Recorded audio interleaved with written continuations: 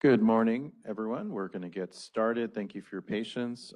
Good morning, Commissioner Houck and President Reynolds and LJ Chang. Thank you, all participants, for joining us today for the Distributed Energy Resources Orchestration Framework Development Workshop. This is part of the High DR Proceeding Track 2, Workshop number 1. My name is Gabe Petlin. I supervise the Grid Planning and Energy Storage Non-Wires Alternatives team at the Energy Division, and we're excited to get this workshop going today.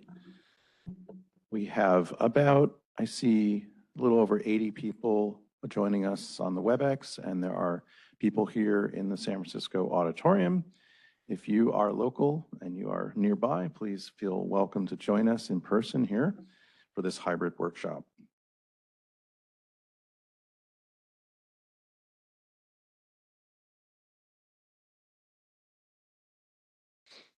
Okay, just a brief safety announcement. Case of an emergency, CPUC staff will call 911, and there is an evacuation procedure here is to exit out of the building and head to Van Ness and McAllister and walk past City Hall, where there is a gathering point at the War Memorial Herbst Theater. There are bathrooms and water fountains in both this building and across in the main lobby to the CPUC. So I just want to go over a couple of ground rules and workshop logistics. We try to have a respectful dialogue here in this workshop. So please raise your hand for questions, both in the room and online. There'll be mobile mics as well as the podium for your questions. Always please identify yourself and your organization before speaking. And if you can, put your organization name on your WebEx icon so people know who's participating online. Please try not to repeat points that have already been made and stay on topic. And please do not interrupt speakers and be respectful of open dialogue. For logistics, this workshop is being recorded, and a link to the recording will be distributed to the service list. The WebEx and phone participants are muted until they're called upon, so please remember to mute yourself when you finish speaking. And if you want to ask a question, please put it in the chat and it will be read aloud during Q&A. When your question is addressed, you may raise your hand to ask yourself if you want to ask the question yourself or add a follow-up for clarification. All right, at this time, I want to turn it over to Commissioner Darcy Houck for opening remarks. Thank you, Gabe. Good morning, everyone, and thank you for your patience. Traffic was a little bit of a challenge this morning, so apologies about the late start, but very pleased to be here this morning. I want to thank everyone for attending today's workshop, both here in person and virtually online. This workshop is on the development of a distributed energy resource, or DER, orchestration framework. Again, I'm Commissioner Houck, the assigned commissioner for the proceeding, and President John Reynolds is my Bagley-Keene partner. He's joining us virtually, and you're going to hear from him in just a moment. I first want to thank our Energy Division staff, my Chief of Staff, Amanda Singh Birmingham, my advisor, Ben Menzies, and Judge Chang for all of their work on the proceeding, and particularly Energy Division staff in organizing, preparing, and facilitating today's workshop. I want to thank our energy agency and entity partners, including the California Independent System Operator, who you'll hear from later today and as part of the second workshop in this series, and the California Energy Commission, as well as our consultants, GridWorks, for their collaboration and support on this important topic.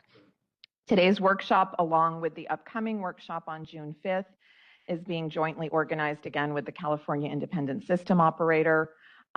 This is a critical milestone on the path toward modernizing California's electric distribution grid planning and operational processes for an anticipated grid of the future. We anticipate high levels of adoption and utilization of distributed energy resources that will support a range of benefits for ratepayers, grid participants, and the public. Some of these potential benefits include lower cost deferral, or displacement of expensive infrastructure investments, greater system-wide reliability to provide ratepayers with secure access to energy for essential uses, and enhanced support for electrification to advance California's decarbonization and clean energy goals. These benefits alone illustrate the significant opportunity a high DER grid of the future holds for California ratepayers, its grid participants, and the public. While we seek to achieve these benefits, we must also remain vigilant of the risks associated with development of emerging utility markets and grid operations. Realizing these benefits will require close collaboration and engagement between parties, stakeholders, thoughtful development of sustainable legal, technical, and market structures, and ongoing proactive efforts on the part of the grid participants, interested parties, and regulators to integrate DERs equitably and efficiently into a comprehensive and functional DER orchestration framework. Today's workshop allows us to continue to explore the process of defining what should be addressed and expected by the investor-owned utilities in a future process, which will enable the Commission and interested parties to carefully examine the potential risks and benefits and develop a thoughtful approach to DER orchestration that balances these many competing priorities. I look forward to hearing the presentations and related discussion on today's agenda, which I anticipate will approach this challenge in a thoughtful and collaborative way that can ultimately lead toward consensus areas while highlighting critical decision points for decision makers to address based on the record provided. I also want to again thank our Energy Division staff, my advisors, CalISO and CEC, for all of the hard work leading up to today's workshop on this important proceeding, as well as my Bagley-Keene partner in his office, President John Reynolds. I want to acknowledge and recognize the many contributions that parties have already made to the record in the proceeding that have helped us get to where we are today. Last but not least, I want to specifically thank all of today's presenters and everyone joining to participate in today's discussion. So before passing the mic to President John Reynolds, I just want to note that I may be physically leaving before the end of the workshop later this afternoon, but I will definitely be listening in and very interested in engaging in the discussion today. And so with that, I will hand off to President John Reynolds, who's joining us virtually. Thank you, Commissioner Houck, and I want to thank you for your leadership in this proceeding. Thanks also to the judge and staff who made today's workshop possible. I won't speak at length here. I will be in and out of today's workshop, but I want to appreciate all the work that staff have put in to make this forum available, as well as all the parties in continuing to develop the record in this important issue area. Ultimately, I'm looking forward to good evaluation of how we can efficiently use our grid to deliver service to customers in the future as effectively as possible, recognizing the need for efficiency on all fronts in order to deliver on the fundamental outcomes of the agency, which is safety, reliability, and affordability for all customers. I'm looking forward to today's discussion, and we'll turn it back to the judge. Thank you. Thank you, President Reynolds. I'm going to now turn it to Administrative Law Judge Chang. Thank you. And yes, I'll echo everyone, the Commissioner President's remarks. I look forward to hearing all the comments at this workshop and the June 5th workshop, and it will all inform proposed decision on this track. And thank you all for your attendance.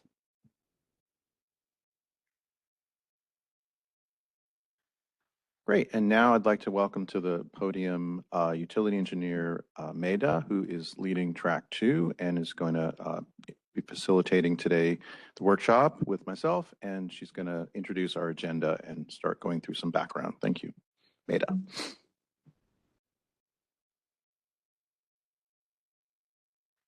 Hello, everyone. Good morning. My name is Meda Jayaraman, and I'm a utilities engineer on the distribution planning branch at the CPUC.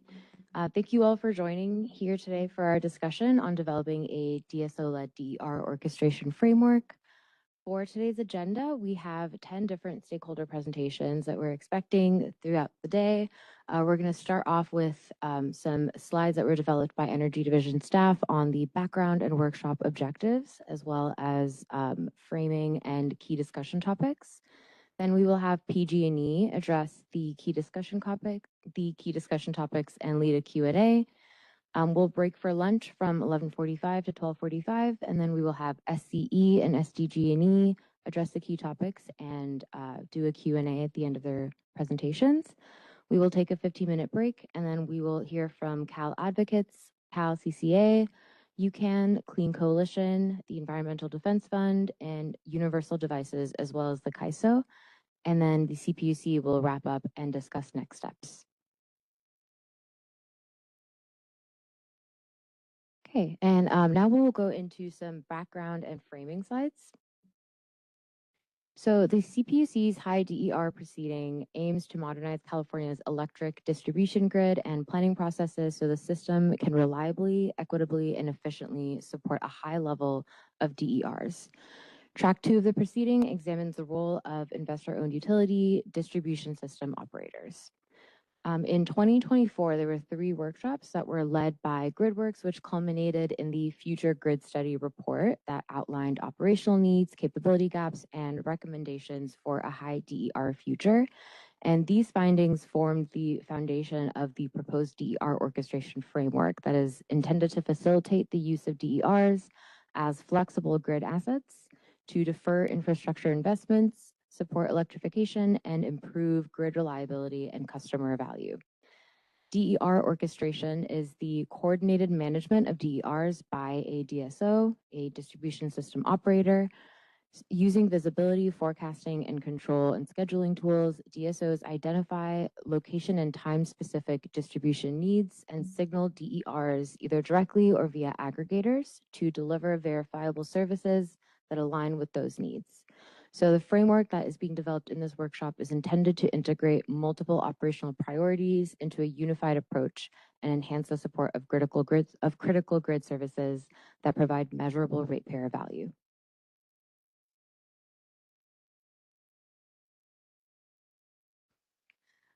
This slide contains an overview of the application process. So applications are a standalone proceeding in which the IOUs propose changes pursuant to formal CPUC orders and statutory requirements. Applications have a defined scope, specific requirements, and focus objectives. And the process itself is begun by the administrative law judge and assigned commissioner's office, in which they establish the issue, scope, and conduct formal hearings, solicit comments, and develop evidentiary record for a decision. The timing of the standalone proceeding application process is typically 12 to 18 months from filing to final approval. And staff support decision makers by providing technical analysis of compliance with statutory and regulatory requirements, as well as policy objectives. And applications are resolved by a formal decision. So the commission must vote to approve a decision based on the evidentiary record, compliance with the statute, and policy objectives such as ratepayer impacts and reliability needs.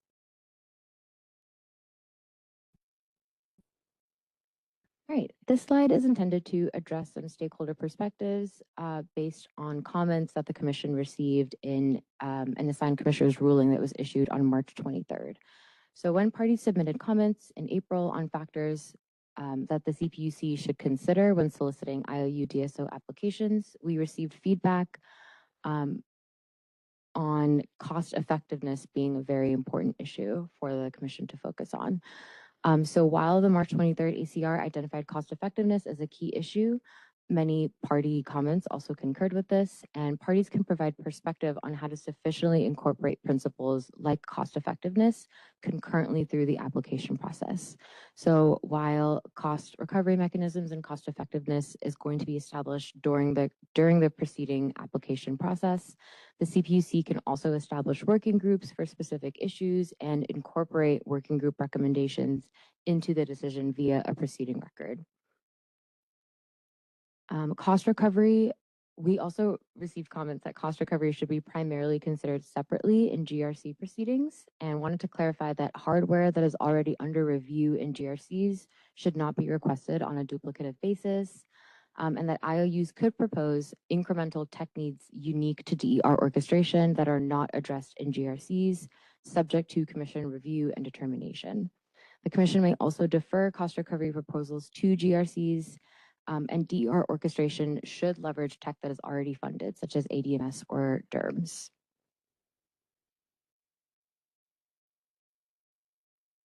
Great. This slide is intended to first list out the CPUC's guiding principles for DER orchestration and also list out some suggested additions that we received from stakeholders in our comments. So just to list off the CPUC's guiding principles, we have number one, ratepayer benefit and protection, technology neutral and performance-based, adding locational and temporal value recognition, contributing to efficient operation of the grid, including open access and interoperability, having transparent participation pathways and compensation mechanisms, including incremental evidence-based implementation of DER orchestration, prioritizing equity and customer protection, as well as cybersecure and resilient operations and preventing double compensation. So aside from these 10 guiding principles that were listed, that were drafted by the CPUC, some suggested additions that we received were to also prioritize optimizing existing grid capacity and prioritizing this over capital investments, including non-discriminatory market access, competitive neutrality, and independent monitoring of DSO and marketplace operators, including neutral communications protocol, demonstrated cost effectiveness before scaling, and that DER orchestration should enhance overall grid reliability and enhance local resilience and edge operability. Some other suggestions regarding these guiding principles were that the principles should be clearly defined and prioritized and should enable evaluation of ratepayer and stakeholder needs. And principles should not slow down program development and should be revisited with implementation experience. Great. All right, so now I will get into some of the objectives and key discussion topics that have been identified as overarching goals for today's workshop. The 3 workshop objectives that have been identified are to 1, develop an application framework for utility DSO-led DER orchestration based on early engagement among parties and to build consensus for the application process. Number 2 is to assess the foundational principles, participant roles, and operational requirements needed for effective DSO-led DER orchestration and to identify outstanding issues. And number 3 is to explore the next steps that need to be addressed in applications, such as additional working groups such as additional workshops or a new working group to resolve outstanding issues and provide recommendations. Right, so based on the questions that were addressed in the ruling that was released on March 23rd, parties are invited to address the workshop goals of the previous slide while discussing the 6 discussion topics identified below.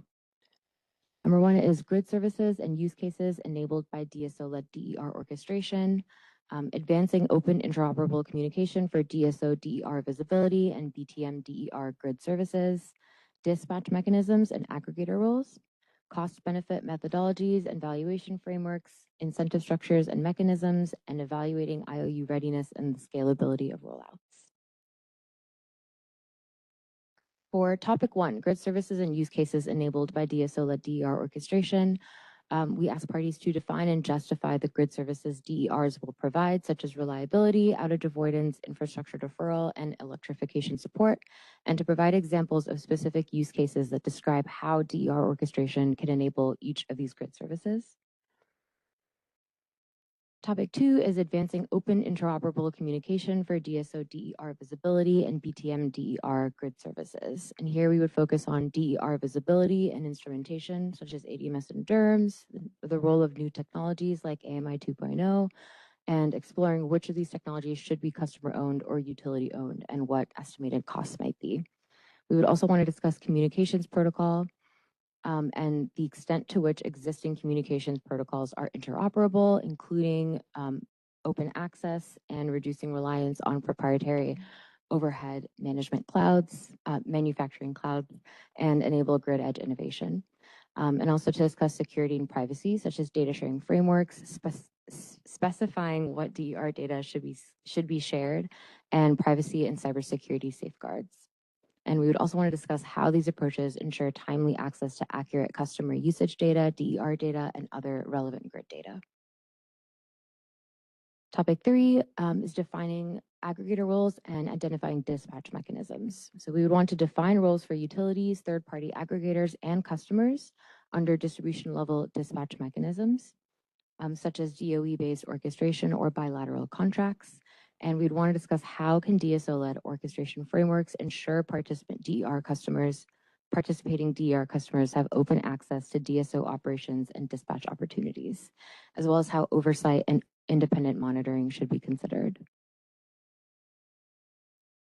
For topic 4, we have cost benefit and valuation methodologies. We want to discuss valuation frameworks that could quantify unlocked ratepayer value from DER orchestration, and to discuss specifically how these valuation frameworks can be leveraged to optimize existing grid capacity. And we would also want to assess the potential of using shared savings mechanisms and cost recovery mechanisms to evaluate the shared value of DER orchestration. Topic 5 is incentive structures and mechanisms. Here we'd want to describe how DER orchestration implementation can be compatible with the potential rollout of real-time pricing and show value in incremental benefits. Discuss incentive structures from regulators of other jurisdictions that could be implemented, and to assess the potential of using SSMs for DER orchestration. For topic 6, our last topic, we have piloting and IOU readiness. So we'd want to discuss how proposed applications should demonstrate IOU readiness to implement DER orchestration, such as the maturity of ADMS and DERMS, dispatch mechanisms and proposed metrics to evaluate effectiveness, address how these findings can be used, how findings from EIS 2.0 can be used to inform areas that are best suited for implementing DER orchestration, discuss potential rollout plans and existing pilot programs that can be developed, and other potential pathways for achieving the levels of DER orchestration needed to meet affordability and flexibility objectives. And finally, how the Commission should reconcile different states of readiness between utilities so that meaningful progress can be made. All right, so these are our key discussion topics. And at this time, I would like to invite PG&E to present our first presentation of the day.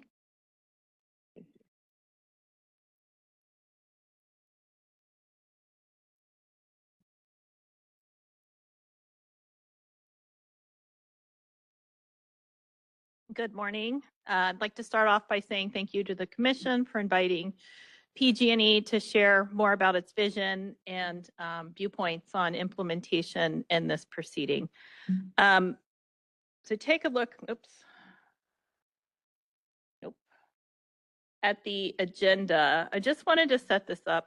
We approached this presentation a little differently. We thought it was really important to set the foundation to talk about PG&E's vision around load management broadly and where we think that should go in California and how we're envisioning that, and then the important role that the DSO will play in that broader load management vision. So as I go through this, I'll kind of start off with more of that load management vision and an overall VPP structure, talk about how PG&E as the DSO may function within that, use cases, where to focus and grid priority use cases that we'd like to focus on, an implementation framework to follow to test out pilot scale these use cases, a look at policy items we need to solve to meet this future vision, and finish up with some recommendations. I also want to just start off by saying we don't have all the answers. This is us putting forward a vision of what we've been talking about internally. Our purpose here is to share that with you guys and to get your feedback on what resonates with you, what works, where do we need to spend more time refining what this looks like. Okay. Given that the presentation is structured a little differently than the topics that were given by the Commission, I just wanted to provide a mapping of where those topic areas are covered off in the presentation. And of course, if anything is not covered off, we'd like to address that in the Q&A time period or in any follow-up that's needed.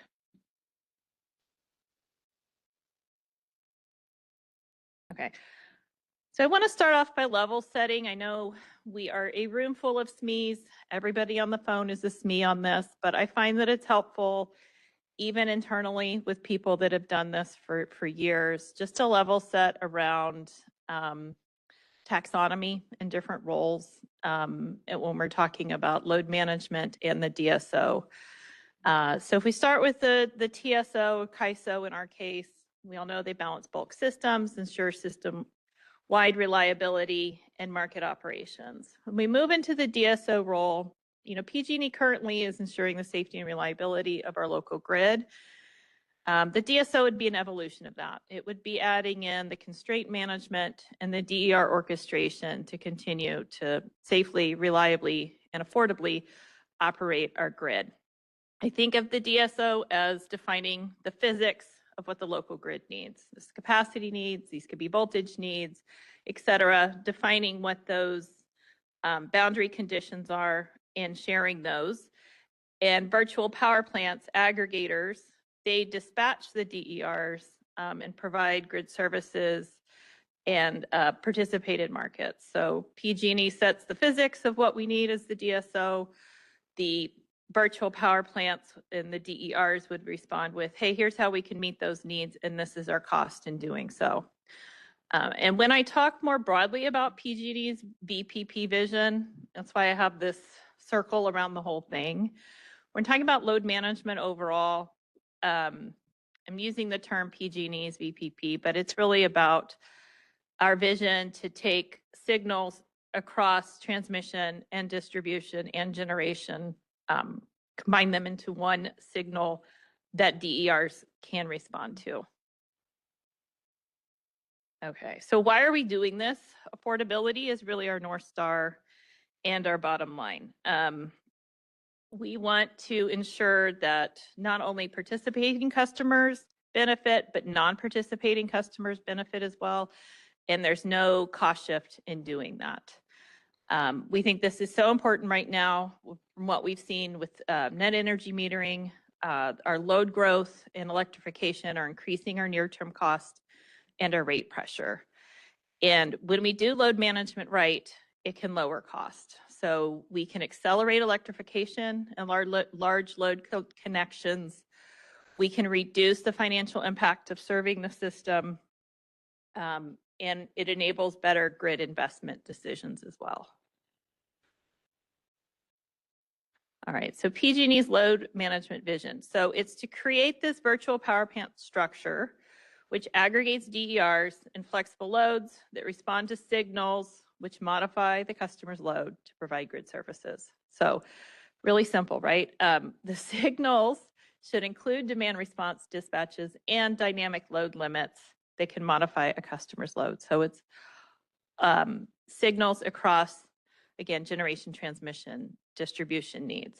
And the customer loads we're talking about, again, this could include DR, but also other behind the meter resources, EVs, stationary batteries, and smart technologies like thermostats, or even just kind of various smart home technologies that can modify a customer's load. And again, we're talking about all grid services, daily load shaping, seasonal peaks, local constraints, emergency events for generation, transmission, and distribution grid services. So PG&E is looking at those holistic grid needs and translating that into an operating envelope that DERs can respond to.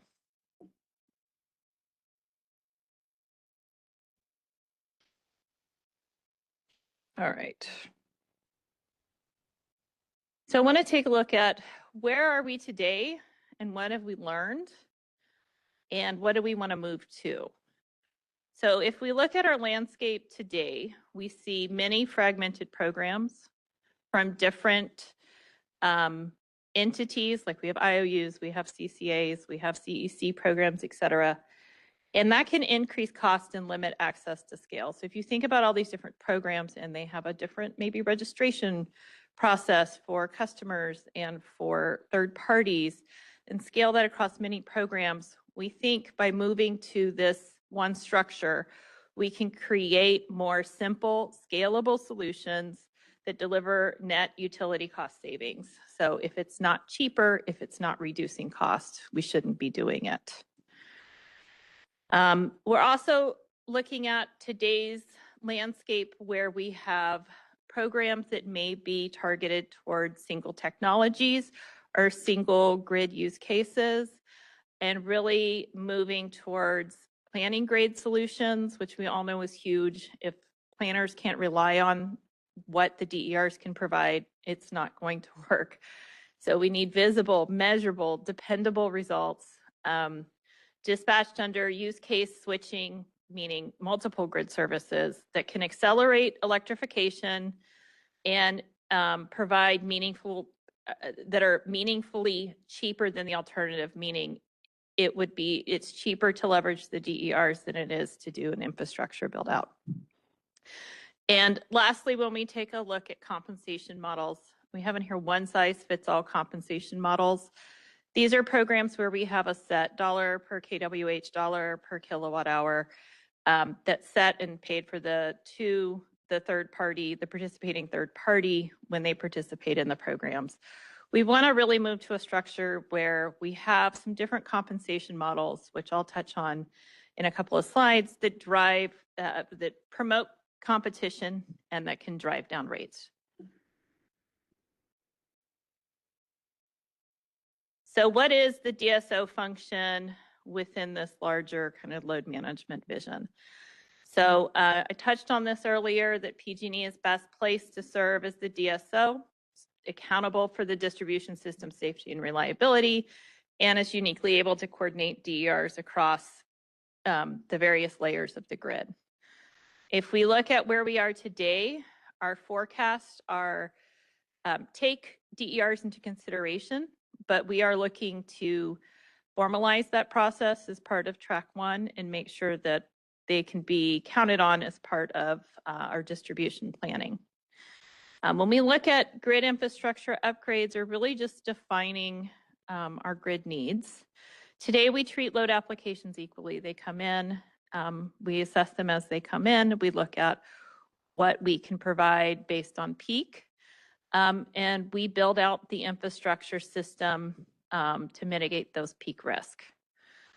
When we are delivering flexible load, our typical responses is wires and upgrade equipment. We have started some programs like Flex Connect, where we can work with the customer to change their load based on their grid needs more dynamically. And we want to continue to build on that. And in the category of valuation and compensation, we have traditional DR programs today, like I talked about, where we administer prices based on a set tariff. And we also have export compensation for DG and storage through rates, not necessarily through the value or the need that they are serving on the grid at that time. And EVs and standalone storage are unleveraged in their current construct. So we're looking for a future where, again, we're incorporating DERs and visibility into DERs to inform grid planning. And then those needs can be defined by locational and temporal requirements. And those can be translated into a competitive procurement process. So I want to talk a little bit about that. I have flexibility marketplace as something that we're looking at, and it definitely is. That can take several different forms. I mean, PG&E and other utilities have started off doing bilateral contracts. We want to see if we could move to a place where there is more of a marketplace where we communicate what the needs are, and DERs will be able to say, here's what I can provide based on those needs, and here's our cost to provide that. So that could be through a marketplace in the future, or that could be through RFOs or a reverse auction, maybe more upfront or in the short to medium term there. We also want to, in order to enable this future, we need to know that DERs, aggregations, and infrastructure compete equally. So there's no incentive to pick one or the other, that it's a equal playing ground. We'll talk a little bit about an under delivering flexible load, the technology needed to do this. We'll have our DERM system enabling this or connecting grid needs to the orchestration that's needed. And that a really important point, and I'll talk about this a little bit later, is that customers are in control of their resources. So we're not looking to do direct load control of specific devices, but we envision a future where customers are enrolling devices, maybe in the platforms that they're already using, like an EV charging app, and setting preferences on when, where, how much that they want to participate in load management.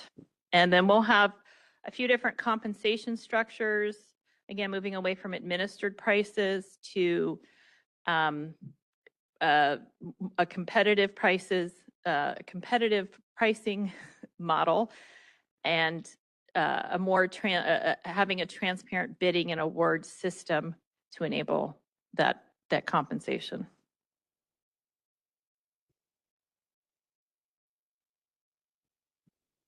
Okay, so talking a little bit about roles and responsibilities on what does PG&E do? What do partners and customers need to do to enable this future? I've lost my place on my notes. Well, I'll just start off by saying, PG&E, the most important thing, we need to be able to see and trust flexible resources. So being able to understand what DERs are providing those resources, and trust being paramount there, that we need to know that they will deliver on the latency, the flexibility that we need to meet those grid needs. Our needs need to be, PG&E needs to identify and communicate the grid needs. We talked about that as part of some sort of DSO platform. And we own the orchestration, measurement, and the guardrails around this program. And then we have this one model that can deliver cost-effective, flexible loads across multiple use cases. So that's really important there. We've seen past programs looking to leverage DERs for flexibility, and in some cases, like we touched on in some of the challenges we see in California, that can be a challenge if we're only looking at delivering one use case, but being able to leverage a DER for multiple use cases makes that resource a lot more valuable. And then what do partners and customers need to bring to this? Well, customers, as I said before, we're envisioning that customers are inputting their preferences into platforms they might already be using, an EV charging app, into their thermostat, et cetera, on what is their, what are their needs for that device and when could they participate in some load management. The partners plug into one scalable operating model that supports both demand side and market integrated pathways instead of forcing them to navigate that alone. Right now, it can feel a little bit like a menu of options in working with third parties. This would give them one framework to connect into. And PG&E will translate flexibility into a dynamic operating envelope for partners that maximize generation, transmission, and distribution grid value behind the scenes. And the customers, they'll benefit from participation across models and with a simple and transparent on-bill credit or rate discount. So we've heard very clearly for customers, when we participate in your programs or load management programs, we don't want a gift card. We want to see a credit on our bill and be able to clearly see the value that this is bringing us. So customers get simplicity. They get to set how they want to participate. Partners compete on innovation, and utilities retain the safety, reliability, and planning accountability. So moving in to talk about compensation. Again, these are ideas, things that we've been talking about internally. Here's 3 different compensation models that we've discussed, all grounded in affordability. So the first one is value exchange. PG&E delivers a service. So that could be allowing a customer to connect their EV charging without needing a panel upgrade. We can do that through some AMI 2.0 technologies, or that could be Flex Interconnect services. And then the flexibility in those resources comes as a byproduct of that service that we provide. The second category is competitively procured. So these are resources with real opportunity costs, and vendors compete on price. So we talked about this could be reverse auction or a competitive solicitation process where we have price discovery and the ability to pick the best, least cost, best fit resources for our needs. And that really drives competition there. And then the third category is customer funded. This is a new revenue stream. This is where large loads, they'll pay a premium for accelerated service. So data centers or large commercial customers seeking speed to power will pay the utility to enable this flexibility, bring load online faster, and that is a revenue stream for all ratepayers. All of these models at the bottom line, if we look at the rate impact, this is all about driving affordability.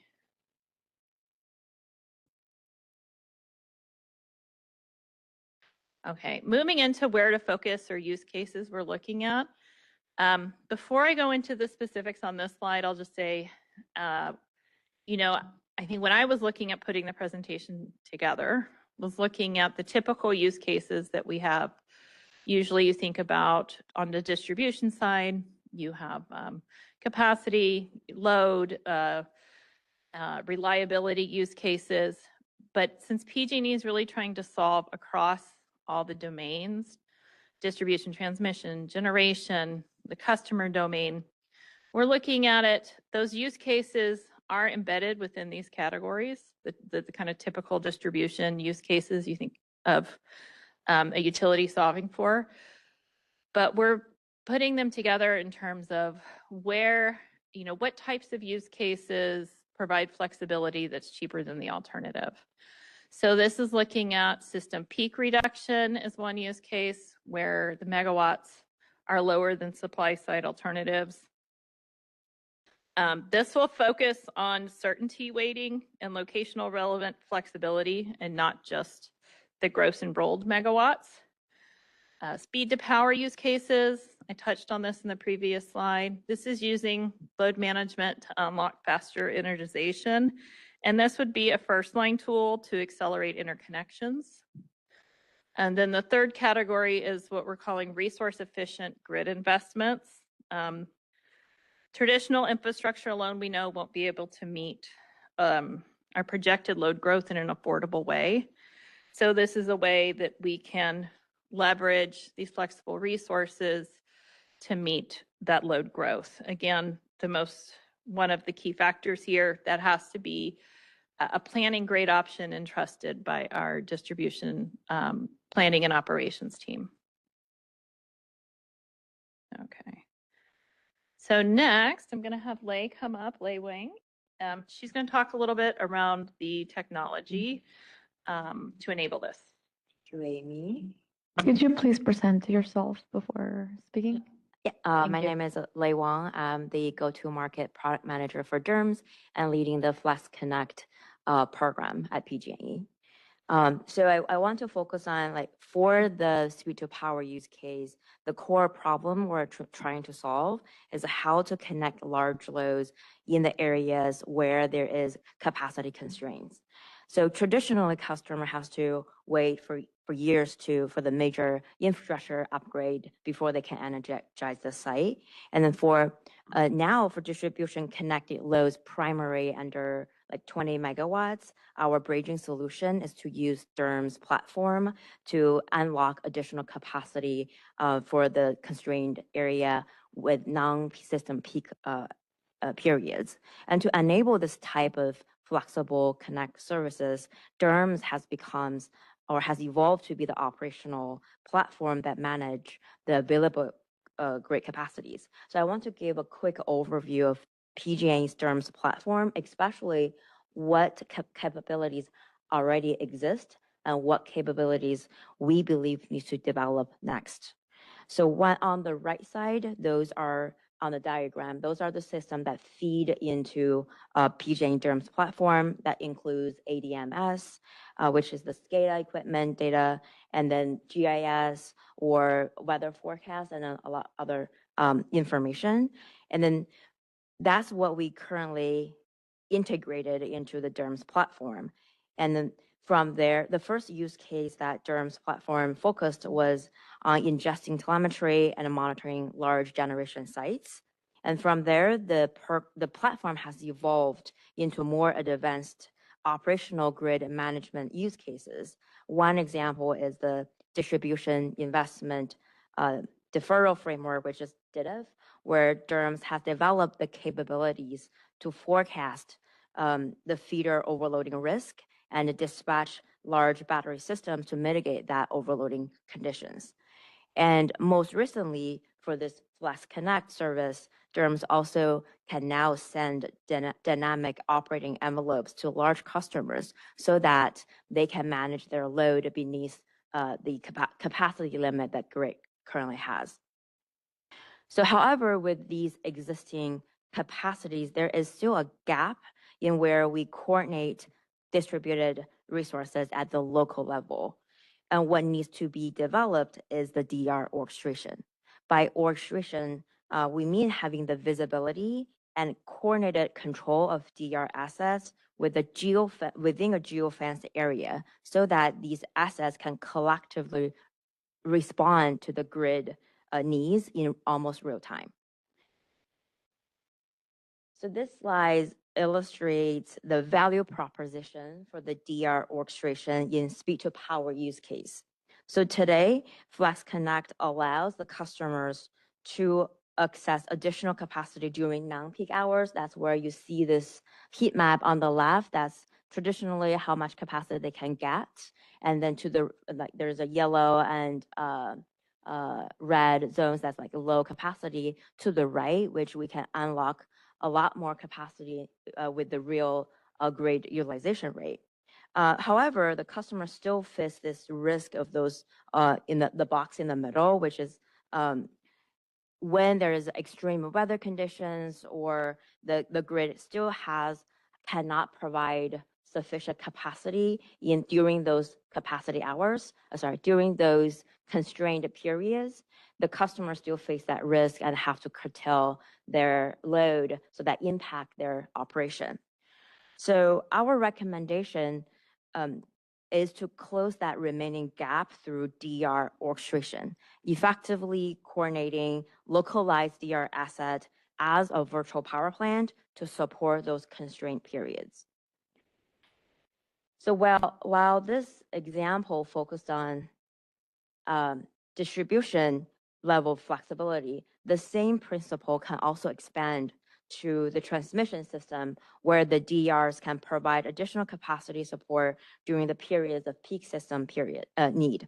Overall, we are taking an incremental but practical approach, solving the immediate customer interconnection challenges today, while continue to evolve towards the broader DSO model over time. So with that, I will turn it back to Amy to explain what programs and policy support we need to unblock that progress.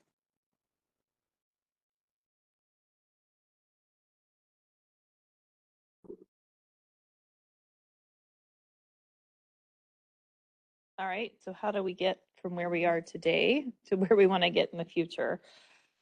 PG&E's proposed a phased evidence-based approach to scale. So we proposed 3 areas, a sandbox to really look at the technical viability of a solution that we envision as this year and next year, piloting, which can begin in 2028 through 2030, and then scaling of these solutions after policy issues are resolved and there's operational readiness.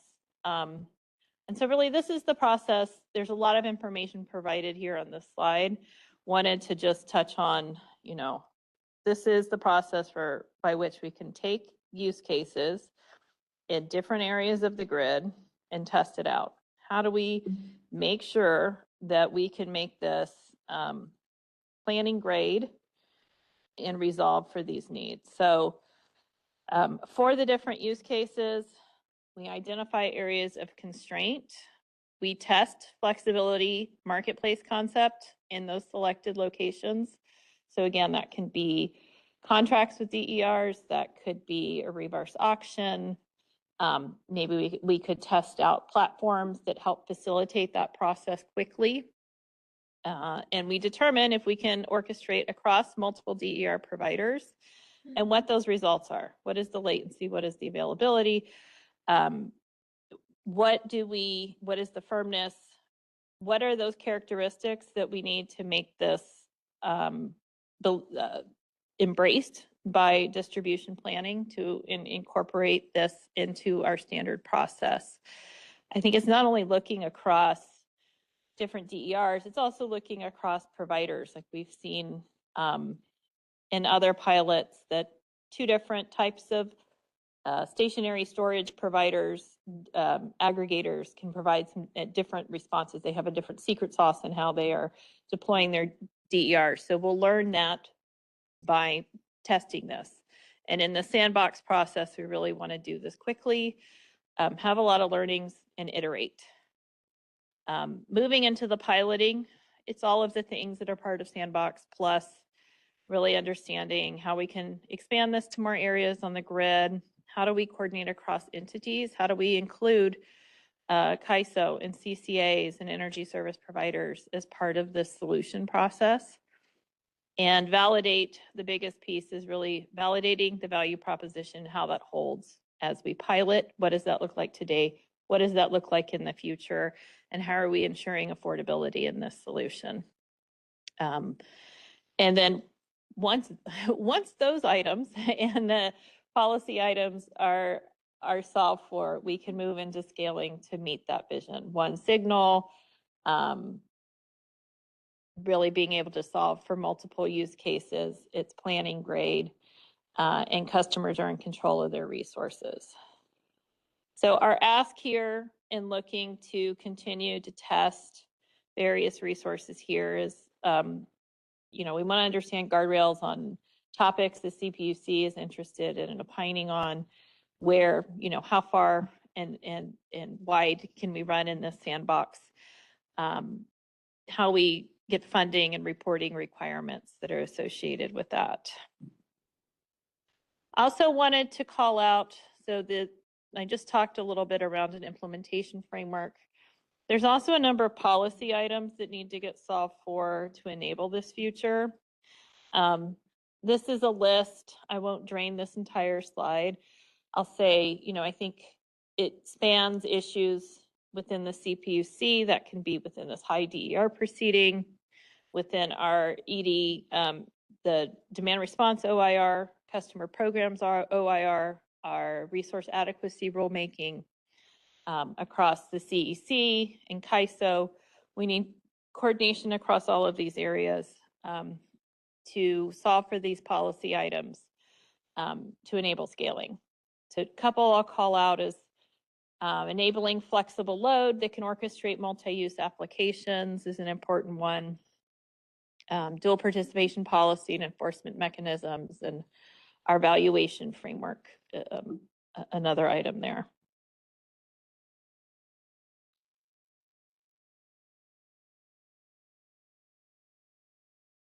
So a path forward, we have a few asks: formalizing the position of the IOU-led DSO model, establishing a process to submit. We're proposing a Tier 2 advice letter.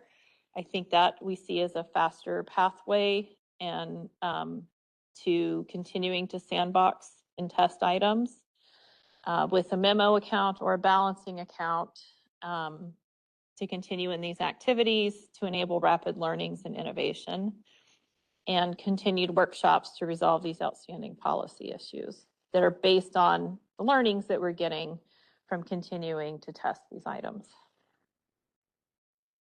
All right, we'll move into Q&A.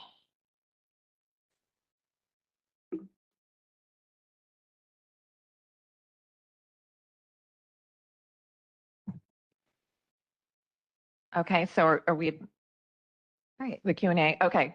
So I can go ahead and start if that's helpful. Okay, and then, so thank you for the presentation. Really appreciate the work here. One question, you talked about the coordination that's needed with some of the other entities, the ISO, the CCAs and ESPs. Just given the large number of CCA customers that we do have in the ESPs, can you talk a little bit more about how you're envisioning that coordination and being able to serve those customers as the distribution system operator? Yeah, I mean, I think at a high level, it would be, there are CCA programs already that exist.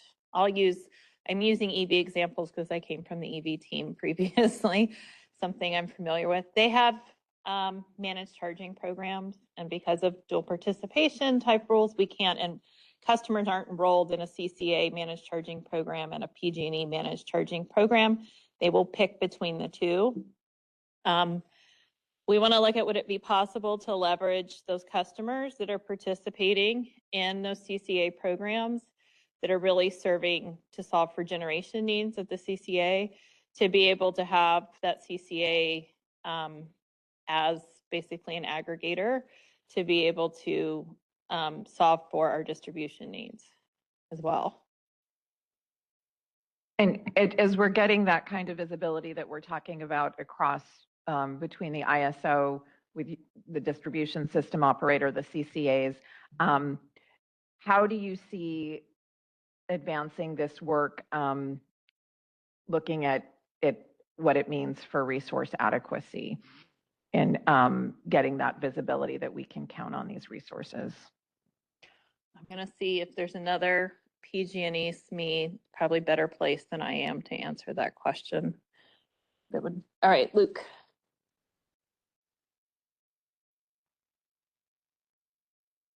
Please present yourself. Yeah, Luke Nickerman, PG&E. So I think from a resource adequacy perspective, there's a few different issues. I think we've heard a lot about like exports and the need for exports. That's something that we're looking into currently, and is a topic that's within the scope of both the enhanced demand response, OIR, as well as the resource adequacy proceeding. And so, depending on the DER, that might make a lot of sense that they should export. And I think in some cases, we have examples on the vehicle side. Electric school buses are a good example there, where you have very large batteries. Those batteries are utilized for a portion of the day, but not all of the day. And so how can we better utilize those resources, at times when the grid has the needs. I think electric, large big rig trucks are another, potential emerging area there as well. And then behind the meter batteries, we're looking at like, DSGS and ELRP, and the way those are currently operated. Those are not resource adequacy eligible programs, and we want to move those to resource adequacy eligibility. But the resource adequacy program has, a set of rules. And so one example there is that it needs to be available for 4 hours. And so how do we kind of shift those programs to, instead of responding for 1 to 2 hours, responding to, a 4-hour duration is another example. So hopefully that answered the question, but happy to kind of follow up there if there was other things you wanted to. Yeah, just one follow-up is we're working through some of these issues that were identified in the presentation and that you just mentioned. Can you talk a little bit about how, from that resource perspective, that having these systems in place can be more cost effective? I think most of the year we have excess energy, and that's not to in any way discount the critical need to make sure we've got reliability all of the time. And so we've got a constrained system. But for those days that we do have that excess energy, how can having a better system, a distribution system operation, be able to even out those uses and hopefully save ratepayers money? So I will say we haven't figured this out. So we are looking at what happens in the cases where you don't have coincident needs between the distribution system and the bulk system. I think in the resource adequacy program, there are examples of resources that can't perform at all hours. Like solar is a great example here, but also things like hydropower. And there's been rules that have been developed, both at the CPC and the CAISO to allow for those resources to participate. And I think, DERs, depending on what the resource is, the DER resources, could have a similar set of, rules where it's available for both, but in some cases, you might not have coincident needs between the distribution and bulk system. And so how can we use it for the distribution system, without incurring large penalties, RA penalties for not being available, let's say later in the day. And so I would say we don't have an exact answer yet, but we are kind of thinking through, potential solutions there. Thank you. Appreciate it. One more question on more the technology and looking at how to be as efficient and cost effective as possible. Can you just talk a little bit about the types of technology, whether it's smart meters or meter collar technology to make all of this work, and what you would be looking at in the like for the sandbox, the pilot and deployment, as far as where are we in being able to deploy this as we're looking to expand? Lay or Rustam, do you guys want to respond to that? Or anybody else? PG&E team on the phone? My initial thought is the current plan for the sandbox, as Luke mentioned, we're also explore opportunities, possibilities, but the first deployable solution is to utilize the DERM system, which we already have like a partial of the capability developed. We know where is the feeder constraints. We know how to forecast out that feeder constraint day ahead, and then how to dispatch or send the signals to a aggregator that has a group of DR assets that they can control, that tap into. So we have already built half that solution. What we don't know is the second half is the visibilities of all the DRs available in the areas that we care the most has the constraints, and what's the capacity that that asset can actually contribute during the time when the grid is constrained. And then how many aggregators is capable of interoperable with our DERM systems, is the communication protocol we have is scalable commercially, or we have to like work with different entities to figure out what's the path forward. I think that is the low-hanging fruit, close to what we could deploy fast. There's other considerations that I'm not expert to, but like we have charge boost or panel boost. Those are leveraging the AMI 2.0 new technologies at smaller scale, but we're trying to to see, is this something we support? Is that something we develop parallel? And then which one can succeed, or which one can bring the solutions faster to the customers? That will be the one we proceed with. Thank you. And then I wanted to see if President Reynolds had any questions, and then Judge Chang before handing it back off to staff.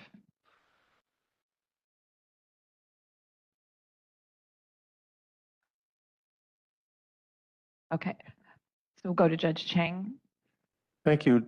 One other question I have is just if you could talk about the extent that the IUs are coordinating on their DERM systems and developing like a single standard for these DERM systems rather than these disparate systems.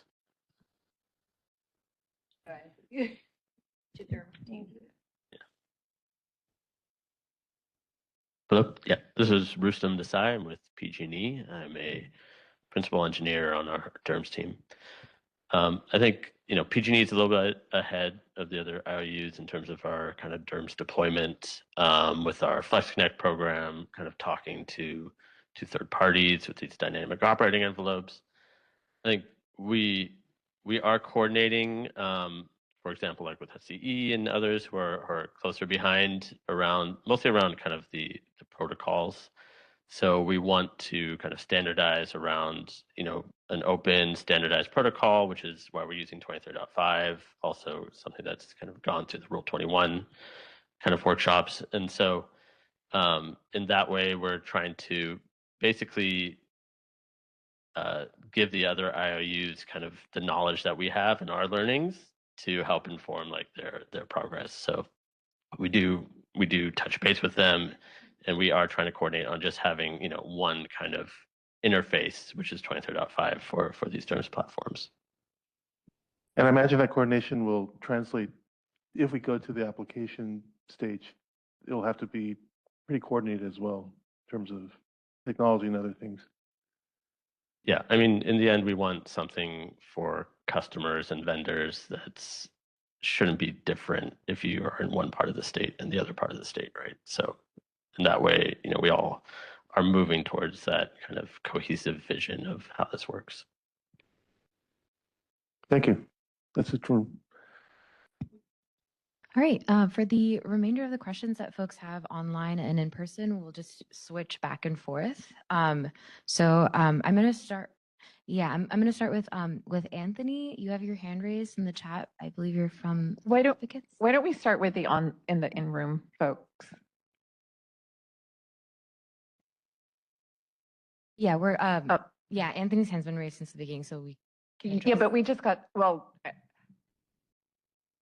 let's go with the in-person people and then we'll go to them. Sure, no problem. Can you please introduce yourself and then state your question? Yes, thank you. Jennifer Bach with CalCCA. And I have a couple of questions, actually. First of all, I'm wondering about the identification of the DER or flexibility options that would be offered via a marketplace. And you had put on one of the slides that there would be, some, value for infrastructure deferral that would equate to the DER benefits. And I'm just curious, how do you envision the IOUs under the current revenue requirement structure to be identifying all these deferral opportunities instead of making grid investments? And how do you plan on leveraging the third-party DERs to achieve that goal and ensure that we're using or getting the most out of the DERs that are available before we do that investment? Yeah, I could start with a broad answer, and then if other people at PG&E wanted to chime in with more specific examples, they're welcome to.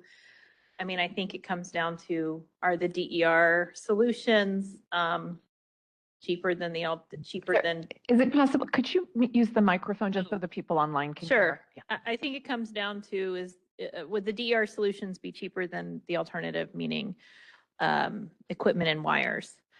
I think we would need to think through what is the time frame on that to assess that. But that's the bottom line there. Did you was your question more specific around rate making as part of that? It's really how you're valuing the DER flexibility options. Do we need additional mechanisms to ensure that we're getting full value for the DERs and ensuring that these DERs that are owned by customers, how they compare to your build option, given the inherent rate of return that's based on capital assets? Right. Maybe I can chime Sure. in just from some use case perspective.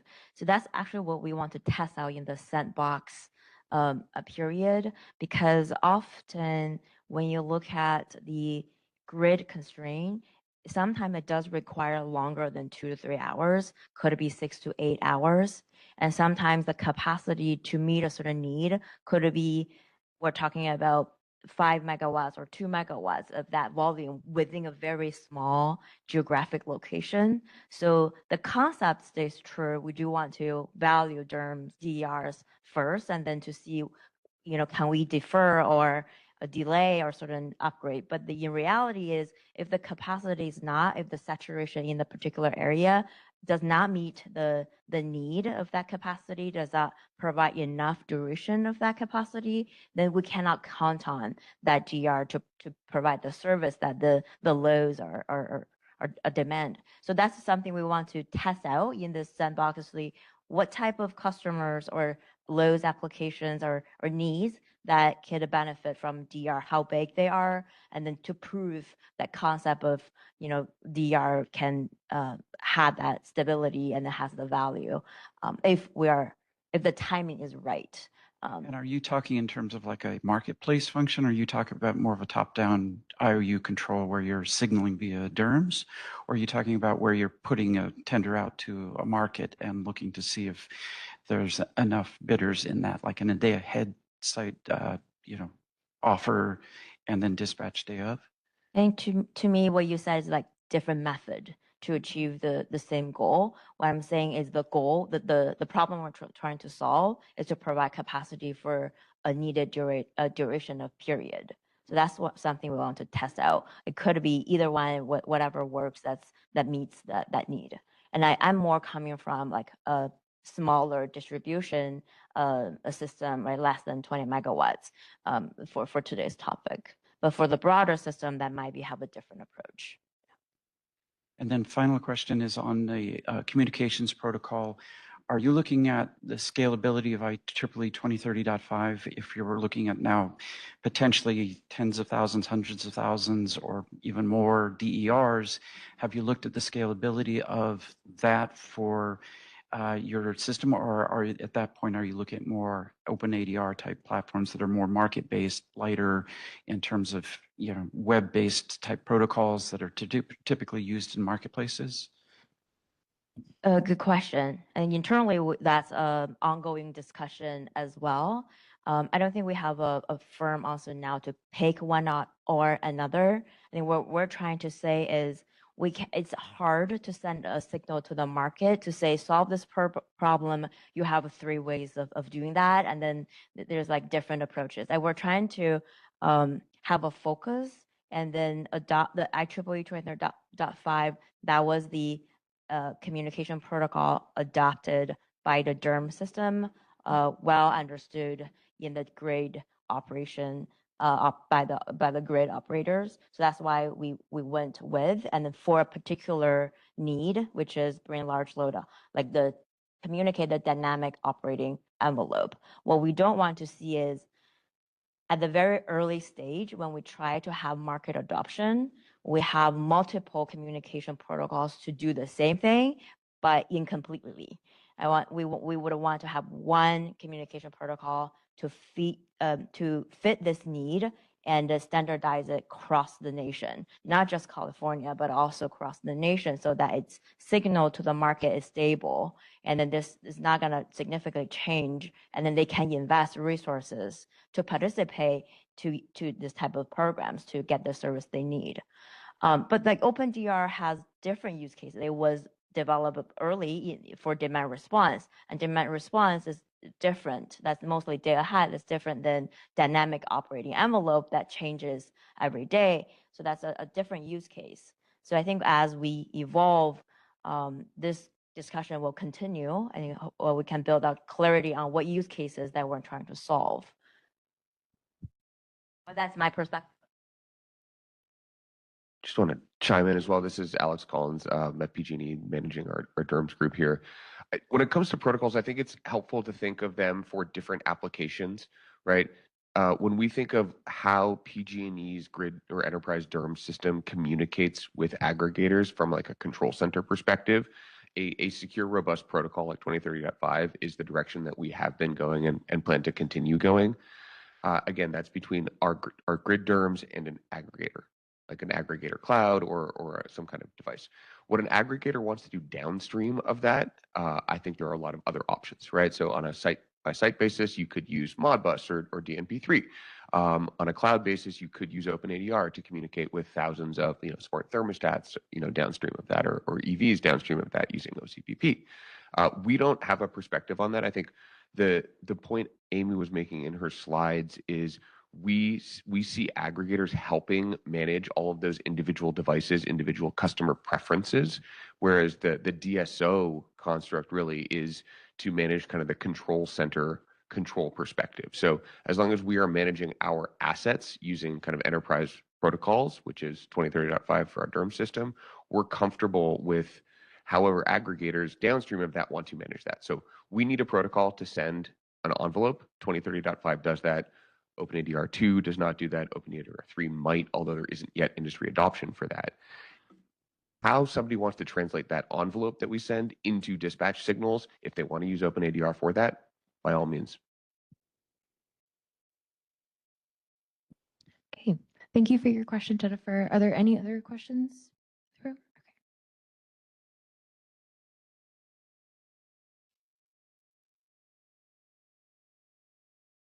Hello, Thomas Lee from Darapi. I want to ask a question. Alex touched on this just slightly, but there was a slide earlier with the protocols on it. What I noted was that you have multiple protocols listed. Each of those protocols, as they're applied, is designed for a different asset type, right? 2035 mostly inverter-based, OCPP, EV chargers, and then you have a number of other protocols for different types of devices. From a customer experience standpoint, right? Each individual customer may have, each of those different devices. If you think about, most of my work is in the residential small commercial space, right? You might have a battery, a solar inverter, a smart thermostat, a heat pump, et cetera. How do you envision, unifying that? Because earlier in your presentation, you said you don't want to be controlling individual devices, but that slide suggests that you might have to. Help me reconcile that, and how do you make that into a customer experience that's not a complete headache? I'll take a stab at that, and then anyone else that wants to jump in, please help as well. I wouldn't say we have the answer to that yet. I think some of your question touches on how we are metering and doing M&V of these programs. Is it kind of whole home level versus individual device level? And then how do you reconcile dispatches and telemetry that are coming from different devices underneath the same SAID or under the same meter? I think there's a couple different ways you could go with that would inform all of this. So we don't have an answer there yet either. Yeah, I think that's really like the first order bit is are you doing this device by device? Are you doing this kind of at a whole home level? Today we've been doing it kind of device by device, right? You might have a thermostat in one program with one protocol. You might have an EV in a different program with a different protocol. And those are being dispatched independent of each other, right? So I think part of the way I see this work stream is we need to propose a framework for how you might coordinate across multiple device types within the same premises for different services. So I think, again, support moving forward here. And those different devices may be participating with different aggregators. Yeah. Yeah, I'll just add the comment too that in many of those cases, particularly when it comes to 2030.5 and OCPP, right, they're available at a local port on a device, and there's still a challenge of how do you bridge across a local network. So there's a number of, I think, user experience issues that would need to be worked through as well.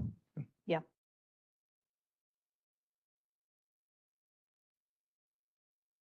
All right, any other questions in the room?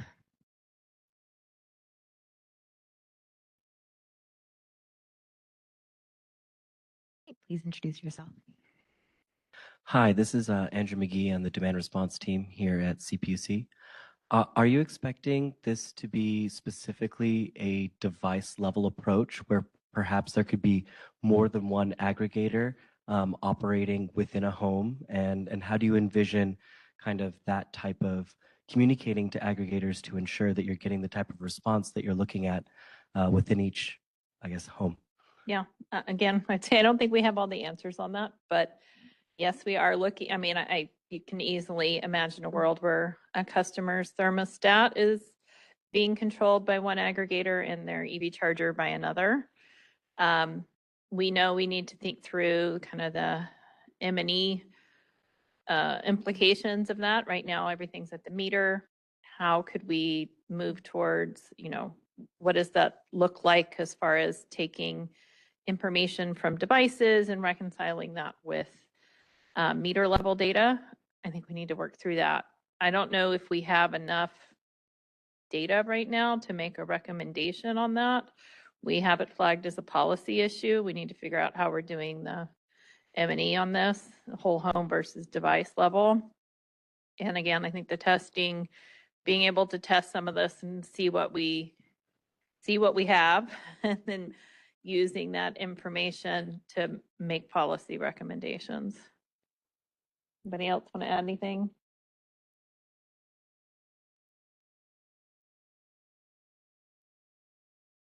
All right.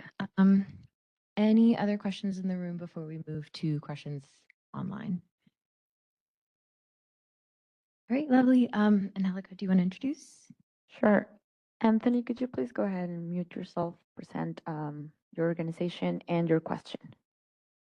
Thank you.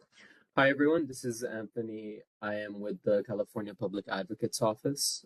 First of all, thanks, PG&E, for the presentation. Could you hold on just a minute? I think we're having audio issues. Okay.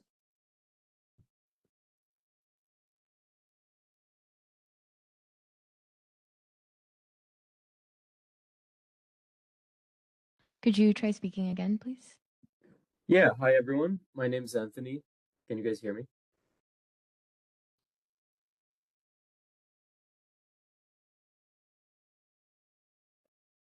Hello? Anthony, Hello? we still can't hear you. Just wait 1 second. We're trying to figure out what's happening here. Seems as though we can hear you on the webcast, but not in the room. Yeah.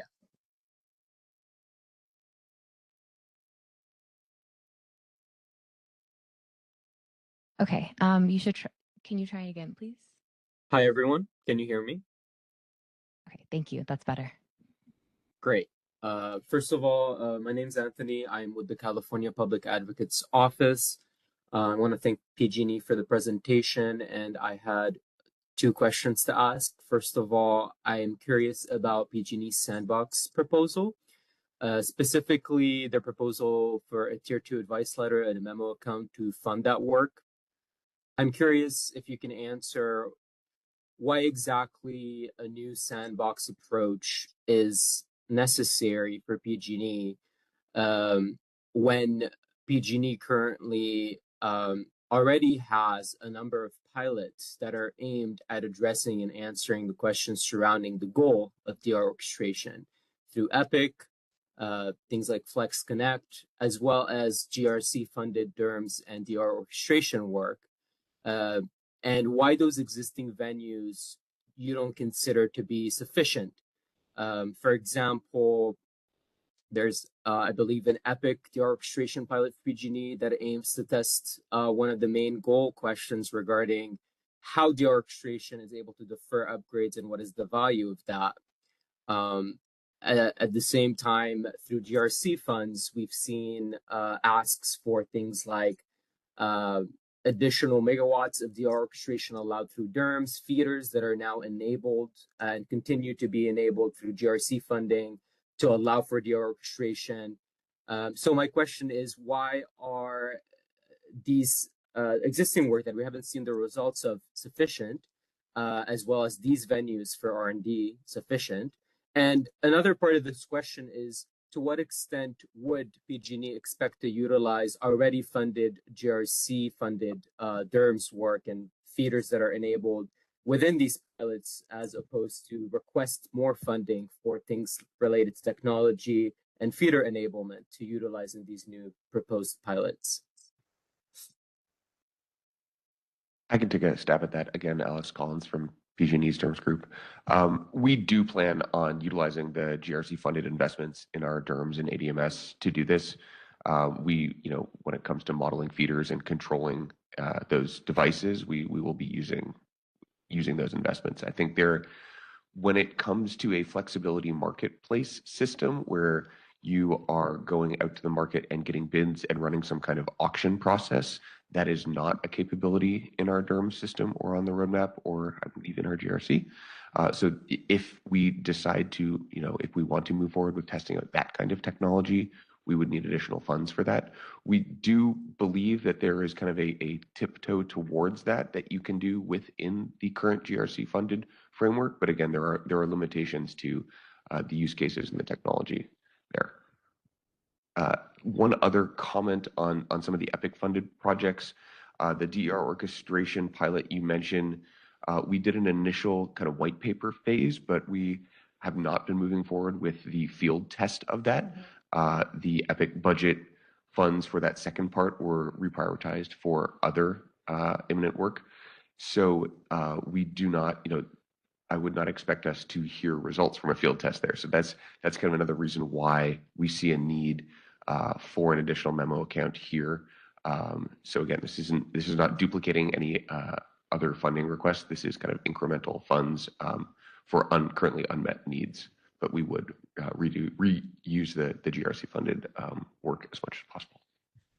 And I would also just say, as part of whatever application or advice letter process, we would outline the work that we're doing if it's funded somewhere else, and explicitly where we would be asking for additional funding.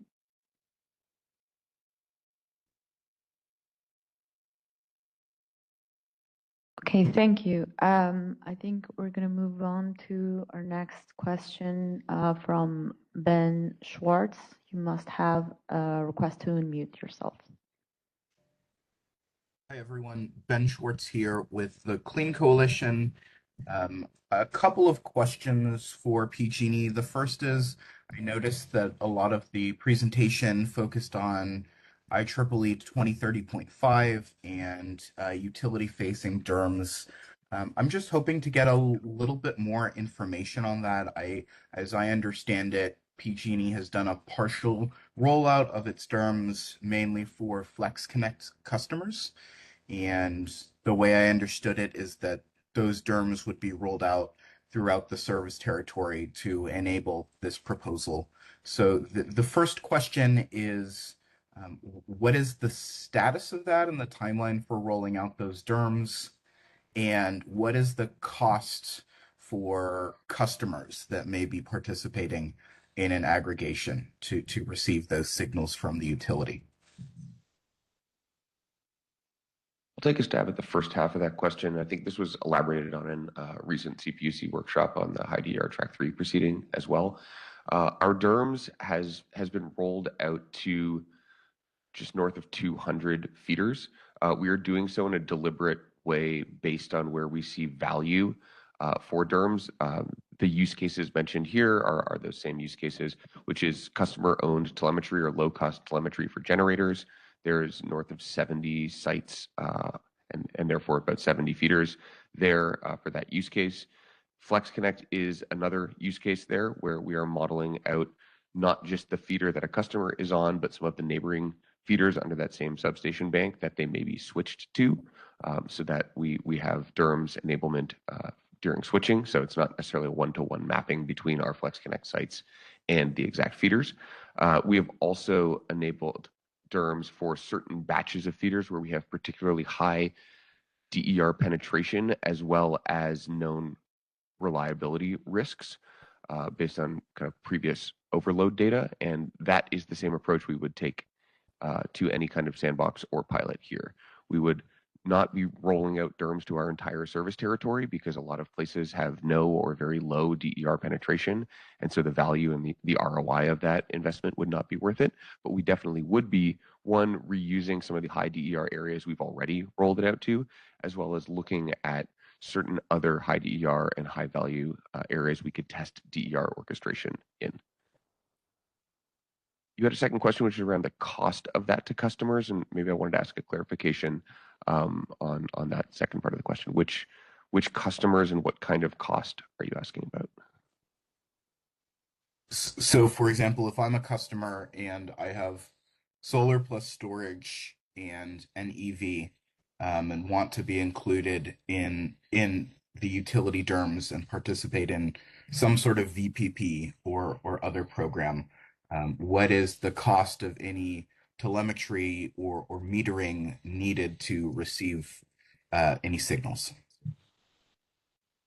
There would not be any additional cost to you, the customer, in that case. In fact, at least some of the pilots we've been running, you would get paid, right? So you'd net out with some incentives there. So, for instance, if you have an EV and you're in our EV pilot, going through an aggregator meets all of the telemetry needs that you have, and so there would not be any additional cost at connecting your devices through aggregators to our utility terms. Okay. And then based off your response, it sounds like PG&E already has a process for valuing the feeders and locations where DERMS would provide value or that ROI. And maybe not a question, but I think it would be really important for the commission to understand exactly what that process looks like and perhaps how it might be similar or different under a DSO framework, because I think where the spots are on the grid where there is access to a DSO and to those DERMS are going to be pretty critically important and also maybe very contested, especially if there isn't a very transparent methodology. It also sounds like there could be a situation where customers would like to join a program, but the DERMS rollout has not been extended to them. And so that raises the question of who will be prioritized and how. So anyways, I appreciate the response, and I'll have to think more about that.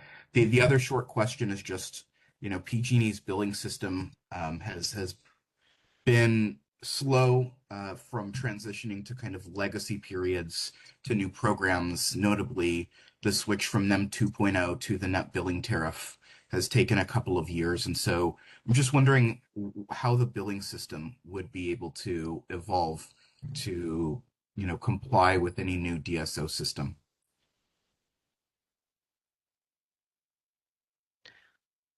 I think at a high level, the rates and the DSO need to be complementary to each other. So we have started talking through that and how I think just thinking through use cases around maybe what hourly dynamic pricing might need to look like to support this type of system. We also are thinking through how this would be similar or different for customers on NIM2 versus NPT versus a non-NIM customer. So those are, I'd say we don't have answers for those right now, but we're identifying those areas where we need to think through how the rates and the billing work in conjunction with a DSO structure. Okay, so we're going to push the lunch to 12 so we can address all the questions both online and we have one in the room. So we're going to move to Eric Ryder online with your question, please.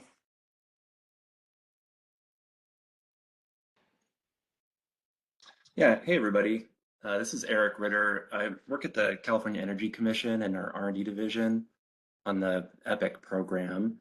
And as we're currently in the process of scoping and developing our EPIC 5 investment plans, which is going to help guide our R&D demonstration investments through 2030. And we've been working pretty closely with PG&E and the other IOUs through that process to think about how EPIC could support DER orchestration and broader DSO related work. And yeah, appreciated the response you gave to Cal Advocates about the different roles of the GRC funded DERMS activities and some of the existing EPIC projects.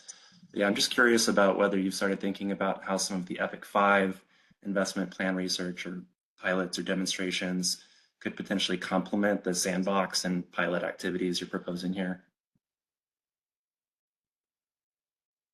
I think the short answer is yes. We're definitely interested, and we see EPIC 5 funding as being one of the potential mechanisms to add incremental funding to answer some of these questions. Amy, I'm not sure if there's anything else in the. I don't have anything else. Okay. No. Yep. Thank you. I'm going to go ahead and request Samuel Golding. Sorry, just to interrupt, but I I would be curious to understand more about this EPIC funding. How long? Because how much funding that's available for that 3 to 5? We can talk after. Yeah. Okay, I'm going to ask Samuel Golding to please unmute yourself and present your question. Hello, this is Samuel Golding, President of Community Choice Partners, a consultant on behalf of UCAN, the Utility Consumers Action Network. I was pleased to see. Samuel, could you speak a little bit louder, please? The folks in the room can't hear you as well. How is this? Okay, this is Samuel Golding on behalf of the Utility Consumers Action Network. Can you hear me? Yes, we can hear you. Okay, thanks. UCAN agrees that deployment of a flexibility market platform is a foundational and an important near-term element. So I was pleased to see you presenting on that. I'm a bit concerned about the notion of building that out from scratch iteratively. And so when you said you were evaluating commercially available flexibility market platforms, I'd like to know a bit more about which specific platforms you've been evaluating, because there are ones that have been established for the better part of a decade and they manage gigawatts as far as providing grid services at this point. And related to that, has PG&E discussed the opportunity to jointly deploy the same flex market platform across all the utilities to standardize the market for aggregators? So I will start off on that one. I don't know of a formal evaluation process for these types of platforms that's going on right now at PG&E. Other folks know, let me know. But yes, we have that as something that we would like to explore. And to your point, I don't think that there's any need to build this from the ground up. I think we would look to leverage commercially available products that exist that serve this function. And I'll also say, I agree with your assessment that it would be ideal to have a similar, the same platform, or at least a very similar platform across the IOUs. We understand for this to work, this needs to work at least across California, if not across the nation, for this to really scale and take off. So I would say we're aligned with that. Thank you. We can move on with a question here in the room. Gabe Patlin.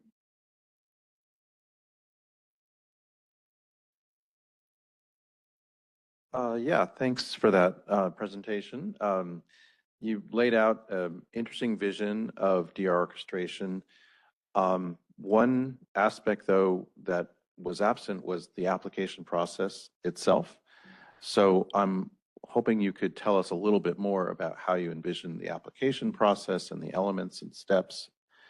And also, within your three framework, or three program framework, some of that seems, very new and a little emerging, and some of it is stuff you're actively doing now. So could you help us understand, do you envision doing everything all at once in the sandbox, or what do you see happening sort of first, even as you're developing some of your longer term strategies, if that is your approach?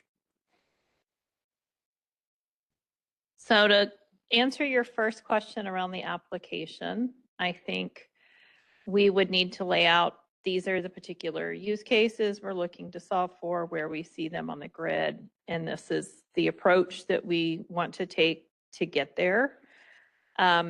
We did put forward the suggestion around an advice letter process as a potentially a faster mechanism to do that. I typically think of an application as a longer term roadmap for how we get where we are today to a scaled program. And I just don't think we have enough information yet to be able to lay that out. So I do see some process, if it's an advice letter, if it turns out to be an application or something like that, that it would be a process to say, here's the use case, here's how we're assessing the areas of grid need. This is how we're going to procure for resources. This is the mechanism we'll test out for either if it's an RFO or some other mechanism to understand participating DERs as part of that, and kind of an overview of what we're going to test and what we're expecting to see as part of those results. I don't think a big bang approach is a good idea. I think we're going to want to start where there's actual grid needs. So that's why we're talking about speed to power. We're already starting to do some work there. I think there's more work that we could do in that space. That's a need that we see right now as a way to test out some of these different, how to procure DERs, how to orchestrate across multiple vendors, how to, like what results we're seeing, how those results are received, or working with our planning teams to ensure that we're getting the right data so that they can evaluate that, yep, this is reliable and dependable, and we feel comfortable moving forward in this type of process. Did that answer your question?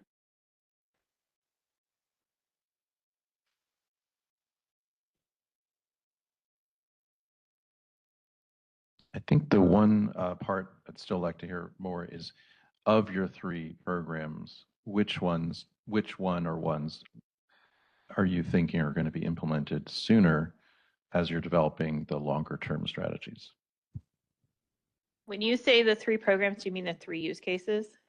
The system peak, speed to power, capital efficient grid infrastructure? Yeah, I mean, it was on your slides, so I can't quote it, but you had 3, you wanted to have one framework, but it had three different elements, so. Okay. Had a couple of tables. I think Lay is tracking. Okay. I would take a first try, and maybe we can go back to the sandbox and then pilot and scale that slide. Maybe it's Gabe what he is referring to. We can use that as a maybe guiding slide. For the near term, what we could do, that's why Gabe Amy is reacting to, is there's like 3 different use cases. The first use case we think concretely we can try something is to focus on speed to power, because there is a customer need. There's a large load at distribution transmission level that they want to come online, but we have capacity constraint. So we want to focus on that problem. The first line of offer is the Flex Connect, right? We gave you a dynamic operating envelope. That's where you can come online, but knowing the risk of summer peak, you might still have to, or a system peak in the morning, you might still have to curtail and then change some operation to work around those days, and then that's a bit unpredictable. And then sometimes when customers saw that type of forecast, they walk away. They say, "Oh, this is beyond what I can handle, so I cannot energize. I would just have to wait for 3 and longer to energize to get the full capacity." So for this particular use case, we think it could be a perfect scenario, like small enough to get started, to start utilizing the localized DR asset that is available in the feeder locations that this large load want to come online. And then we can present to the customer in a way that we can test it out.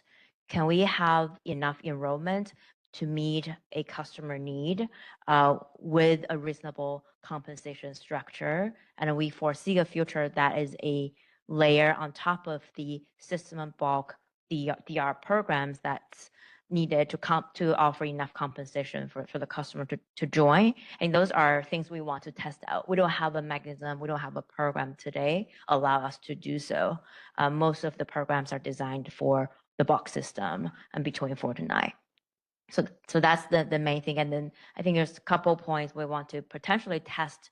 Is that a marketplace potential if this area has multiple aggregators, has reasonable amount of capacity from the DRs, then that's where we could test out the concept of have different competitive pricing. But those are very early design thinking. As we file the application, we will hone in the actual implementation and program designs. Okay, thank you. We are going to be breaking for lunch at noon, so we'll take one more question from Brad online, and for the other folks. Also, we have a question online from Judge Renier, if you could have some time for him as well. Okay, gotcha. So I think we'll have Judge Renier ask your question then, and then for the other participants, can you please write your questions in the chat and who the question is directed to so that we can attempt to have it answered that way. Judge Renier, can you ask your question, please, and unmute yourself? Certainly, I'm happy to take the answer offline if we're blowing the time frame. My questions had to do with the process parties would undertake to become integrated with PG&E's suggestion here. On slide 12, we've got the left side showing an aggregator, an API, and open ADR conduits. But I don't know if there's a publicly available resource that covers how folks would get involved with those conduits if they're interested. And similarly, on slide 14, step 2 shows that they're planning to stand up a VPP of resources. There's no understanding of where those resources would be recruited from and how folks would get in touch if they're interested.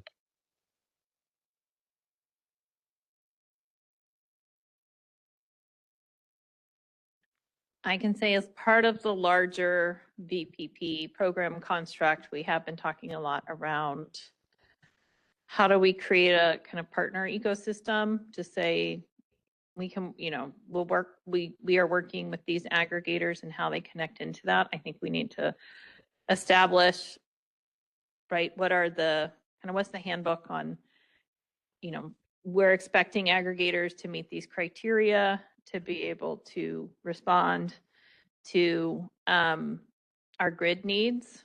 So I say it's part of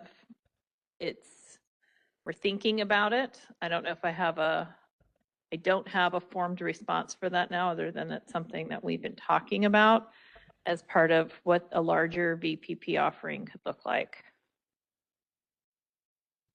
Yeah, and this is Rustam with PG&E. I think maybe to address the slide 12. So PG&E currently only has 23.5 going to our grid derms. The other lines are kind of dotted, which are more like potential futures. But I think to Amy's point, the future is a little bit murky on what that is. There a final protocol we use? Is it multiple protocols? I think that's part of this exploration that we're doing. For 23.5 that we do have today, there is some documentation that we have for our vendors who are wanting to connect. We also have CSIP, which is going through an update right now too. So I would assume, and we would make documentation as required for any new kind of interface that we would be creating or using for this effort. Hey, thank you so much. It is noon, so I think that we will take an hour-long break for lunch then and come back at 1. Brad, I see that you were unmuted. If I could ask you to write your question in the chat, so that's when from PG&E can answer it, that would be great. All right, so we will start again at 1 p.m. Yeah, see you all then. Thank you.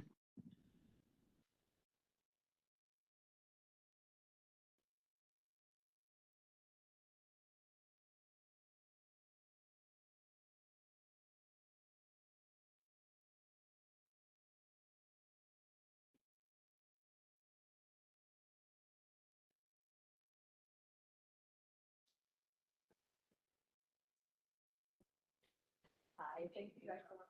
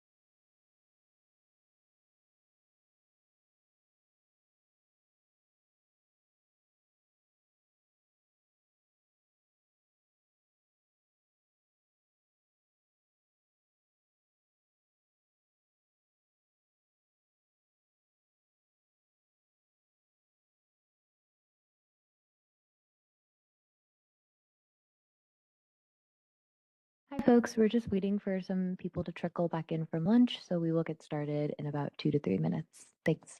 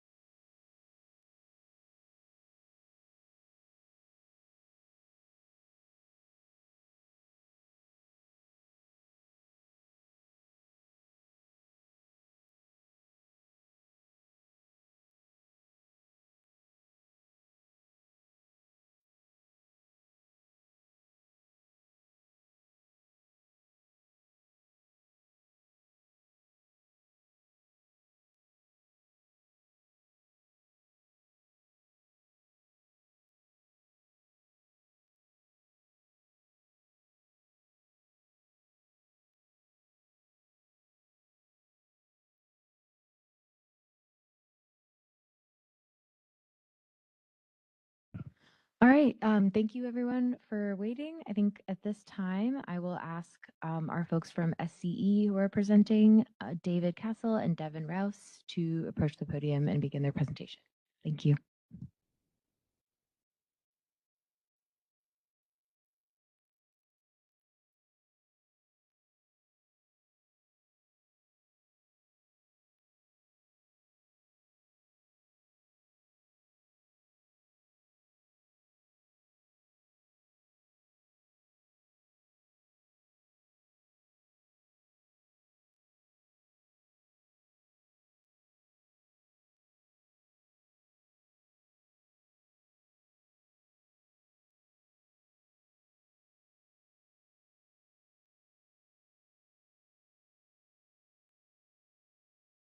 Back and forth over the course of this presentation. We're excited to talk about orchestration and our vision for orchestration and how we're going to get there. Just offer a quick thanks to the folks from PG&E and Energy Division earlier who gave a great presentation that set a lot of the foundation. And so a lot of what you'll see here is similar to what you've already seen with perhaps some nuances. So let's get into it. I have a very dense executive summary slide here, so I'll just give the quick version.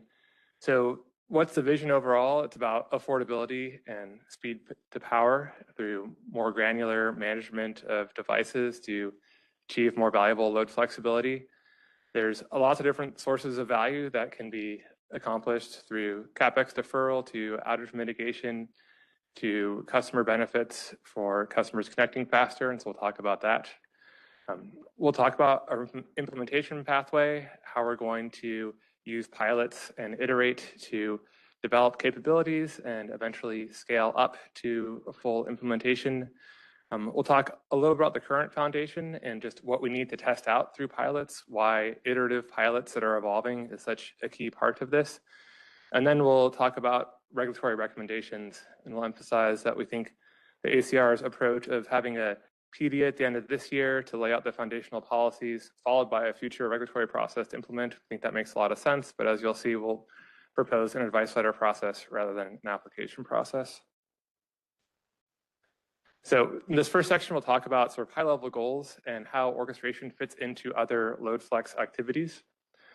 We have this slide on defining DER orchestration. I think presenting third here, don't need to talk too much about this. I think most of it's been covered, but we're talking about managing lots of different devices with a high level of granularity, both spatially and temporally. And we'll just note that there are connections from orchestration to other proceedings that are looking at load flexibility in other ways, such as flexible service connections over the energization proceeding, limited generation profiles in Rule 21, and of course, working on some of these in Track 3 as well, and smart inverter operationalization. And so this is the picture, this is sort of the space that we're operating in here. I wanted to give a few examples of orchestration. I think this is a space where a lot of this should look familiar at this point, but we wanted to highlight just the diverse potential use cases that come with orchestration and the diverse set of customer benefits and value that can come out of it. So enabling dynamic flexible service connection to get earlier energization with fewer delays, optimizing lots of EVs throughout our neighborhood to reduce circuit level and in some cases even sub-circuit peaks. And this is what is necessary to defer CapEx upgrades. One of the most important ratepayer benefits of deploying orchestration at scale. Optimizing a larger portfolio of DERs to reduce peak load at the system level, which can support reduction in energy procurement costs.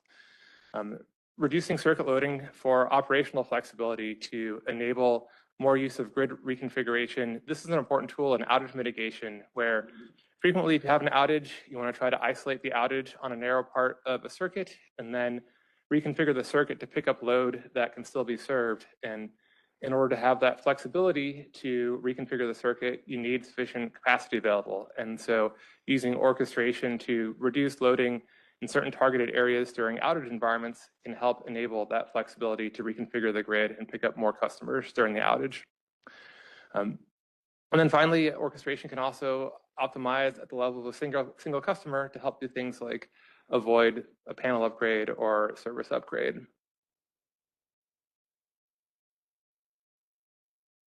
I want to talk a little bit about how orchestration fits in with other load flex strategies. We've of course had demand response for a long time, and we're now been talking about dynamic rates for a while as well. Orchestration is sort of the newest of these load flex approaches. And I think it's worth pointing out that each of these has distinctive benefits as well as considerations for how we would go about using them. So looking at demand response provides resource adequacy, which helps with procurement costs on the capacity side. It serves as a critical tool during grid emergencies to provide an extra resource when it's needed. Nothing else acts quite like that. DR does typically have a high customer impact, and so it usually is used sparingly. It's not something that you're going to be using constantly. Conversely, dynamic rates, of course, is operating every day, all the time, be effective in reducing system level peaks on an ongoing basis, which will hopefully reduce procurement costs by shifting load to lower price times of the day and lower GHG emitting hours of the day. But with dynamic rates, you need customers that either have the technology to make it happen or are very engaged, paying attention, motivated, and of course, flexible. Also with dynamic rates, because it's operating at the system and regional level, we're not likely to see benefits at the local level. And that's really where orchestration comes in, as being a tool that's focused on being optimized at the local distribution level to optimize those benefits at a much smaller granularity. And when we talk about orchestration, this could be something that happens in response to peak days, but it could also be something that's happening all the time in the background, something that the customer may not even notice. And in a lot of ways, that's what distinguishes it from some of the more traditional forms of demand response. Note, as we talked before, that it can support benefits at the system level if it's being optimized to move load around and modify the system peak, but it's mostly focused optimizing at the local level, looking at circuit level peaks. And critically, it can be incorporated into planning decisions at the distribution level. And so that's where a lot of the key benefits come from, is that we will be incorporating the expected value of orchestration into the planning process that's going to help drive those planning decisions and reduce CapEx. We do need to make sure that we're coordinated with these other strategies. We've talked a little bit about dual participation earlier today, and that's definitely an area that requires more development to set up those rules, making sure that orchestration is complementing and not duplicating what's happening with demand response and dynamic rates, and to make sure that these three tools are working together to deliver maximum benefits. So now we're going to talk more about the orchestration vision specifically, and then we'll get into the implementation process. And so at this point, I'm going to invite my colleague Devin to come up and get into the details of how this is going to work. All right, thank you, Dave, and thank you everyone for having us. My name is Devin Ross. I'm a principal manager in our system planning and engineering group at Southern California Edison, and in particular in charge of a group called Grid Technology Development. So really looking at a lot of the new technologies coming on, doing pilots, accelerating their adoption. So this slide we wanted to include in here really as a model or a visual around how we see the different aspects of grid planning lead into the values that are important for DER orchestration. So on one end, and to Dave's earlier comment, I thought the morning presentations really teed this up well in that you can think of this as the top left, the long-term grid planning to defer capital investment. That's really how utilities see that opportunity where DERs can help us defer a capital infrastructure project. So we're looking out 5-10 years on the planning horizon, but it's really assumption based, right? On assumptions around who will adopt what their behaviors will look like. There's a fair amount of planned assumptions within there that really lead to opportunities for DERs, but a little bit more contingency around if assumption A is slightly off, assumption B has a little bit of room to modulate as well. Midterm energization, this is really kind of the other benefit stream of energizing customers faster, the speed to power concept. And here, when you think about the temporal aspect, we're not looking out 5-10 years anymore. Now we're talking about a year, maybe 2 years out. So a lot more certainty on the load on the system, a lot more certainty on the load coming along with that energization request. But we can look at ways to say either can that customer directly change their load profiles or adopt other technologies, or can others on that given circuit or system area do something else that lowers the capacity demands on that system and allows them to interconnect faster, energize faster. So both those planning ones that look out far ahead really help us identify those opportunities that you can build towards. You can say 5-10 years from now, there might be a need that we could obviate if we can get the DERs onto that system. Similar with energization, when you sort of have a little bit of time to say, and either that customer seeking energization, oh man, I'm blanking on that word, but the load control management system is our pilot for it. But that opportunity to have them adopt or others in that circuit adopt, you still have time for it. The third area, as described in the morning in the benefit side, is really reliability and real-time reliability. Dave mentioned it. This is conceptually, you can modulate load on the system to give yourself greater grid flexibility in terms of our operations. We can do switching that maybe we couldn't do without that modification. There are things like resiliency resources here as well. But this is where the rubber hits the road. This is where it becomes really real. You're doing this either real time, maybe day ahead. You don't have that time to say, could incremental DERs be brought on into this area?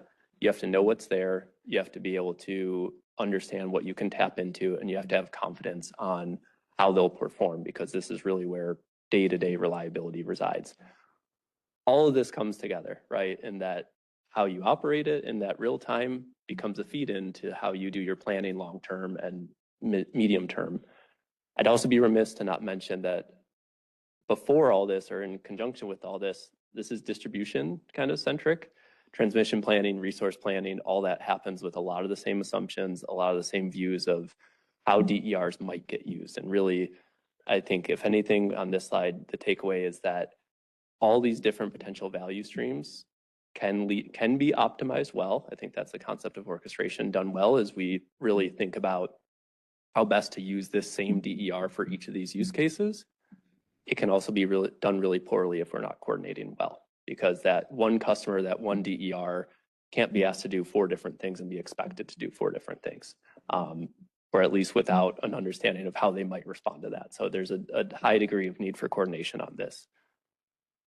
So the next slide, I'll cover more of the technical side. And to be clear, this is not a process flow. It can kind of look like it, but this is more just kind of core functions that the DER orchestration concept would need in our belief. On this one, I'll start with my remiss comment. I'd be remiss on this one to not mention that beyond what's on this slide is a tremendous amount of functionality around the traditional grid, things like infrastructure build out, adding switches, adding ties, doing the operations. There's also ADMS and advanced distribution management system and optimization engine. That's the ADMS and OE. Those are part of our grid management system. So even those are a subset of a broader IT system that we have that we use to operate our overall grid and interface with CAISO on the generation side of it. So can't cover this slide without making the point that this is a subset of everything the electric system does, back to coordination. So for us, with that context on orchestration itself, we think that the core grid layer is really where we're getting visibility brought back to us. And so that's where our ADMS, our DERMS, the AMI 2.0 backend that we've requested, they're really ways for us to get greater insights into what's happening on the system, prepare thoughts on what we could do to operate the system differently now that we have that greater situational awareness, and even get into that control aspect of it. So where we can dispatch through our DERMS, you would dispatch to that grid layer. The edge integration layer is where it starts to become a question of, this could be the utility, this could be a third party, third party can be an aggregator, it doesn't necessarily have to be an aggregator. Very conscious choice by us to use third party as opposed to aggregator. But things like the tech services where you have that, the gateway, like if a customer or device isn't able to speak in the given communication protocol of the DERMS or the grid layer, there's ways to translate that out at the edge. Something we think could be necessary depending on vintage of technology already adopted, or just manufacturer choice on communication protocols that they're adopting. We do think a growing area, really important for us, is edge analysis and optimization. So this is where you can make high-speed decisions out more at the edge of the grid. Not everything has to come back to a central place. I think historically with grid modernization and prior grid operation concepts, a lot of it is collect information, bring it back, analyze, send a signal, see what happens, measure what happens, understand what happens, and you go through that cycle. With the advent of new computing technologies, AI a bit, there is ways and means to do some of that analysis out at the edge and do those things more autonomously and quicker. And we do think that's part of this edge integration layer that will come. And the one that's probably less DSO and more so third party is the OEM cloud. So as mentioned by PG&E and others in the opening, like it may very well be that we dispatch a DERM signal to OEM or a third party, and then they have a cloud service that interacts with a number of devices. So that we consider that part of the edge integration layer, not our utility side. And again, as I touched on for AMI 2.0 backend, obviously we just did a filing around our AMI 2.0, and we think there's tremendous unlock capabilities with that technology suite where we're getting greater visibility. There are increasing levels of load disaggregation and analysis that can be happening at the meter itself. Potentially that can be used as a communication pathway. So our DERMS could speak to our AMI meter, and that could speak to devices itself. And it could even be that edge optimization device. So there's just the idea that the meter is no longer just the measurement device of usage, but really an advanced analytics tool for us is something we feel very strongly about, and it can really unlock a lot of the opportunity of DERs as we get that visibility. Last layer kind of going through on the left is the customer layer, obviously not utility driven, utility owned, but this is where customers are adopting the DERs. So you need to have those devices out there to be engaged, to be managed. That's really where you see your core DERs getting adopted. And then there could be additional devices, back to the idea of a gateway or a translator, like if a customer needs something that's above each of the individual DERs to be like a whole home energy management system that's doing that optimization. Certainly at like commercial buildings, that's probably a lot more common, but those could be on the customer layer. So we do think that part of the DER orchestration puzzle is customers bring the devices themselves. Don't really think that's primarily the utility role. And then on the program vertical, really core here, probably less a technical function to a degree and more policy function, I'd say. Program design is really important. How you deconflict some of what I talked about earlier, what was talked about in the PG&E presentation, how you deal with dual enrollment, how you deal with enrollment across utilities and CCAs, all those are program design requirements that are really important to get right. Customer engagement becomes key. As you have more demands for that customer, back to my earlier comment of you might ask that one DER to do 4 different things, that customer can get fatigued really quickly getting 4 different asks. And if those 4 asks are coming from 4 different people, that can also be very confusing to them. So how do you make sure that the customers are engaging in this, understanding what they're being asked to do to the extent they want to? Or as Dave alluded to, do you also just get to a point where it's not actually something where they directly engage, they sign up, they let it happen in the background? Really important to not lose sight of the customer aspect of this. And last but not least, this is definitely a functional, technical piece, but performance and settlements become important, right? How do you ensure that the expected performance of a DER or site or envelope, whatever you want to draw the boundary at, how do you know you got what you wanted, right? So back to some of the comments from PG&E, we really get the value out of these DERs in the orchestration when you get reduced capital, when you see the effective load change on the system, and you can know what that is and you can plan around it, you can operate around it. That all leads to performance measurement on one end, and then obviously there's the economic compensation, and that's where your settlements come into play. So making sure that we have all the structure around measuring, paying, compensating is kind of the last leg of this. So the one more slide. I actually know this is you, Dave.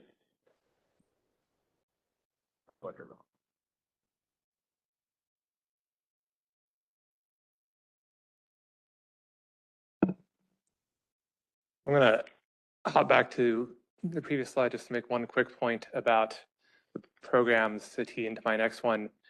There's a lot of functions here that's indicated as DSO or third party. And that's almost like the plurality of boxes on this chart here.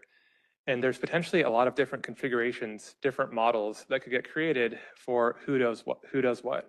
And so we're about to talk more about programs in a second, but just to illustrate what some of those models may look like more specifically, you could imagine a utility running a program, doing all the tasks in the program vertical, designing the program, engaging with customers, running performance and settlements, but then contracting with a third party to do the entire edge integration layer, doing the direct device communication, doing the edge optimization, doing the device schedules. And so this is one potential model. Alternatively, you could envision another model in which a third party does the full program vertical and does the design, does the rules, does the incentives, and may themselves, or again, contract with someone else to do the edge integration. We're not trying to promote any particular vision at this point because there's a rapidly evolving space here. Third parties are doing a lot to advance their capabilities. The utilities are still deploying their capabilities. And so this is going to be something that evolves. And ultimately, it may be that certain types of services, certain types of benefits are more suited towards one model versus another. And I think that will sort out over time. And so I make that point here now, just as we move into program opportunities, just to note that this slide is sort of mostly envisioning more of utility style programs, but this could also apply to programs that are utility with third parties performing key services as part of a partnership, or even third party programs altogether. So we're working with customers. We're asking customers to provide flexibility to us. Obviously, we need to have programs to make that happen. And so we've identified these 4 critical success factors to have really strong, valuable programs that customers are going to want to participate in and that are going to give a lot of benefit to the grid. And so we're going to walk through all of these. And to summarize all of them, we have a foundation through existing experience, but we do have a lot of work to do. And that's why we're going to talk a lot about the need to deploy pilots, iterate, pivot, change what we're doing, revise, and scale up, because there's still a lot of learning that needs to happen. We're very confident that the vision that we've been talking about is entirely doable, but it does take steps to get there and to make sure that everything works along the way. So starting first with customer experience. If customers are having a bad experience, it's not going to work. It's pretty obvious. And so we're talking about the entire customer journey from initial engagement and enrollment through to the experience of being part of the program, how they're interacting with the utility or third parties to make changes to their participation in the program, if that's part of it, what the performance requirements are, if that's working out for them. So we're saying that our relative maturity here is medium because we do have some experience with programs that are moving towards more load flexibility, and of course, lots of experience with customer programs over the years in general. But there's going to be a lot of change when we do these orchestration programs. They're going to look different, they're going to feel different, and so we need to make sure that we get the customer engagement right and get the customer journey right. Second, device and DER integration. There were some questions earlier today about multiple device integration. How's that going to work? How do we talk to all these devices, make sure they're all working towards the same goals? And so this is, again, is another new area where we have some initial foundation through existing studies and existing pilots, but there's a lot more work to do to see this being done with larger groups of customers, larger groups of devices, more complicated scheduling and dispatch of the devices to try to achieve some of these incremental orchestration benefits. Customer behavior and T&D dependability. So this is something that's absolutely essential for orchestration. It needs to work, it needs to be reliable, dependable, we need to be able to count on it. Again, we're confident that we're going to get there, but we need to test it out and make sure it works. So the basic question we're talking about here is, if we are trying to reduce the peak load at one particular circuit to defer that circuit upgrade, can we build a program to make sure that we have enough customers that are responding in the right way so we see that peak reduction and it's durable, it's reliable, it happens every time. And so that's something that we don't have a ton of experience in right now. You can see it says we've done some studies and some pilots, but this is something else that we need to learn through experience, try out different configurations, different types of devices, potentially different program structures, and demonstrate that, yes, we can do this on a regular basis at the circuit level to defer the capital upgrade. Then finally, compensation and partnership models. So on the compensation side, we've had lots of different programs over the years, lots of different incentives. This is a new kind of program, and so we need to find out what incentive is going to work. This kind of program is different. It's not like a classic AC cycling program where we're cutting off the AC and you have no AC for a period of time. This is something that's designed to operate in the background without you noticing it. Things like changing your EV charging schedule, but still making sure your car is fully charged when you need it, or much more subtle modifications to the temperature, potentially other devices as well, where there's flexibility that's available without having a huge customer impact. We hope that means that the incentives don't need to be as high as they need to be for these other programs, that your dollar is basically going to go further because you're having less of the customer impact. But all of this needs to be validated with real customers, trying out different versions of these programs, different devices, et cetera, to see what exactly is going to work. Also, the partnership model here, previously I talked a little bit about how there are different potential models for how we would partner with third parties to provide various components of the orchestration. And so building out which of those concepts and constructs works best is another part of this. And so, to summarize, we have a foundation where we have started to study and analyze what it's going to take for orchestration. We obviously have a lot of experience with running customer programs. We have a lot of experience with working with third parties for customer programs. But in some ways, this is a new thing. And so we need to make sure that we get it done the right way. And so as we talk about what does that look like, it's a plan where we start with small pilots, and then we don't want to keep running them for years and years, but rather get the results quickly and then make decisions quickly. Is it working well? In which case we want to scale it up, make it bigger, add new complexities and benefits to it. Or is it not working? In which case we need to revise, pivot, maybe even fast fail it and start something else. And that really gets into this next slide here, where we're talking more specifically about the implementation timeline. I think at a high level, it's not so different from what PG&E was showing of these different periods. But what we're showing here is early orchestration pilots, basically beginning in development right now, leveraging the limited existing funding that's available to do this kind of thing.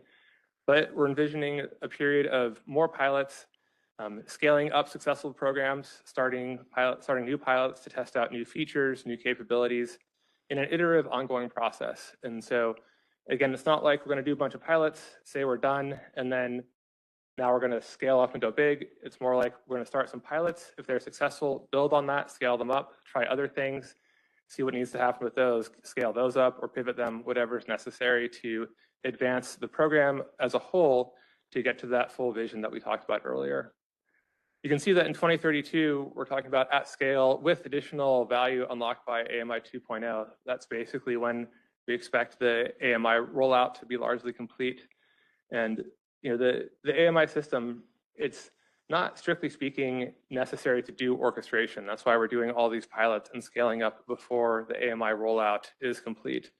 But the AMI rollout will make orchestration a lot more valuable with the additional insights and understandings about customer behavior, customer load, that will help us better tailor these programs, better dispatch these programs, and just make them be more valuable and more beneficial overall. So I basically talked through the top line here, talking about program maturity. I'm going to pass it off to Devin once again to talk about the technical side on implementation. Thank you. This is where the confusion came from, obviously. So I forgot, I stepped away for a minute. So yeah, technical capability deployment, I think here we're really showing in a lot of ways that work has been underway. I think the fact that that arrow starts to the left of the timeline is a good example of that. And really, with that grid management system, that is the core visibility and control layer for our grid. To my earlier comment, ADMS and DERMS are very key to the DER orchestration, but our grid management system goes beyond that. So some of the work in the past and in the current near term is really that bringing all those capabilities together across the different layers of the GMS.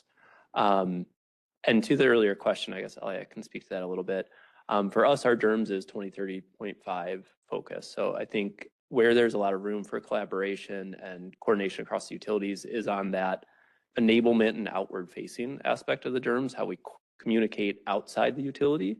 That's where we can work towards interoperability and standards with customers and third parties and others that engage with those systems. Where there's a degree of uniqueness is back to that integration into our other operating systems for the utility operators. So our GMS is very distinct from PG&E's GMS.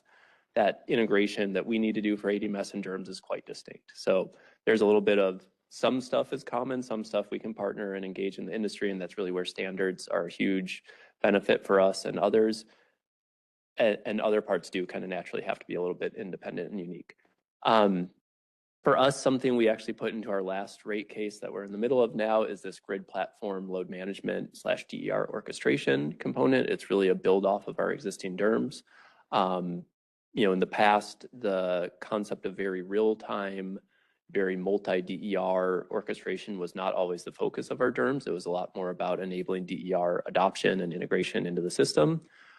We kind of saw this coming with the amount of EVs we expect in our territory was really our prominent driver for it. And so we've been working towards building out this platform that kind of builds off the DERMS that leads us to do that more real-time and more all-inclusive DER orchestration. So really starting soon on that, but have requested that as part of our current rate case.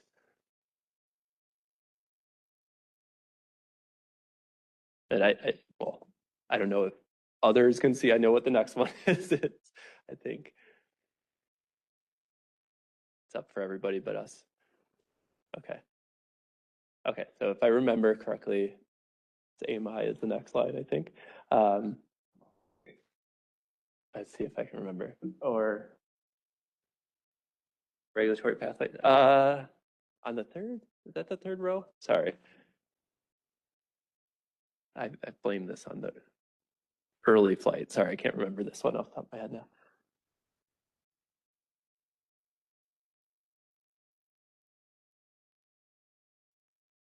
You should have had a laptop. The next slide says recommended regulatory pathway. Okay, there's a couple more points I want to make on the timeline slide real quick. Sorry. Thank you. Yeah, so I was right.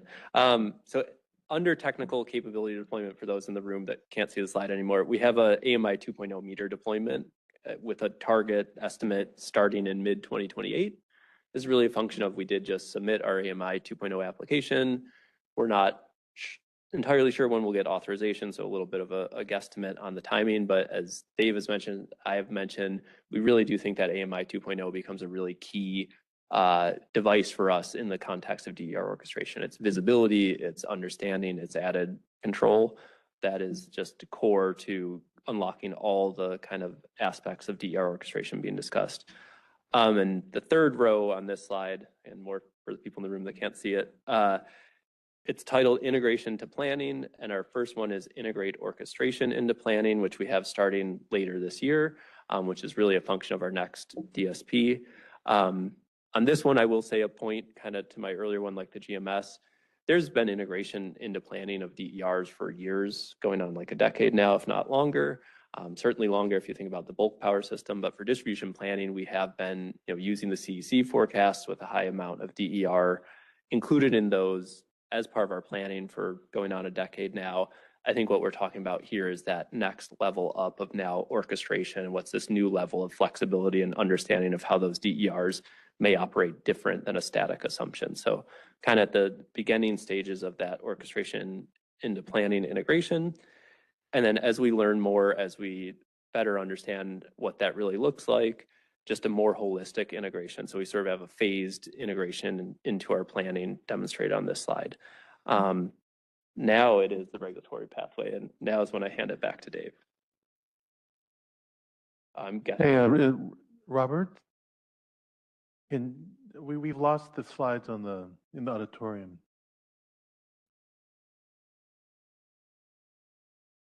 Can you see what's shown online? I think online. Are we on there. 13?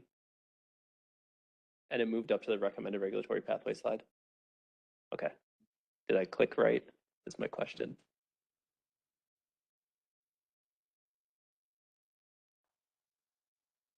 Awesome. Click once and you're good, Dave. Okay. Okay, so those in the room will just have to look at the slides later. Hopefully we'll get that back up on screen. So recommended regulatory pathway. As I mentioned earlier, we support the ACR's vision of having a PD at the end of the year, followed by a future implementation regulatory pathway, although we do see a slightly different process for the second part. But let's talk about the first part. So the PD at the end of this year, we think that's a great way to set the foundational policy for orchestration. And so some of the key things that we think would make sense to include in that PD would be adopting the orchestration concept as a whole, affirming that orchestration is a key capability of IOUs/DSOs to deploy and develop. In a lot of ways, basically formally adopting what is already established in the ACR to a large extent.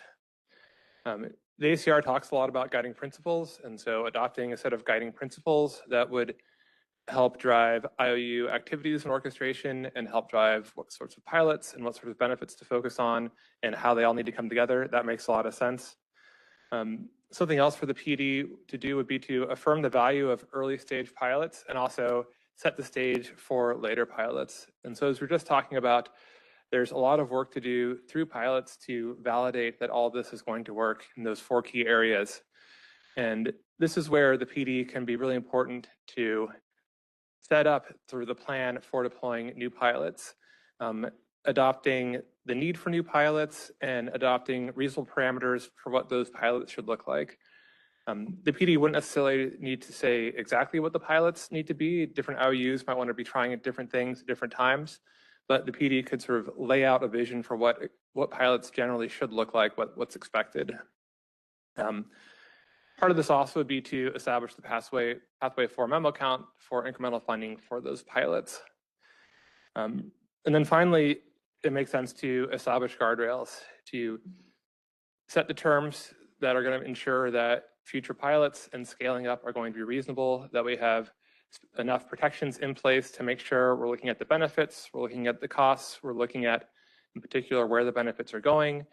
And that's a reasonable step to include in this PD to help guide the implementation moving forward. It's important to set this up front also to avoid contentiousness down the road. So getting these key parameters in a PD early before we move on to further implementation can help make it faster to approve future pilots, execute those pilots, and then move on, whether it's changing the pilots up or scaling them up for more customers.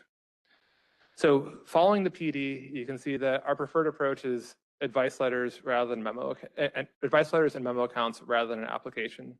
And so we'll spend a little time talking about why we're leaning in this direction. In a nutshell, the advice letter approach with memo accounts is more aligned with the iterative piloting, revising, scaling approach for the next several years that we've been talking about. So advice letters are well suited to faster approvals of pilots, faster approvals to modify pilots, do something new, try new things, scale up existing pilots.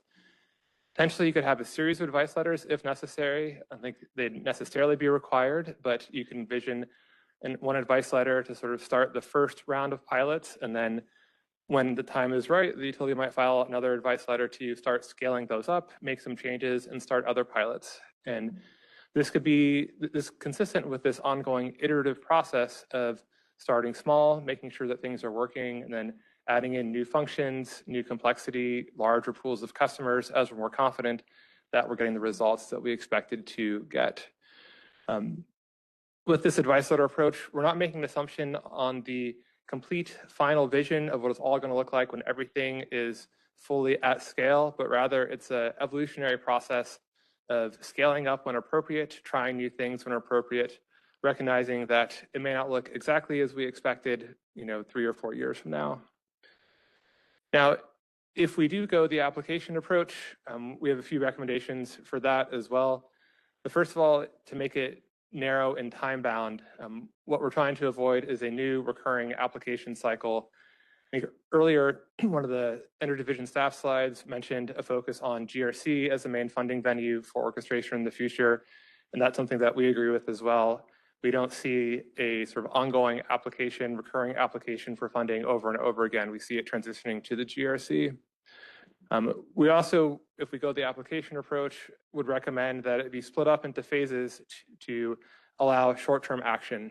And so you can see here that we have a proposal for a phase 1 that would be expedited to basically get to the first round of pilots off the ground, get some initial funding to start those pilots, and then potentially a phase 2 to do more refinement and more pilots.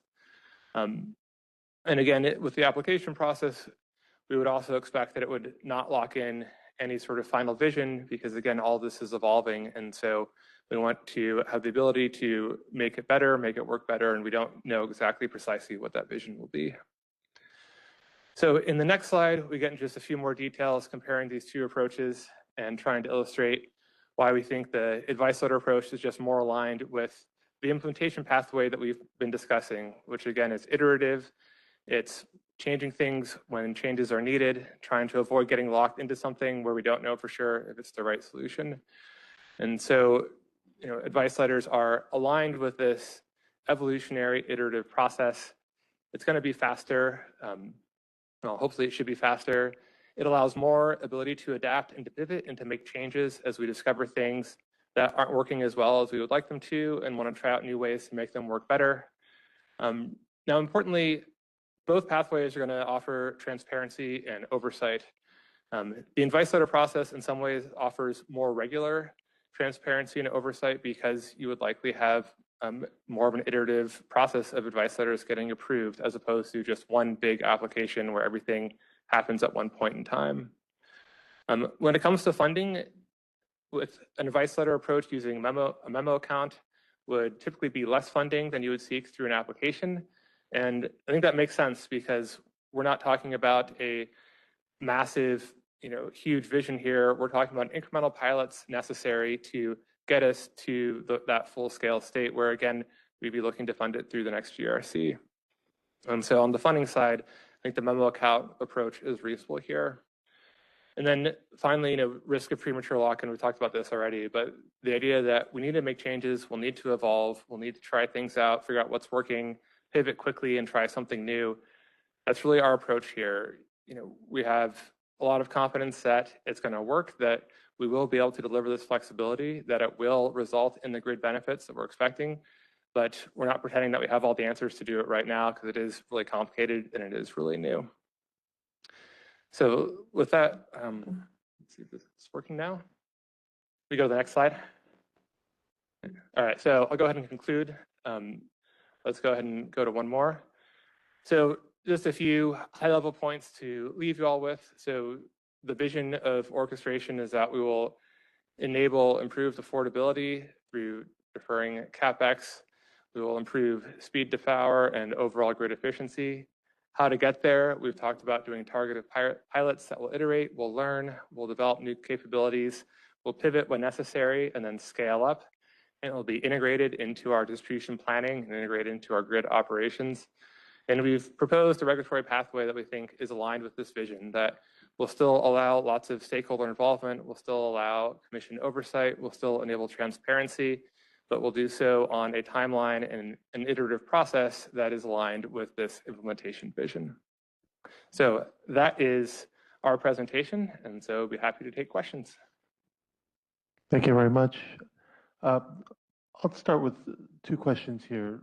Just one is on the customer DER technology side. I mean, we talk about utilizing EVs, HVAC systems, so that's, I guess that's assuming we have like two-way VGI and all these sorts of technologies. I mean, do you feel like that technology is, what will be the scale or the ramp for that kind of technology to participate in this, what you're describing here? Yeah, so that's a good question. The answer is going to be different depending on what kind of technology you're talking about. I mean, with smart thermostats, we've obviously had smart thermostats for some time now, but we want to make them more dynamic and flexible. EVs and VGI is more of an ongoing evolution. And so part of the process of pilots will be to demonstrate that orchestration and load flex works for these different types of technologies.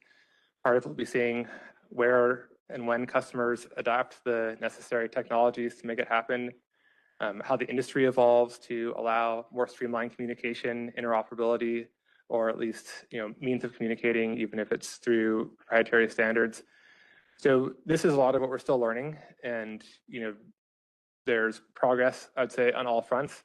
Of course, it's not just utilities in this space who are trying to make this work. There's lots of OEMs and other technology providers that are looking to solve these problems for all these technologies. And basically, it's sort of an exogenous variable in this plan, right? There's limited control you have over that side of it. Yeah, I mean, we can't force customers to adopt, but we are hoping that they will. There are various programs out there to drive adoption in some of these technologies, and we're hoping that consumer trends continue to evolve where smart communication-enabled technology becomes the norm for a lot of these. And that of course is a prerequisite for this all working as we've envisioned, but that seems to be the trend that we're seeing. Thank you. And the second question is on the procedural side. From my experience, I've seen applications where you have a utility files an application to something. There's a decision that sets up an advice letter process within a larger framework of some kind of holistic or big picture goals you're trying to meet, and the advice letter is sort of implementing that process. Do you see this as somehow different from that, or do you think there'd be enough of a framework without an application process to file these advice letters? Yeah, so our vision is, the PD coming up roughly the end of the year would set that necessary foundation and would have the appropriate provisions and guardrails and guiding principles in place that from that point, the utilities could then go off and say, okay, here's the pilots that we're proposing, and have an advice letter, perhaps 6 to 9 months after that, that has the next round of pilots and explains how they will fit with the framework that was just adopted to the PD and advance the ball forward. So the commission would be through this PD setting up the framework rather than the IOUs proposing a framework for advice letters. Yeah, I mean, I think I guess maybe it depends exactly what you think is inside the framework versus IOU specific. I mean, the way we framed it here is that there's going to be a lot of foundational policies that would appropriately apply to all three IOUs with, some hard provisions, some key guardrails, as well as flexibility to recognize that each IOU service territory is different. They're in a different place already with what technologies they have. And so that would be enough guidance. Then IOUs could file implementation advice letters for a set number of pilots or programs. There could be similarities or differences across what each IOU wants to do, and get the ball rolling based on this initial decision. Okay, thank you. I guess I'll turn it to questions in the room and online. We have two online, so I'm going to go ahead and read the first one, and then we'll come back to the room. So Samuel Golding from UCAN, on slide 12, what pilots is SE planning specifically? Is deployment of flexibility market platform included? If so, has SE considered deploying the same platform across all three utilities? If not, how is SE intending to streamline the competitive procurement and settlement of grid services from DER aggregators? All right, so a lot of questions baked into that one. So we do have some pilots in various stages right now. One is called Orchard, which is a relatively new one that's going to do some of our initial orchestration of electric vehicles. We also have one called Bolts that's focused more on a whole house DER multi-device pilot. So those are some of the things that we're starting right now. We also have a smart charge program as well. As far as a marketplace in the future, so we talk a lot about what should the future market or marketplace look like. There's lots of different versions. It could be a marketplace where there is some set price that is set and third parties can come in and participate if they meet that price, or it could be something more complex where you have a full bid-based market that clears. Our thinking generally is that we want to start with something that is simpler, and so that's not building the market from the beginning, but to the extent that some sort of marketplace can unlock additional efficiency, can unlock new value that would justify the added complexity of a new market layer, that's something that we'd want to look into and evaluate. I think one thing to note is that you could have different market structures may be appropriate for different types of benefits. And what I mean by that is if you're looking at a very small part of the grid, like a circuit or even a sub-circuit area, you may not have enough participation to have a bid-based market in that hyper-local kind of setting. And so that's a place where some sort of set price might be necessary.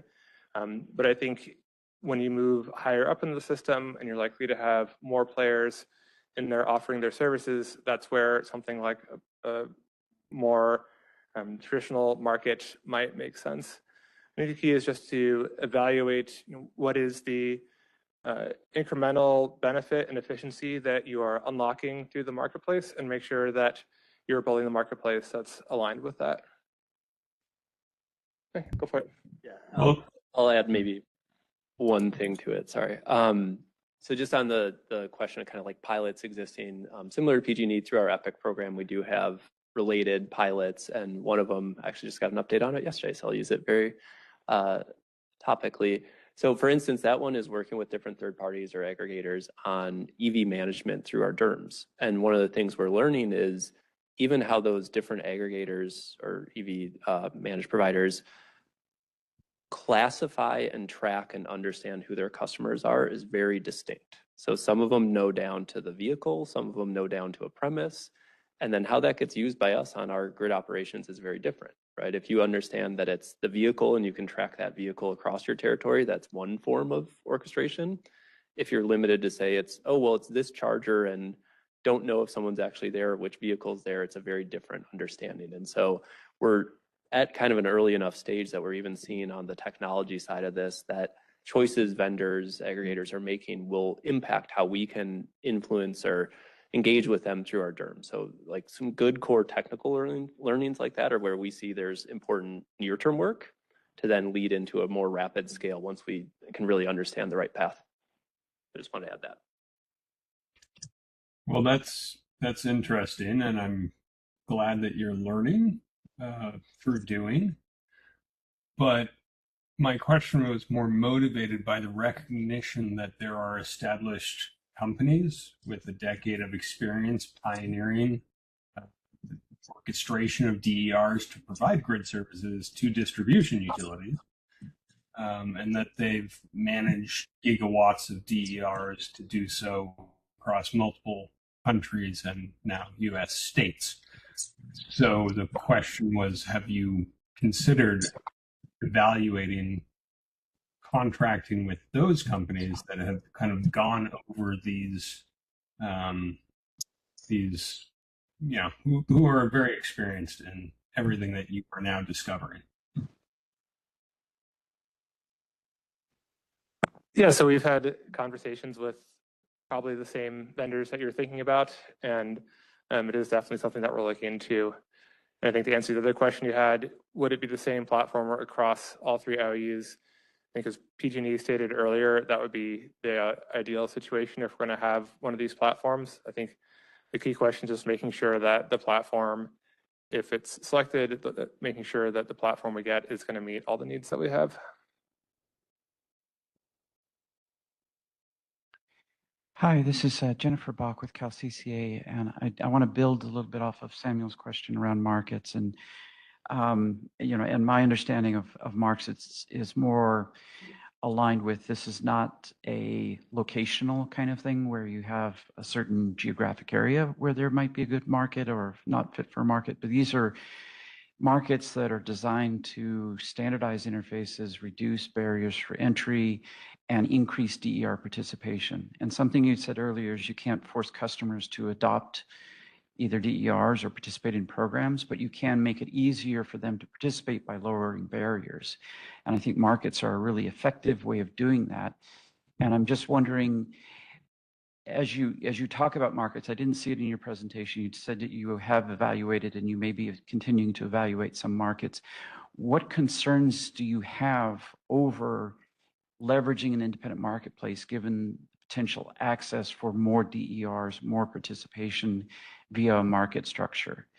And then I have a follow-on question about your comment about working with third parties to provide some of these services that you were talking about, and how you envision doing that. Is it via an RFO process? Will you be selecting third parties? Is it sort of a IOU top-down control approach, contracting approach, or are you envisioning something that is broader than that? So to the first question, so a marketplace could look like lots of different things, and certainly some of the existing marketplace providers do have enrollment and resource management features that are built into it. And so to the extent that that streamlines the program deployment, that could be a good thing. I think it is still very new to see exactly how the DERs will work in concert, achieving benefits at different levels of the grid. And so, for example, if we're talking about a DER or a set of DERs that are focused on reducing load within a neighborhood to avoid upgrades to the secondary distribution system, but maybe also part of a larger group that is focused on reducing the circuit level peak, and also at the same time is trying to create system level benefits and reducing the system peak, or at least not increasing the system peak. Is that something that is going to flow naturally through some of these existing market platforms? We also talked about if you have different devices being run by different aggregators, potentially optimized for different purposes, how's all going to work together? So I think these are questions that we are looking into. Perhaps the marketplaces can solve all of these and will enable all of this optimization to occur exactly in a way that works, but we're not sure that that's the right approach yet. I'm sorry, what was the second question? The second question was, you had mentioned third parties for providing some of these services, and that I don't remember which slide it was, but you had. Oh yeah, so I don't know the exact process. I can take that offline and get back to you with an answer for how that's working. Okay. All right, that's it for now. We are at time, but there are a few questions in the chat that maybe you could please address before the end of this. Well, SE could address before the end of this workshop. And we have one hand up from Brad Hibner from Cal SSA. Could you please write, Brad, could you write his? Okay. Brad, could you please raise your hand again? Thank you. You should have a request to unmute yourself. Okay. Yeah, thank you very much. It's Brad Hebner with CALSA. Kind of similar to Sam's comment, he was talking about platforms where there are existing tools which you can use. You don't need to start from ground zero. I think the same is true with third-party aggregators, and it sounds to me like you're trying to learn a lot about how to manage a fleet of assets, and those are capabilities that aggregators have been refining for years. But then my question is you spent some time in the performance and settlements box, very rightly saying that these assets need to be reliable. You need to be able to absolutely depend on their performance. I couldn't agree more. Part of that is having long-term dependability and knowing the need is going to be there for some period of time.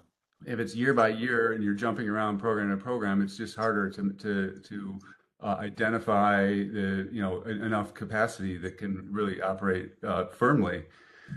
And so I'm wondering, in your pilot approach, are you foreseeing it would be kind of just 1 year to the next, or would you be offering opportunities that are more long-term, for example, a 7-year agreement to do a certain shape of load shifter, an amount of load shifting on behind a certain substation that is a longer term like that? Yeah, so I think to one part of your question, Brad, there is a natural, grid needs do evolve fairly regularly and fairly dynamically. So I think to the earlier tenants principles we heard of, ensuring that the benefit is there, that is something that as we get into more granular, more specific needs on the system, they're going to kind of naturally be more dynamic. So I think that is one of the challenges to a more complicated DER orchestration system. As that relates to pilots, I think often pilots should be best done, as someone that runs a bunch of pilots in my day-to-day job, short and sweet and targeted, and you know what you want to learn. You focus the pilot on that learning, and then you transition to the next pilot. So I would have a hard time seeing us do like a 7-year lock-in on a pilot.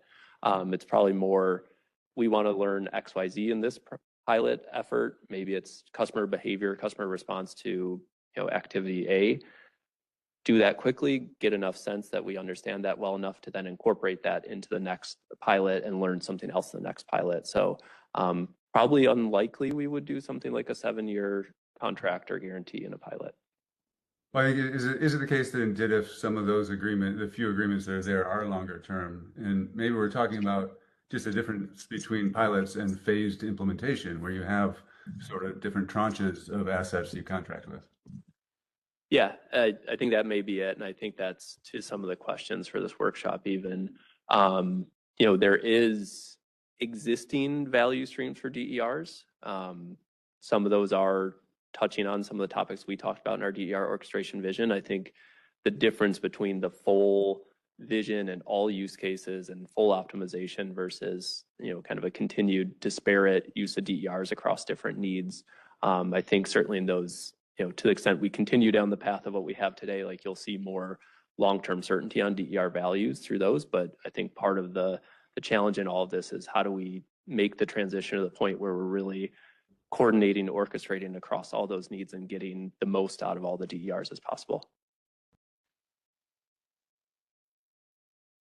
All right, thank you so much. I would now like to invite the folks from SDG&E to present your materials. And if you could just let us know when you need us to advance to the next slide so we can do that on our end, that would be great. Thank you. Great. Can you hear me all right? Yes, we can. Okay, perfect. First off, just want to introduce myself, Zachary Branham here. I'm with the Reg Affairs Group at SDG&E. I'll be presenting today as well as a few of our folks from the Electric Distribution Operations team. I will let them introduce themselves when it's their turn. But before jumping in, just want to thank the commission and staff. I know a lot of work has gone into this. A lot of thought, contemplating the structure of the ruling, the questions, and great responses thus far. So thank you for the work and happy to be here. It's a pleasure. With that being said, next slide, please. Oh, I think we lost the slides. 1 second, please. No problem. Thank you.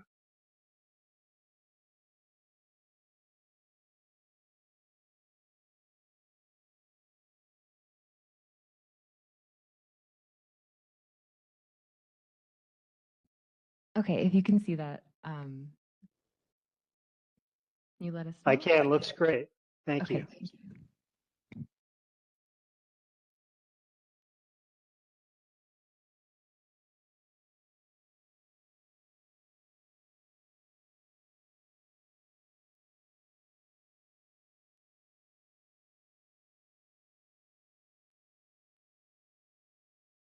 Okay, perfect. So here's a preview, overview of what the presentation aims to cover and accomplish. Before getting into the details here, just give you a quick lay of the land. We wanted to spend some time in response to the formal agenda that was issued, really going over our vision and kind of how we're thinking about the track and the procedural process moving forward. We also wanted to take some time to highlight, I think you've heard from, PG&E and Edison, just the value of pilots and how pilots are informative for future applications or program design, and then touch on SDG&E's current ADMS and DERM status, which we view as foundational, for informing this discussion and the work in this track.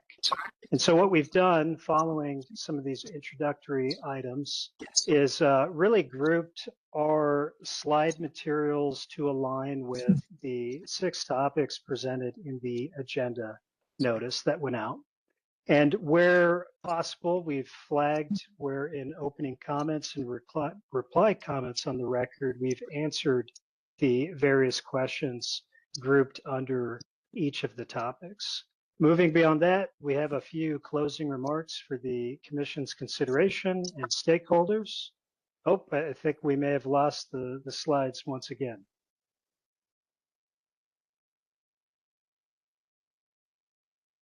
Okay, sorry about that. Just bear with us. We're figuring out some technical issues on our end. Thank you. No worries. Thank you.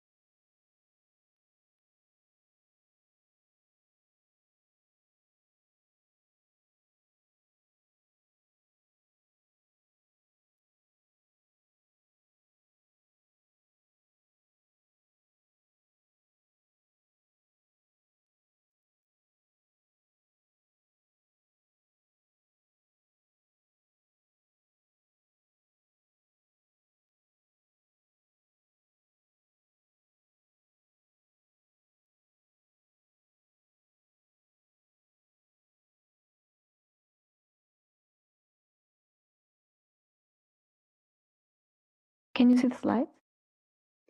I can, yeah, looks great on my end. I assume that's the case for our virtual participants. How does it look in the room? Pretty good? Yes, we can see it in the room. Thank you. Okay, perfect. We're on the correct slide too, so thank you for advancing. So jumping into the details here, kind of focusing on the procedural aspect of the track. What we've said in comments and what we're presenting on here today is we believe there's value in defining and adopting an orchestration framework within track 2. And that framework would serve to inform future implementation of orchestration activities, right? And so following the adoption of an orchestration framework, this would really position, I think, the utilities, with each of us being in a different state of readiness, if you will, to develop and submit applications or advice letters. I think, is what we've heard earlier from Edison, perhaps PG&E, but really submit, a request based on an informed development of that request via the commission adopted DER orchestration framework. And the benefit really being that at that later stage, the application or the request, depending on the procedural vehicle, would be the forum to clearly identify the distribution services cost benefits that orchestration aims to solve, but being informed by that commission adopted framework. Next slide, please.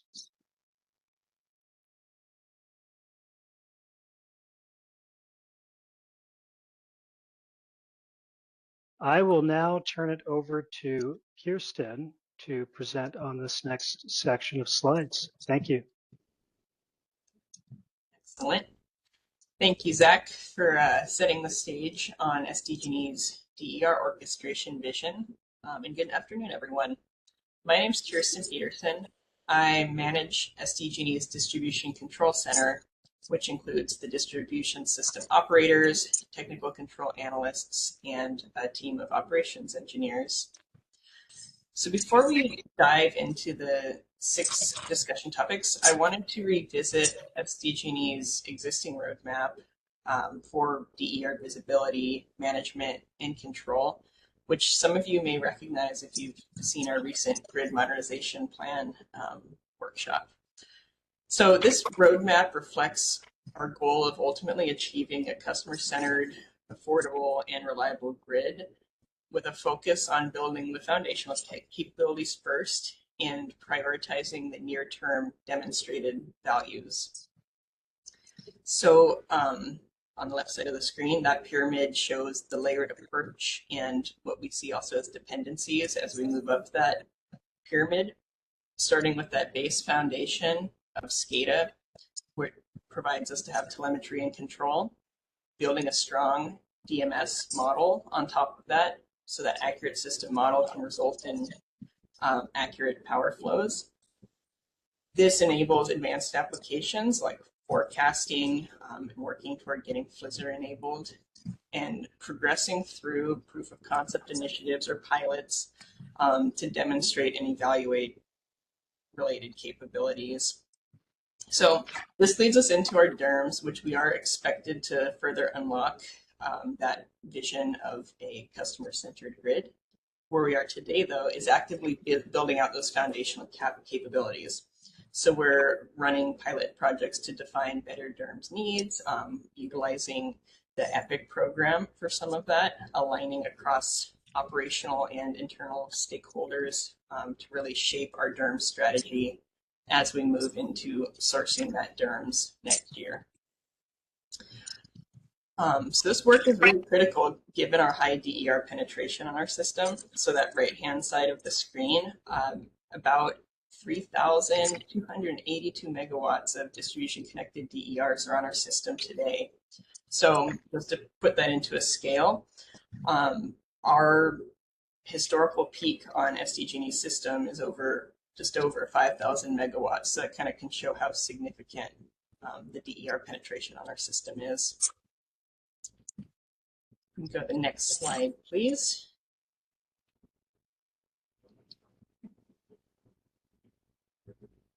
So building on that roadmap we just covered, this slide shows how that can translate into the structured path toward DER orchestration, which Zach kicked us off with.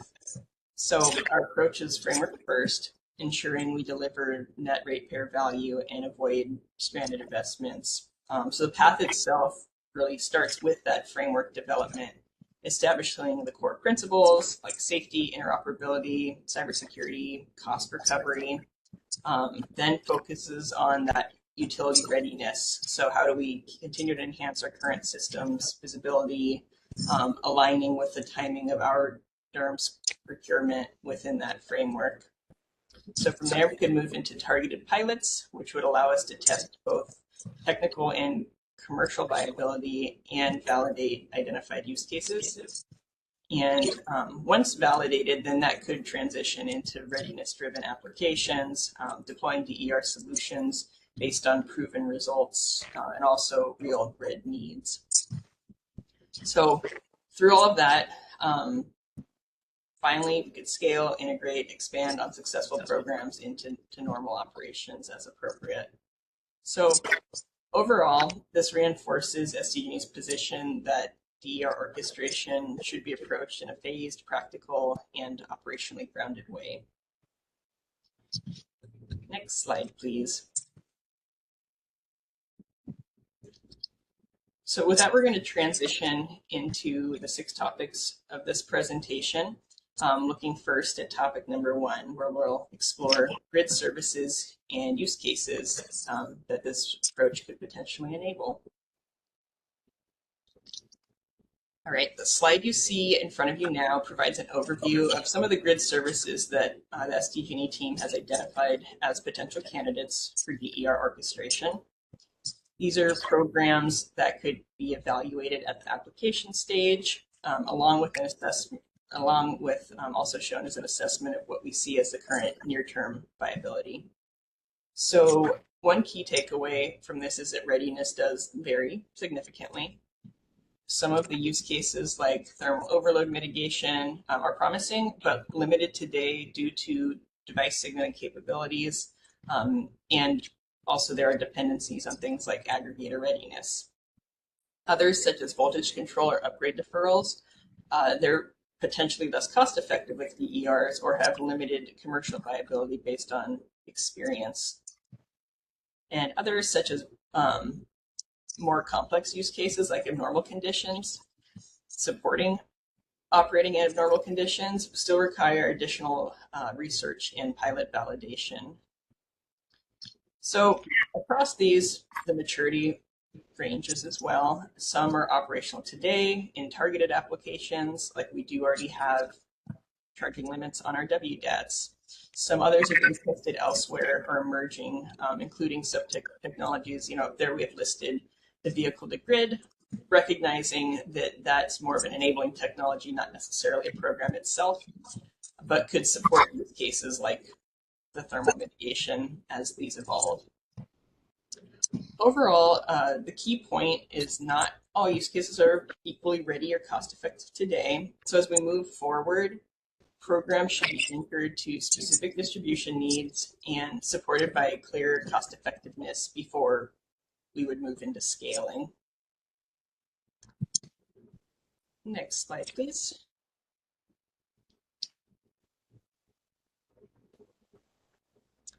So our view is that adopting a clear framework is the right place to start. It ensures consistency, transparency, and alignment across other ongoing DER orchestration efforts.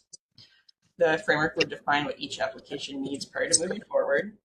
So what's the grid need that's being addressed, the baseline utility solution as a comparison, cost, benefits, and compensation mechanisms, and required performance expectations, ability to measure, and then accountability for participating. And importantly, this framework should be refined over time. So we are supportive of the workshops and stakeholder engagement throughout this process. Now we'll go ahead and move on to topic number 2. All right, so topic number 2 is going to be a discussion on how we advance open, interoperable communication for DSO visibility and behind the meter grid services. So now I am going to hand it over to you, Garrett. Thank you, Kirsten. Can you all hear me? Yeah, we can hear you. Okay, great. Hello, my name is Garrett Wysocki. I'm an engineer with SDG&E's Electrical Distribution Operations Department. So this slide here outlines SDG&E's position on DER visibility, starting with the key principle. Visibility should be fit for purpose, not one size fits all. It needs to align with the specific grid service being delivered. We see multiple pathways for visibility depending on the use case, such as aggregator level visibility for managed fleets, direct device visibility for large or utility dispatch DERs, and in many cases, the customer meter view, since it reflects the net grid impact. We've identified such ADMS and DERMS capabilities that are required for dispatch of DERs across multiple circuits, such as day-ahead feeder load forecasting, real-time or near real-time feeder telemetry, and DER registry integration. Apologies, the light just turned off.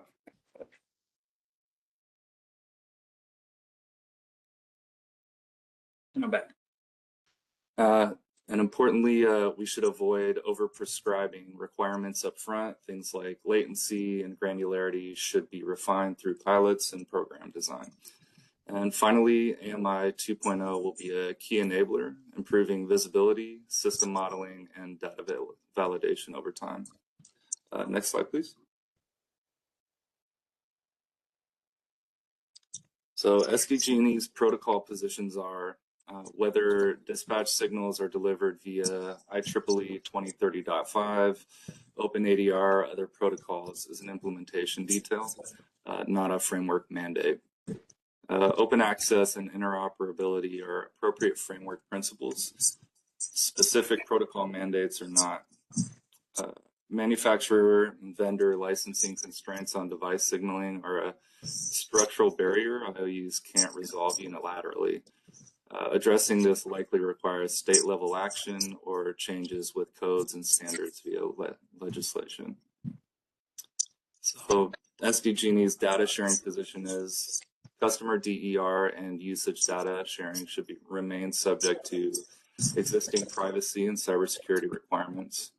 And existing CCA data sharing procedures should be used for CCA managed DER participation pathways. Specific data sharing architectures such as grid edge DERMS or third-party DERMS interfaces are implementation choices that should follow framework adoption and operational maturity. Regarding technology ownership, utility side of the meter technology is utility owned. Customer side technology is customer or aggregator owned. Communications arrangements are governed by contracts and tariffs. Next slide, please. And now on to topic 3, dispatch mechanism and aggregator roles. So the foreseen roles under DSO-led orchestration are as follows. Utility DSO identifies grid needs, communicates service requirements through tariffs and contracts, and verifies performance. Aggregators manage DER portfolios, commit capacity to DSOs, manage device-level communications and customer relationships. In turn, will receive compensation where applicable and bear performance risk. CCAs participate as load-serving entities. CCA manage DER's access participation pathways consistent with existing data sharing procedures. Customers can be directly enrolled through a tariff or program or indirectly through aggregators or CCAs. Open access principles. Utilities do not select winners and losers among DER providers. Utilities identify grid needs, communicate them through tariffs and contracts, and procure services on terms that any qualifying provider can accept. Dispatch architecture choices such as dynamic operating envelopes, bilateral contracts, scheduled versus real-time dispatch follow from grid needs and program design, not pre-specified mandates. And now Zach will take us to discuss cost-benefit methodologies and valuation frameworks. Thank you.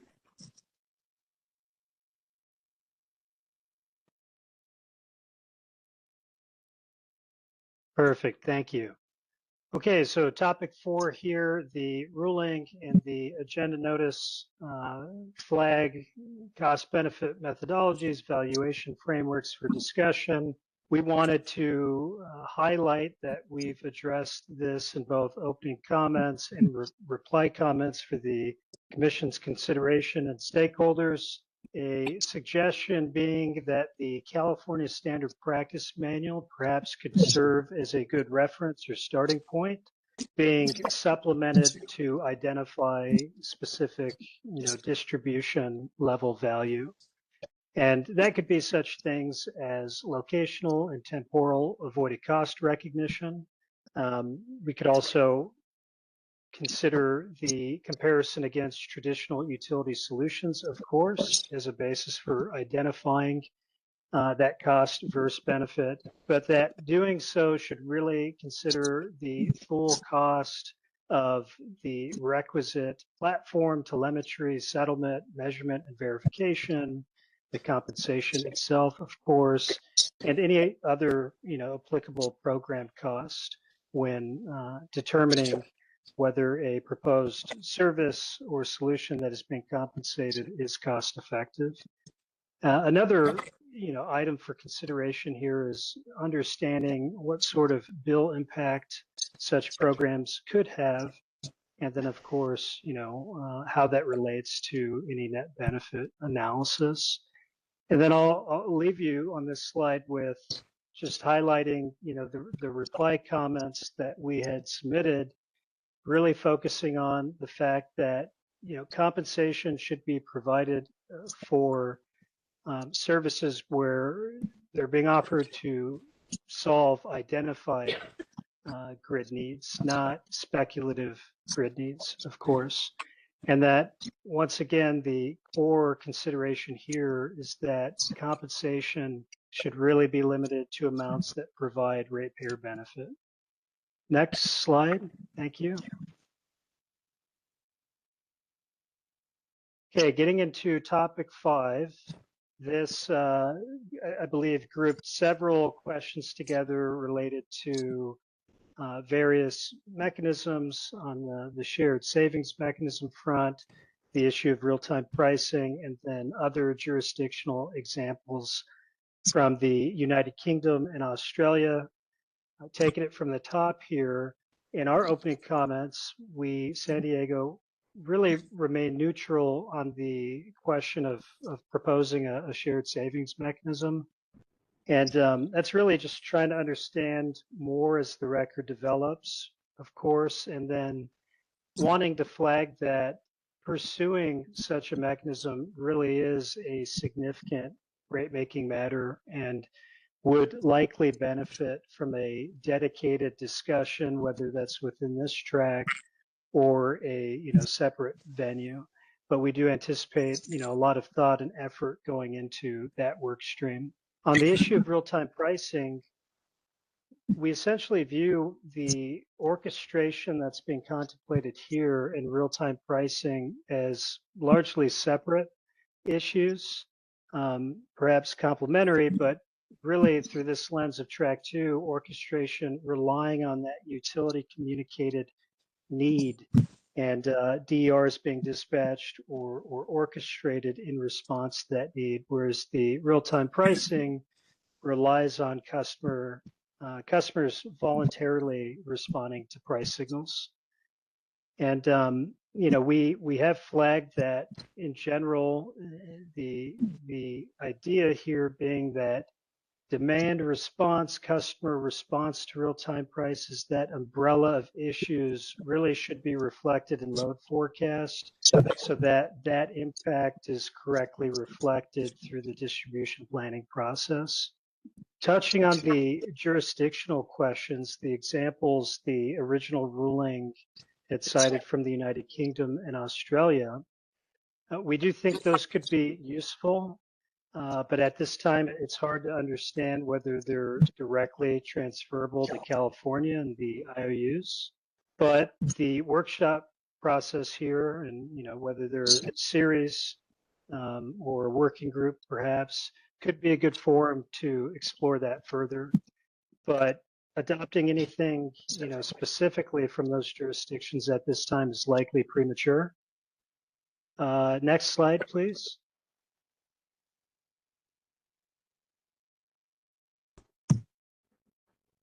I will turn it over to Kirsten. Thank you.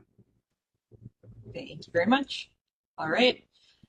For topic number 6, we focus on SDG&E's readiness today and what we believe the Commission could do to help account for differences across utilities when it comes to a readiness perspective. So for SDG&E, we do not yet have a DERMS in place today. We do have procurement targeted to occur this next year in 2027. Therefore, we do expect more production level pilot capable environments to follow that. But importantly, we have active work going on those foundational capabilities we spoke about, so including the ADMS, the day-ahead forecasting, which continue to be refined alongside existing pilot projects. So as you heard from PG&E and SoCal Edison, there is varying level of maturity. So our recommendation is to start with a common framework, one that establishes consistent principles, methodologies, and evaluation criteria across all of the utilities, where at the same time, it's important to allow flexibility in how the utilities implement within that framework based on their readiness and system needs. We also recommend not mandating uniform timelines or program requirements, with the thought process that utilities should move forward only when they've identified cost-effective opportunities and have the capability to deliver on those. And finally, recognizing that some pilots may require a DERMS while others could potentially still be done with existing operational infrastructure. So overall, key message here is to pair consistency at the framework level with flexibility at the implementation level, given that the starting points will be a bit different across the IOUs. Next slide, please.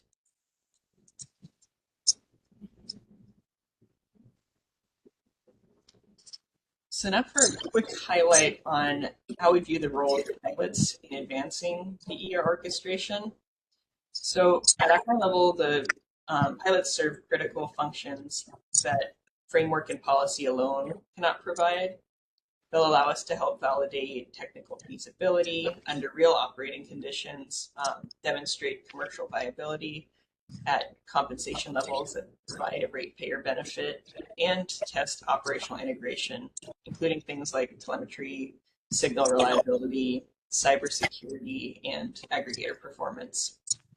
So pilots allow us to test participation pathways at a manageable scale before broader system-wide deployment.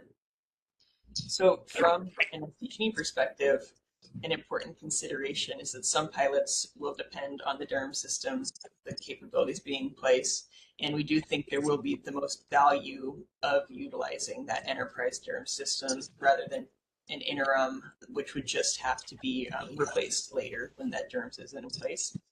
So that's particularly true of use cases that require location or time-specific dispatch tied to grid conditions. So with our DERMS procurement targeted for 2027, we do anticipate the pilot-capable environments to follow that. So key takeaway from this one is that pilots are definitely essential to de-risk and validate programs. And where they are demonstrating value, that's going to be our most clear path to ones that could be adopted and scaled. Next slide, please.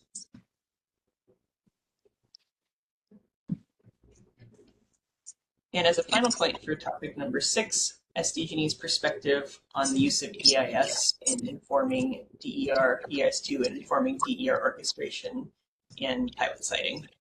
So at a high level, we see EIS findings as valuable context, particularly for understanding long-term system level electrification and upgrade needs. However, EIS is not designed to support pilot siting because it does not identify specific feeder, circuit, or time-bound grid needs with the level of certainty required for a cost-effective DER deployment. Instead, we see the distribution planning process, or DPP, as more appropriate tool. It's refreshed annually, provides more current and granular view of distribution system needs, and because of that, pilot siting we see as being driven more by the DPP outcomes. Specifically, where we've identified clear planned distribution needs that DERs could potentially address. So EIS provides important long-term context, but DPP we see as the right mechanism for actionable location-specific decisions like pilot siting. So with that, that closes out the key 6 topics. So now I'm going to hand it back to Zach to take us through some closing topics and a recap. Yeah, thank you very much. Okay, so one of the items we wanted to close with here is cost recovery. I think we've heard a couple different proposals this morning and afternoon about what this could look like. It's very similar to some of the comments I heard earlier. You know, the foundational capital, the work that's being done in the GRC and associated grid modernization plans as a vehicle already, right? That being the GRC process itself. I think the point we're trying to make here is really that any commission direction or requirement that SDG&E or the other IOUs pursue orchestration in on a timeline that necessitates incremental funding really also necessitates a dedicated cost recovery vehicle or pathway, right? So that there is sufficient funding to comply with any commission requirements that flow from the proposed decision or decision in this track of the proceeding. Now, what could that look like? For example, is, you know, in the process of adopting an orchestration framework, if there are establishment costs or incremental need to spend funds and there's not existing funding to do that, then the appropriate mechanism for that perhaps would be a memo account. If you get farther along in the process here where we're thinking about, you know, an application proposal or perhaps an advice letter submission for program specific costs that do not have funding via the GRC or, you know, something like EPIC, then it would be appropriate at that time to explore what additional funding would be required, of course, justified, and then the appropriate procedural mechanism to ensure that funding exists. With that being said, I think we can move to the next slide.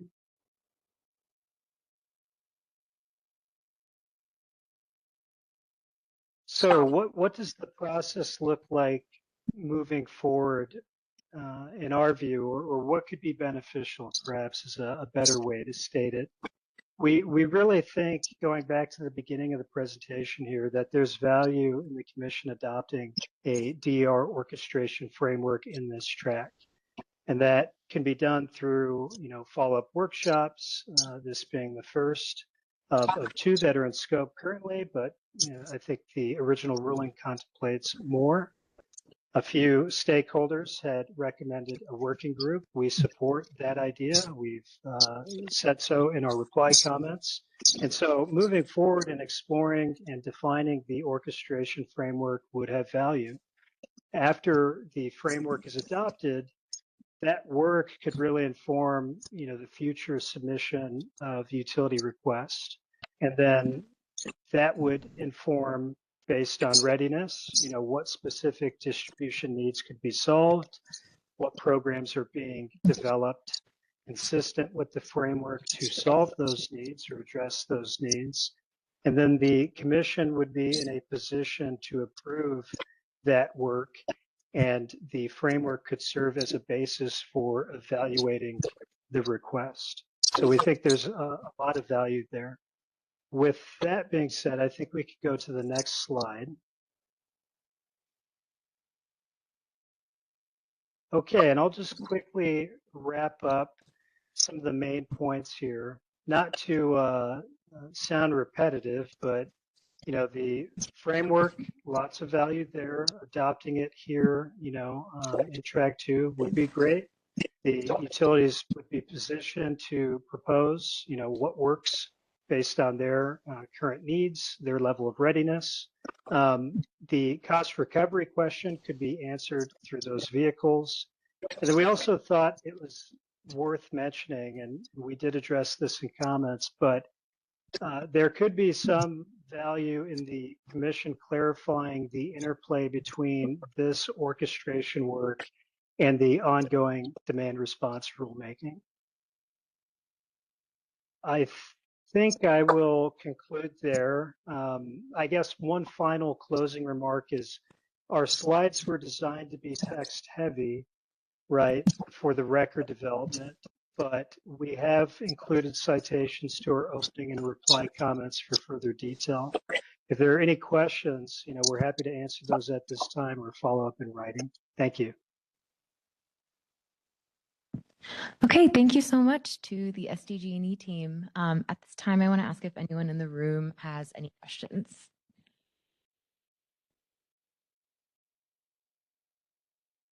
Thank you again. Jennifer Bach with CalCCA. I did have a question on one of your graphs or slides. You had mentioned that for grid needs to be met, the terms would be set through tariffs and contracts.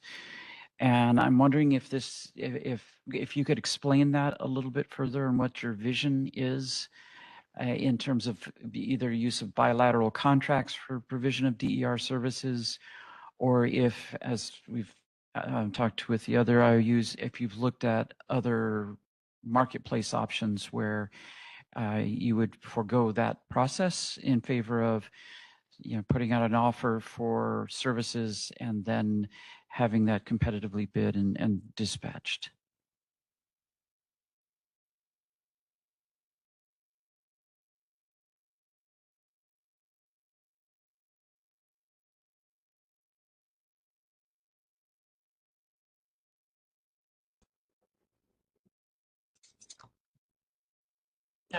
Sorry to ask, do you mind repeating? I just want to make sure I got the whole question. So is there on the vision using bilateral contracts? Yeah, I don't remember which slide it was, but one of your slides had talked about setting terms for grid needs via tariffs and contracts. It was one of the early slides. You had also Jennifer, bilateral contracts. Jennifer, can you hear me? This is Jan Strack. I'm sorry, what? This is Jan Strack from San Diego Gas. Yes, hi, Jan. Yeah, I thought I might respond a little bit. I think, the term marketplace, I think, is a little broad. And the way I think about it, it could very well be there very well could be a marketplace in the concept you're thinking of, but it would need to be defined under some sort of parameters, like a tariff or via some contracts. So people would sign up to this marketplace via some sort of contractual mechanism or some sort of, you might want to call it a sign-up mechanism, whatever it is, but there has to be some sort of formal process by which people participate. And then that process could be competitive. It could set prices, kind of the way PG&E thought about it. I think all that's viable. So I think maybe we need to be careful about how we characterize the terms marketplace, contract, tariff, because I think it all amounts to kind of the same thing. We need to have a formal mechanism by which we identify the need and by which people agree to certain performance standards and therefore deliver the services and get compensated. So I hope that helps. Yeah, thanks, Jan. I think what you're saying is essentially that regardless of whatever the mechanism is, that there's a need to vet potential sellers and resources before they're allowed to participate in whatever service for providing DER flexibility. Yeah, we have to make sure that the capabilities are in place to actually deliver the service that we do need. Thanks, Jay. Can I ask one question of STG&E to just respond to what SCE is proposing regarding the advice letter process? Do you feel that would it be workable for SDG? I know the utilities are in different places right now with orchestration and DERMS. If you went straight to advice letters. Yeah, so I'll interject here. This is Zach Branham again with San Diego. I hate to say, but I think it depends on the scope of what the request is, right? Certainly an advice letter process could be used, but if the scope of the advice letter is aimed at addressing pilot level exploratory work, that probably is appropriate, would make sense. But a full blown program level design may warrant an application process. I really think as we move through and forward this track, some of those details, when it comes time to propose and implement, will become a little bit more clear. Okay, so even under a framework developed by this PD, this decision, you feel like that might not, I guess it still wouldn't be enough guidance or prep work for advice letters or beyond just pilots? Yeah, I think it depends on what the ultimate framework looks like that is adopted, assuming, the orchestration framework is adopted through this proposed decision and later decision. If there is enough of a signal there, if you will, I think that could certainly inform an advice letter submission and or application, depending on, the commission's direction. Okay, thank you. All right, I see we have a couple of questions in the chat. Just one last call for folks in the room before we move on. All right, Samuel Golden, can I have you unmute yourself and ask, or excuse me, I will unmute you, and then can you go ahead and ask your question, please? Hello, thank you. Samuel Golding, again, on behalf of the Utility Consumer Action Network, UCAN. So on slide 11, there was a recommendation to use current CCA data sharing practices. And I wanted to ask for you to go a little bit deeper on that. As context, the draft data working group report that came out last month states that San Diego Community Power reports that interval usage data is received 3 to 5 days after power flow for about 95% of accounts.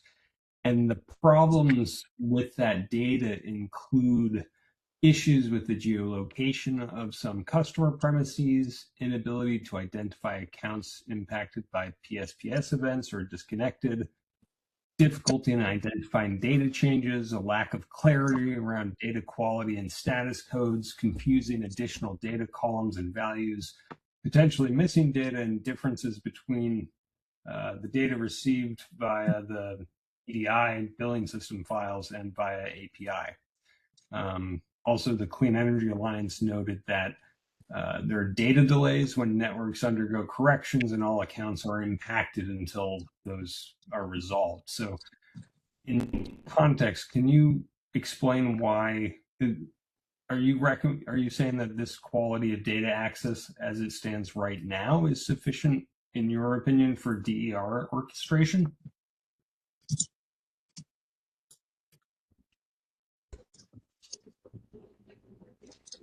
I think I can start this one up to see if we have any more of our CCA experts to chime in.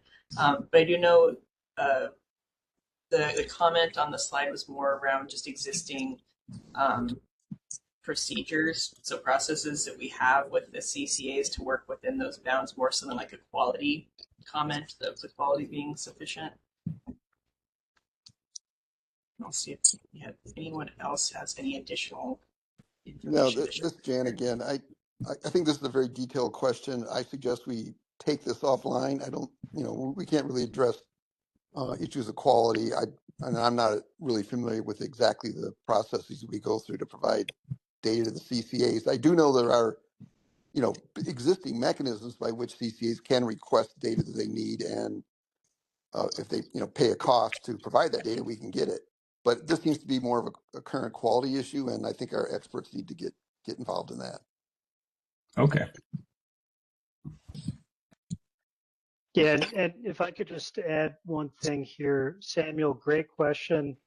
I'll qualify my answer here that, I'm not involved in the data working group report. I've not seen the report.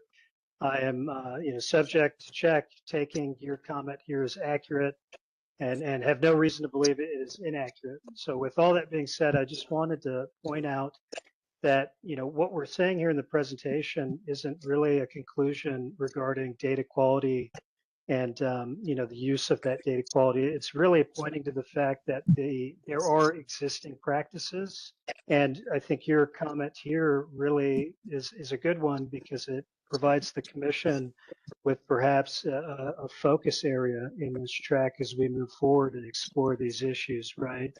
That, if the data access here is indeed not of high enough quality, that is something that should be explored as we contemplate an orchestration framework, as we move forward to an application submittal process, right? All of that does have to be worked out before we can get there. So thank you for raising this. And yeah, we'll certainly, as Jan said, take it back to members of our team.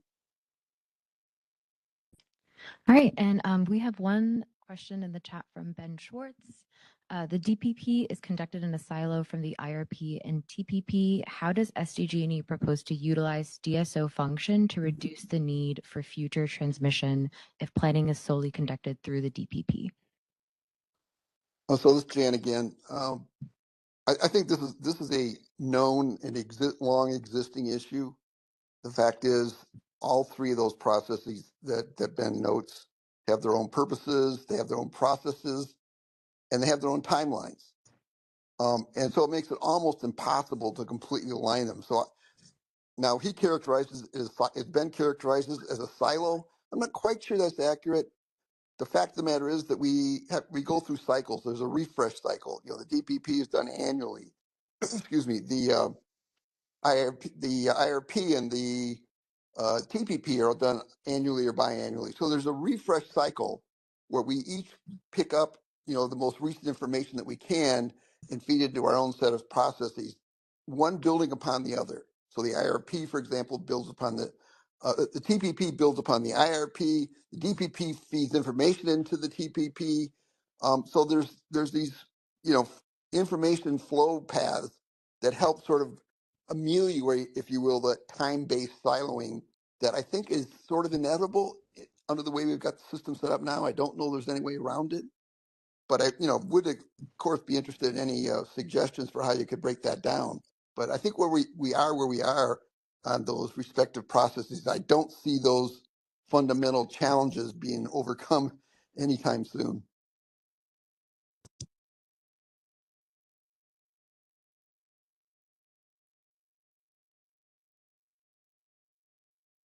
And that's all the questions we have on the chat. Is there another question in the room? We have one more question.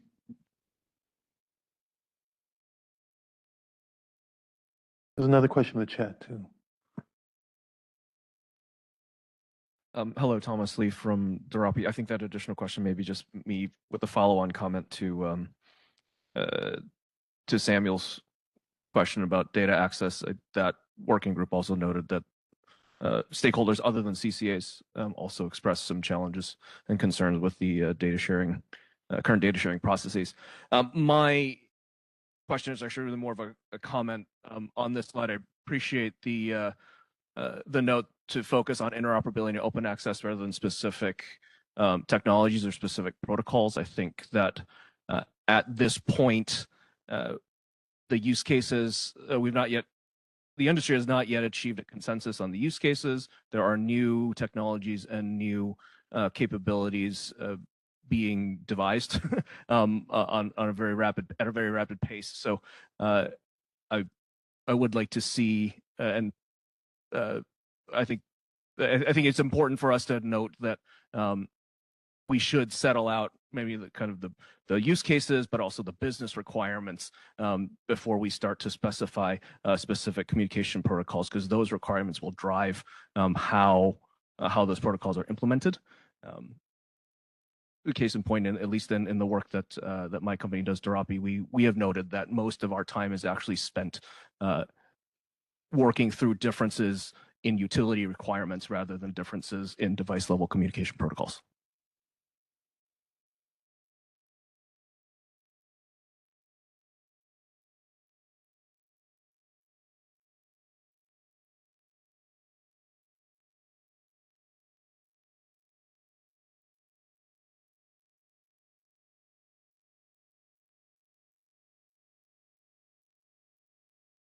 We want to go to 350 Bay Area. I have a question online.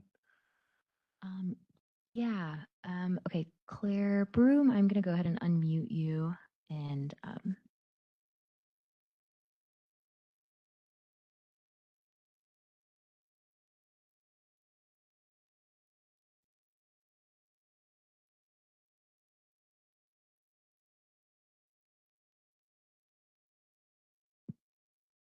Claire, you should have a request to unmute yourself.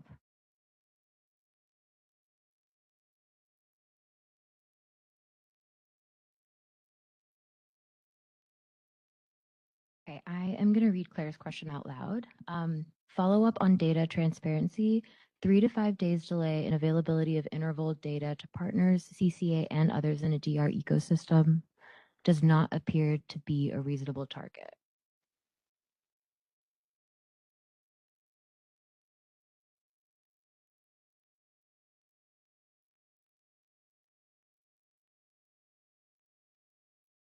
All right. Okay, it looks like that was just a comment and not a question. So at this time, we're going to break for 10 minutes. So it's 2:58. I'm going to say if everyone can come back at 3:10, then we can go ahead and start with the next presenter, which will be Cal Advocate. All right, thank you, everyone.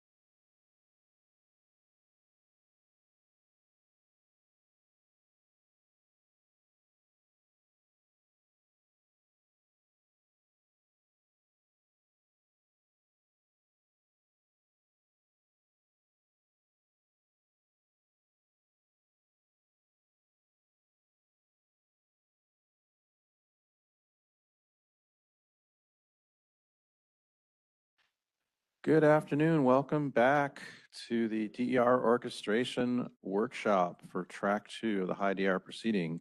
It's 3:10 and our break has concluded and we are ready to get rolling again. We have 7 presentations from parties and this workshop is scheduled to go to 5 p.m. We initially had allocated 15 to 20 minutes per presenter, but we are a little bit over time. So we're going to ask if everyone can try to keep it to 10 minutes. We're going to hold Q&A to the end of the 7 presentations. So our goal is to have all the presentations wrapped up by 4:30 and have 30 minutes of Q&A about the presentations and any other issues that were discussed in the workshop, including the upcoming decision and application process. So with that, we're going to turn it over to public advocates, and Anthony will be our first speaker. And again, thank you all for your understanding, and let's try to have some time for discussion after these next 7 presentations. Thank you, Anthony. Thank you, Gabe. Hi, everyone. My name is Anthony, and I am a utilities engineer with the Public Advocate's Office. Today, I'll be talking on some of our perspective on DR orchestration, and mainly our focus will be on how we foresee and think sequencing of this work should happen in this proceeding leading on to implementation. So to get started, some of our main goals and priorities as public advocates for DR orchestration, as seen on the second slide, include the use of existing grid capacity more efficiently, deferring or avoiding upgrades where DRs are more cost-effective than traditional upgrades, and supporting electrification and energization without imposing unnecessary costs on ratepayers. Additionally, we think that improving reliability and operational flexibility is also another goal that is achieved by aligning flexible DRs with local needs and constraints. So the key point I want to highlight and communicate here is also that from our perspective, these benefits should not be assumed. Instead, they should be measured for us to understand their value, compare against alternative, and determine how and where best to prioritize deployments and early deployments of the orchestration in a way that generates benefits. Moving on to the next slide. From our perspective, we think that the process currently anticipated is premature in terms of its expectation to go straight into applications without any additional work or opportunity to comment and opportunity to establish a common framework. So there are a couple reasons we think applications are currently premature, and these include, first, that the foundational framework issues, in our perspective, remain unresolved.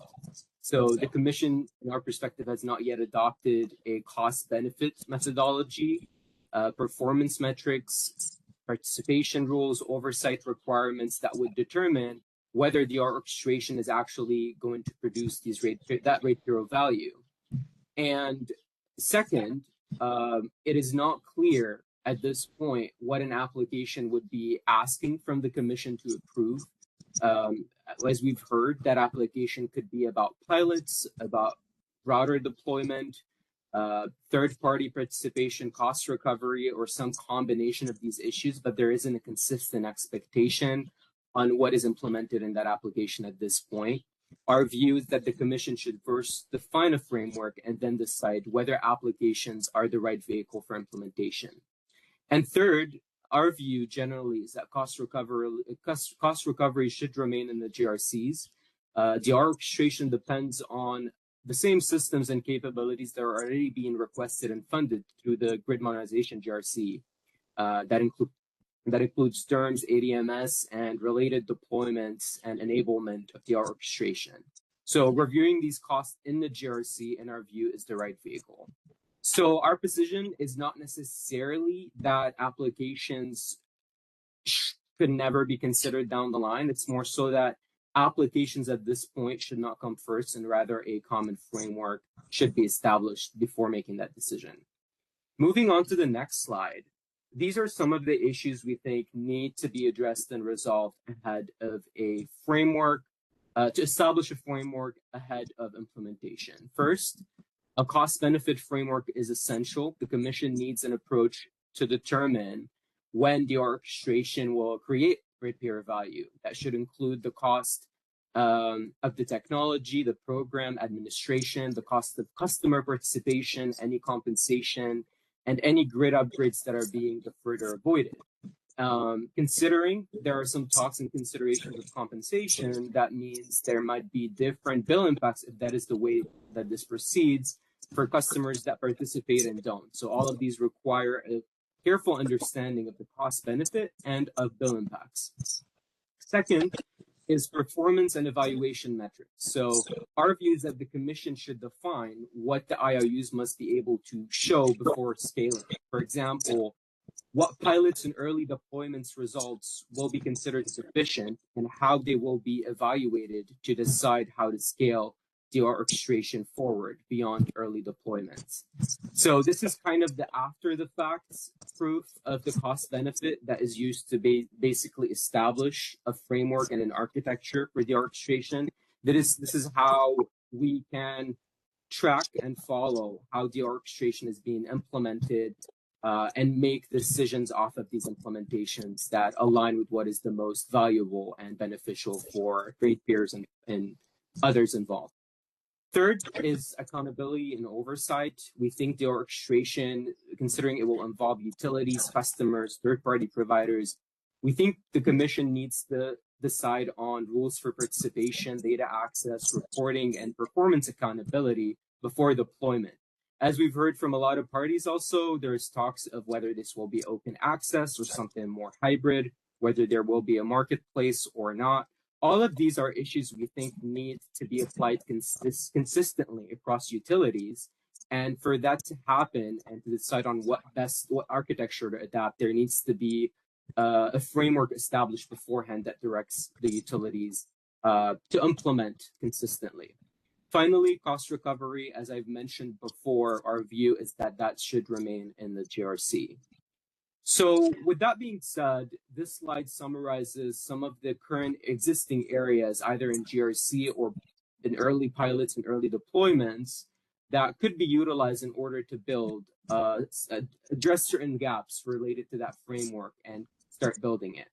So on the GRC and grid mod side, we know utilities are already requesting and recovering costs for things like DERMS, non-wires alternatives, local orchestration, and related capabilities. That work should help answer questions about readiness, existing capabilities, about priority target deployments that are more ready than others, about incremental costs and potential benefits. We also, as we've heard, there are pilots and early deployments that are also focused on addressing these questions. There are managed charging pilots, there are orchestration pilots, Flex Connect type use cases and pilots. All of these can help answer questions about deferral potential, about participation, about performance, about data access and technology and communication. So we need to make sure that we are considering all of the data we currently have to establish a framework. Another example, as I've mentioned, there are some epic pilots related to orchestration that have an objective of testing how deferral is achieved and how the value of that is quantified. These, again, are data inputs used to build a framework, for example, in this case, for cost-benefit analysis. So with that, to wrap things up real quick, this is our proposed process, and it involves starting off past this workshop with a working group that works on addressing and allowing discussion for all of these topics in a way that results in a report from the working group on which parties are able to comment. And from there, the hope is that the work done in this working group would consider all of these different framework elements and provide the Commission with a decision-ready record. And in that decision, the hope is that the Commission is able to establish framework and clear expectations for how to proceed into implementation, whether that is through an application that has a consistent framework, or our preferred method, and where we think this should be done, is to the GRC, where utilities can then take these framework elements and implement them. To conclude on the final slide, our practical way forward is do not order IOU applications just yet. Develop the framework and rules first. Build on the work already underway. Give the Commission a decision-ready record and use the adopted framework to guide future scaling and GRC review. Most importantly, another thing to highlight here, our view is that there needs to be consistency between utilities when they are about to ask for any type of funding or cost recovery to deploy and implement or scale the orchestration, and this process would allow that to happen. With that being said, that is the end of my presentation. Thank you. Thank you, Anthony. At this time, I'd like to invite our representative from CalCCA to do her presentation. Feel free to introduce yourself also.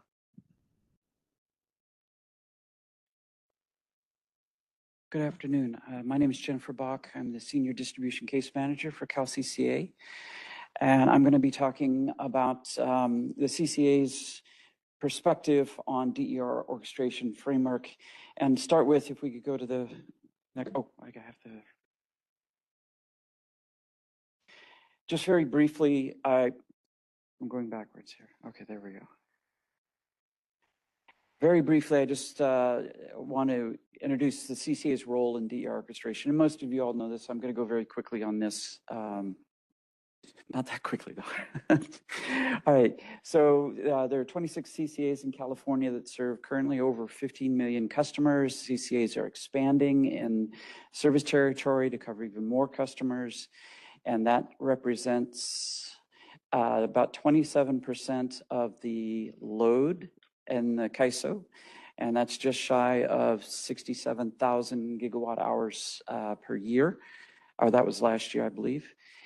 And CCAs offer a lot of programs. They're very innovative in terms of their ability to launch programs and tariffs and pilots very quickly.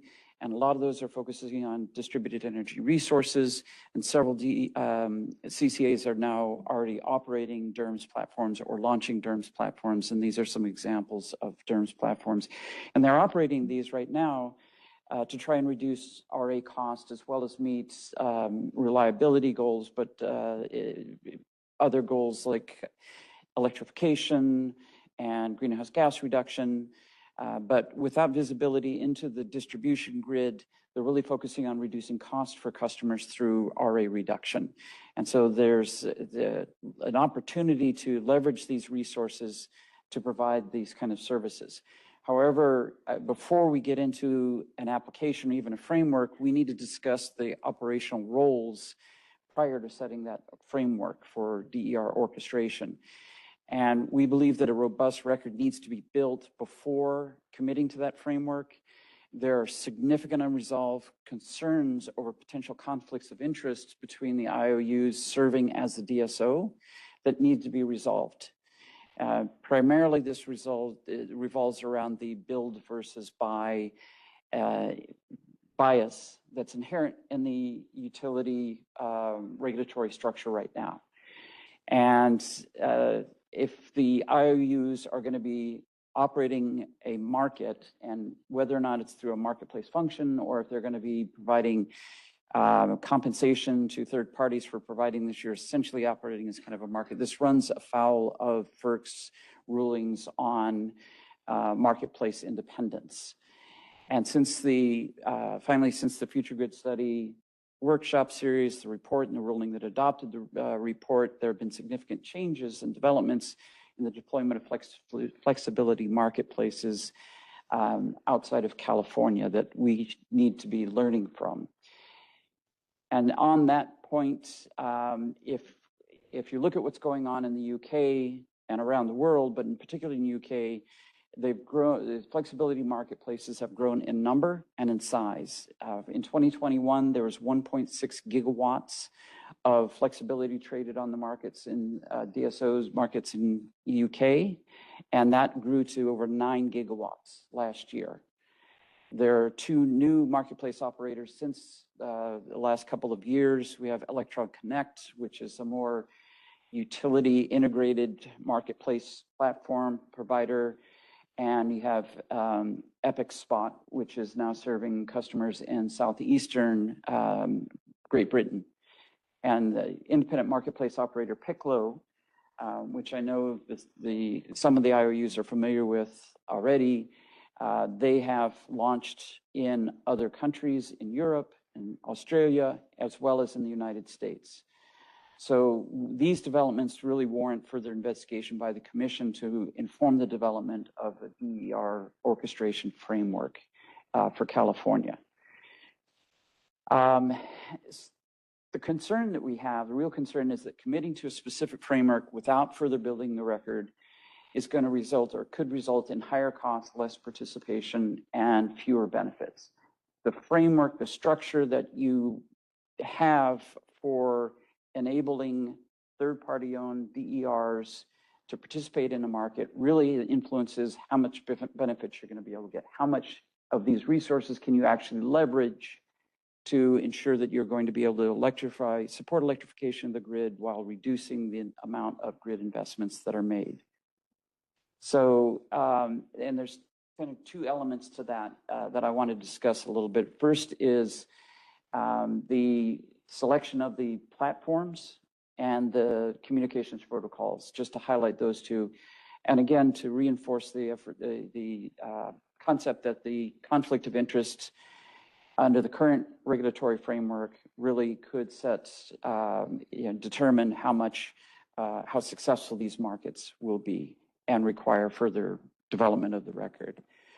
So I want to talk a little bit about OpenADR 3.0 versus IEEE. And I know we've talked about this in other programs. We've talked about it a little bit today.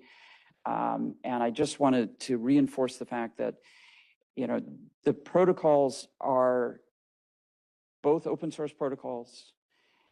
They serve different purposes. They're compatible, but they are designed for very distinct uses. IEEE 2030.5 is really more designed at device level control.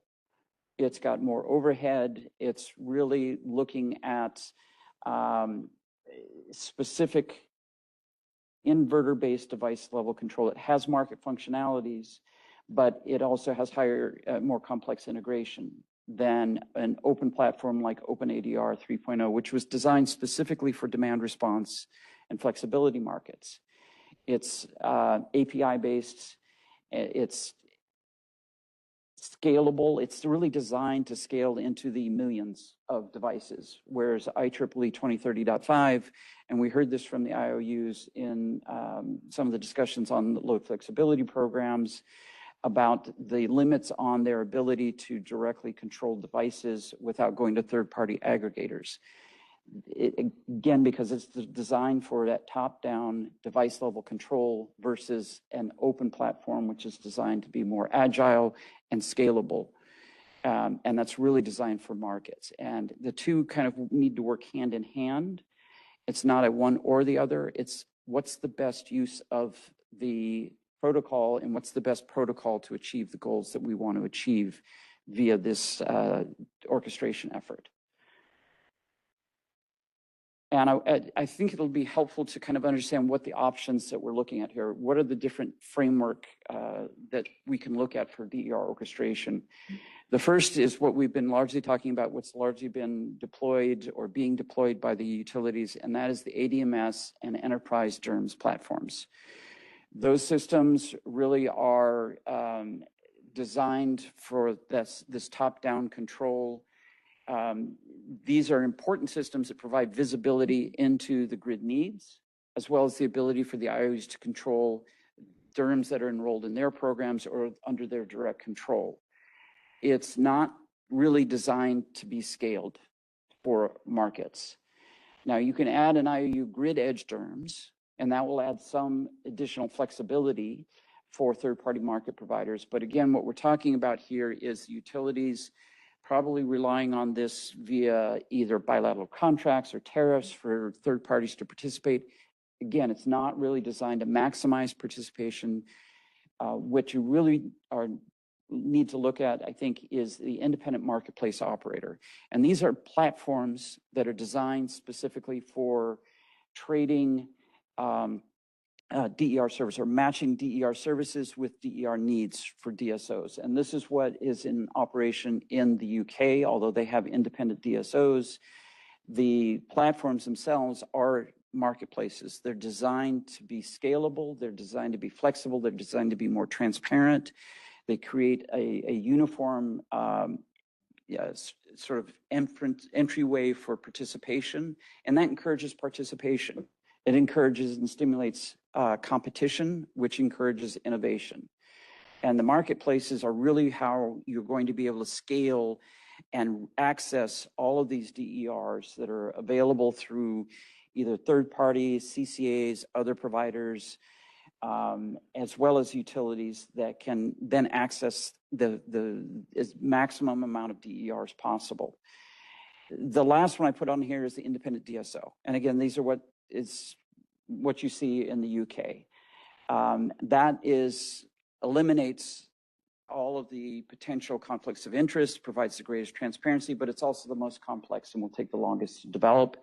I'm not sure that there's an appetite for that here, but you can still go with an independent marketplace operator, so long as you implement controls for how the flexible needs are offered into the marketplace, how they're identified, how they're valued, because that's still going to be under the control of the IOU. That conflict of interest still exists there, but at least if you have an open marketplace, then you have the ability to trade freely amongst the partners. And what I'm talking about here is, when I say marketplace, think about the CAISO.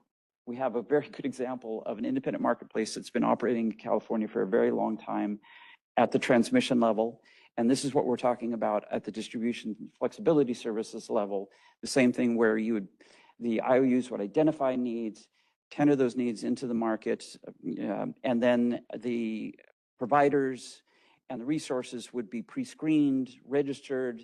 The marketplace operator would provide a day-ahead signal bidding and then dispatch on the day of, just like you do at the CAISO. So this is the framework we're talking about. This is not what I think I heard from PG&E or SCE when they're talking about marketplace.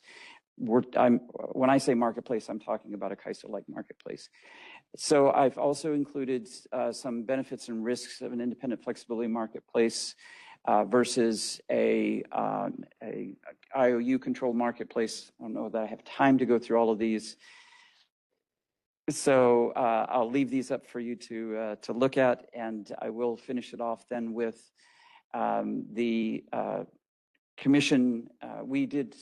Some of these were included, these guiding principles. There's some additional guiding principles here that were not included in the first slide from this morning, but I did want to at least put this up here for consideration.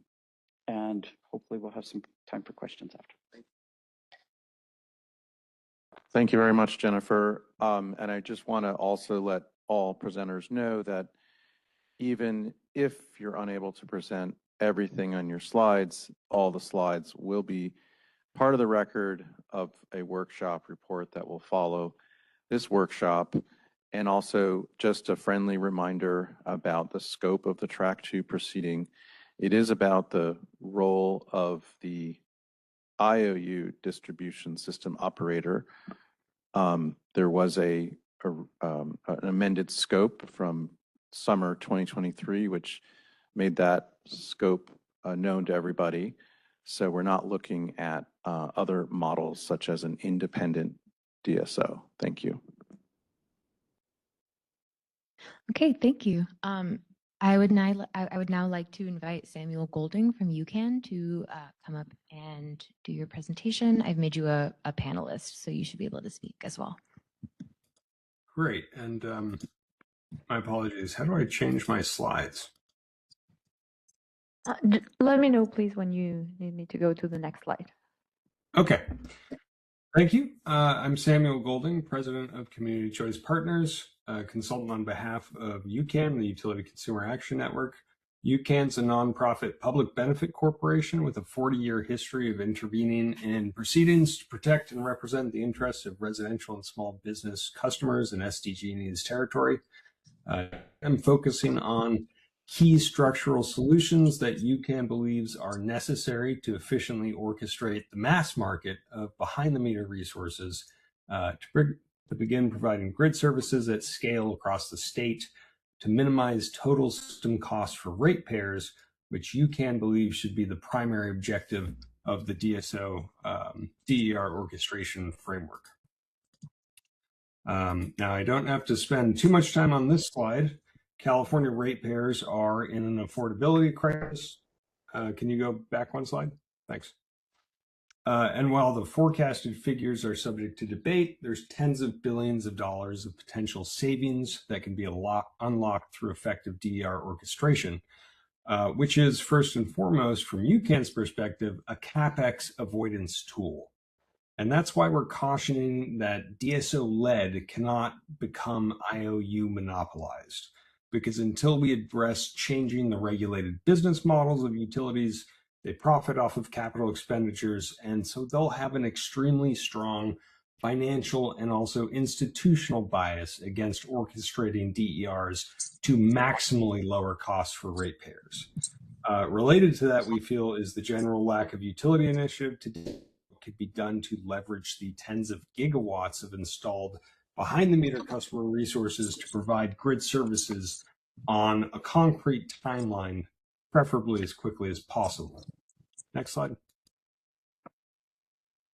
UCAN's view is that maximizing ratepayer benefits is really going to come down to how quickly we can scale up relying on non-utility third-party investments into the communications, devices, and customer engagement activities necessary to orchestrate small-scale DERs.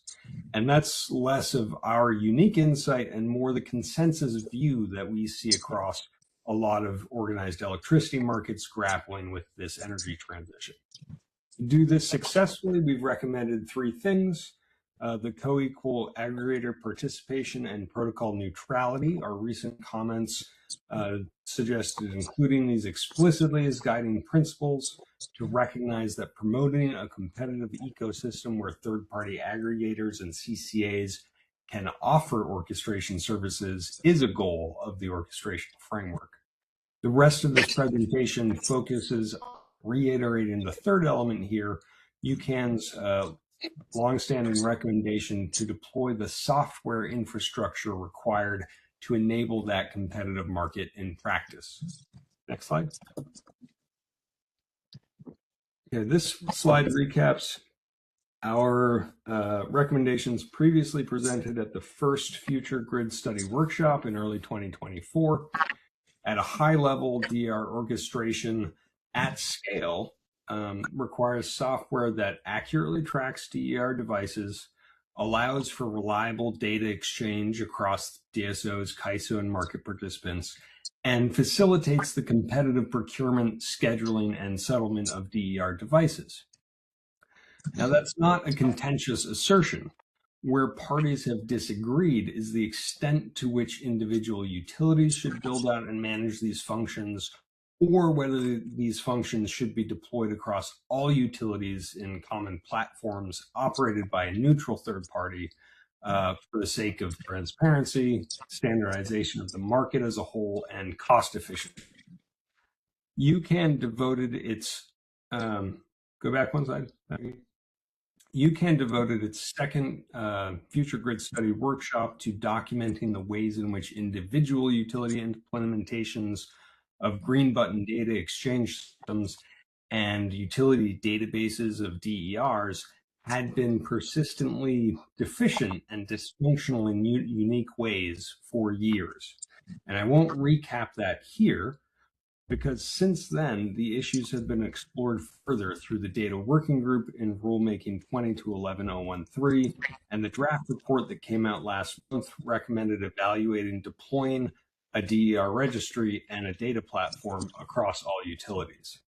I'll also note CAISO's recent comments suggesting that a centralized data platform, as they referred to it, should also be evaluated.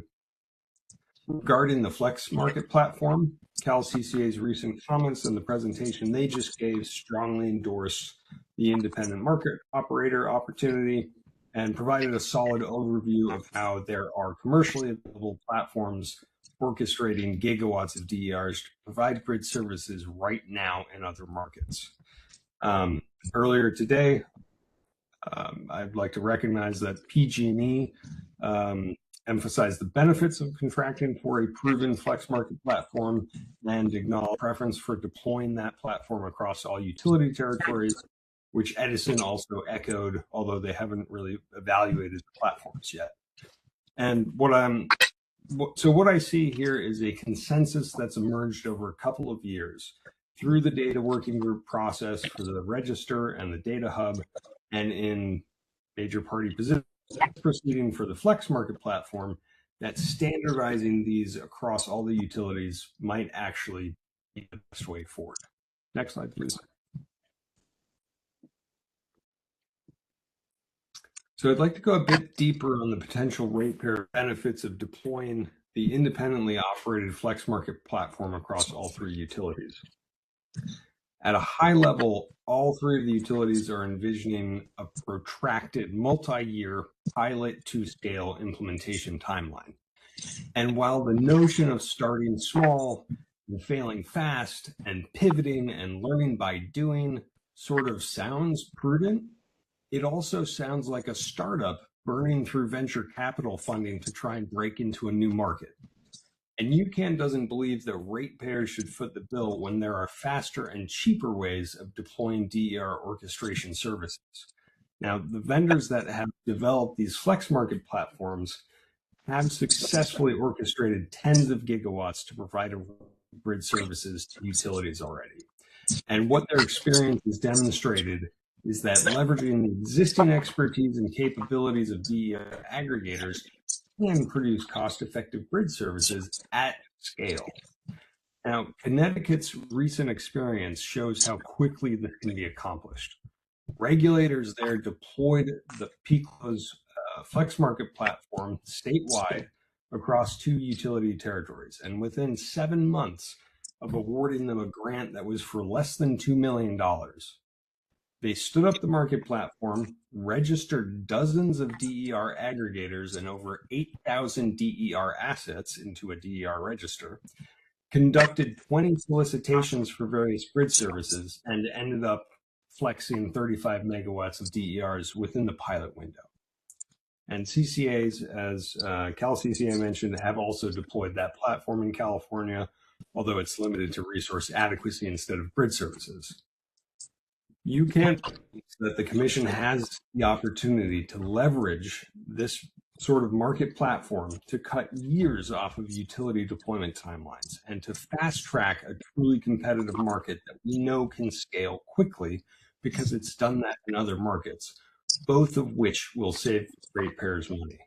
It'll save direct costs in terms of fast tracking the utilities' understanding of this domain, and it will save indirect costs in terms of fast tracking, the provision of grid services that will avoid the CapEx expenditures that would otherwise be necessitated over the next few years. Next slide, please. And this is a straw man procedural path for a process to actually deploy this. It begins with the issuance of an RFI, which we would recommend scope the functionality required for the Flex Market platform, the DER registry, and the statewide data hub. A working group convene with the utilities, the vendors, aggregators, CCAs to refine it, to develop scope and governance and cost recovery. Energy Division could formalize that into a proposal on the record for party comment and approval. And then from that point on, we don't see a reason why that platform couldn't be stood up and operational within a 12-month period across all utilities at once. It may be able to offer a different range of grid services depending on the individual utilities' kind of underlying infrastructure, how developed their ADMS and DERMS platforms are by that point.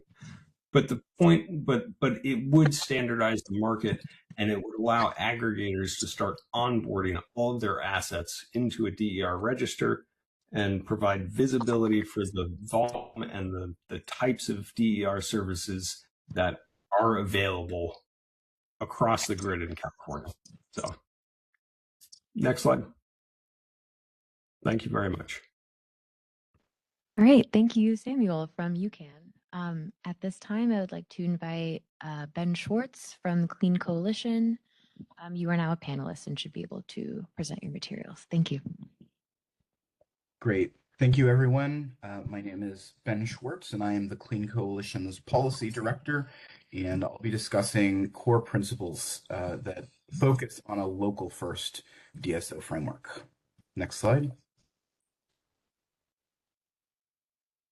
This is just a little bit about the Clean Coalition. We are a very technical nonprofit, and since I'm limited on time, I'll let everyone read that on their own. Let's just go to the next slide. Great. So the first component here that is worth mentioning is just that when we are talking about the ability of a DSO, oftentimes conversations function, revolve around the energy side of things, the capacity side of things. But it's worth noting that energy is just one of three key dimensions for the grid that also needs to include voltage balancing, which is a location-based issue, and that makes it very relevant for a DSO, as well as frequency balancing, which relies on the speed of getting to that issue and including sourcing or sinking real power. Inverter-based resources are capable of addressing all three needs. And this is a really critical way that a DSO and DER orchestration can actually help increase the value from each marginal DER that is deployed. For example, Pacific Power has a program called Watt Smart, I believe it's called, and it's a virtual power plant in function that helps bring down peak demand, but also uses batteries to help with voltage balancing. And that makes it relatively unique.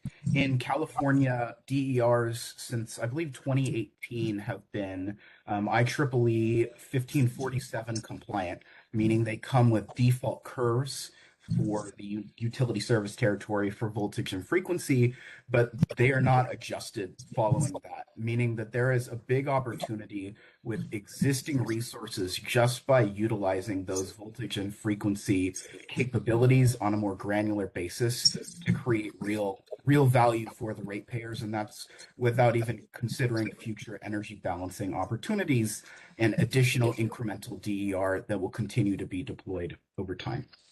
Next slide, please. So as others have mentioned, this issue is really related to affordability inherently. California is in the midst of an affordability crisis, and we also need to be acutely aware that investments that we are making now will continue to carry over for decades to come. Transmission costs in particular are 40 to 50-year assets, and so the initial sticker price, that CapEx price, is only oftentimes around 1/10 of the total lifetime cost when considering operations and maintenance costs as well. Already over the last 11 years, transmission access charges, which are the way that CAISO meter and assess to recover the costs of transmission, have more than tripled. And it's very apparent that those costs will continue to go up as we deploy more and more transmission. And that makes focusing on the local important. Next slide. Great, thank you. So credit to Richard McCann and M Cubed on creating this image, but this just goes to show the substantial amount of behind the meter capacity that already exists. That blue dotted line represents the CAISO metered peak. And yet, if we take a look, that red line represents the total peak load, meaning that about 20% of peak load is already being met by behind the meter DER, and this was very well reflected in SDG&E's presentation where they showed around 3,000 megawatts of DER, I believe was the number. Next slide. Okay. So the conclusion here is that the conditions today, the fact that 2/3 of residential customer bills are from delivery charges, it requires a distribution level operator with incentives that are aligned with local optimization, DER participation, and avoided infrastructure. And this image is from a Southern California Edison report from a decade ago that shows that just by having a coordinated management of DER, orchestration as we are calling it, it's possible to increase the value from incremental DER by around 20%, if not more. Next slide.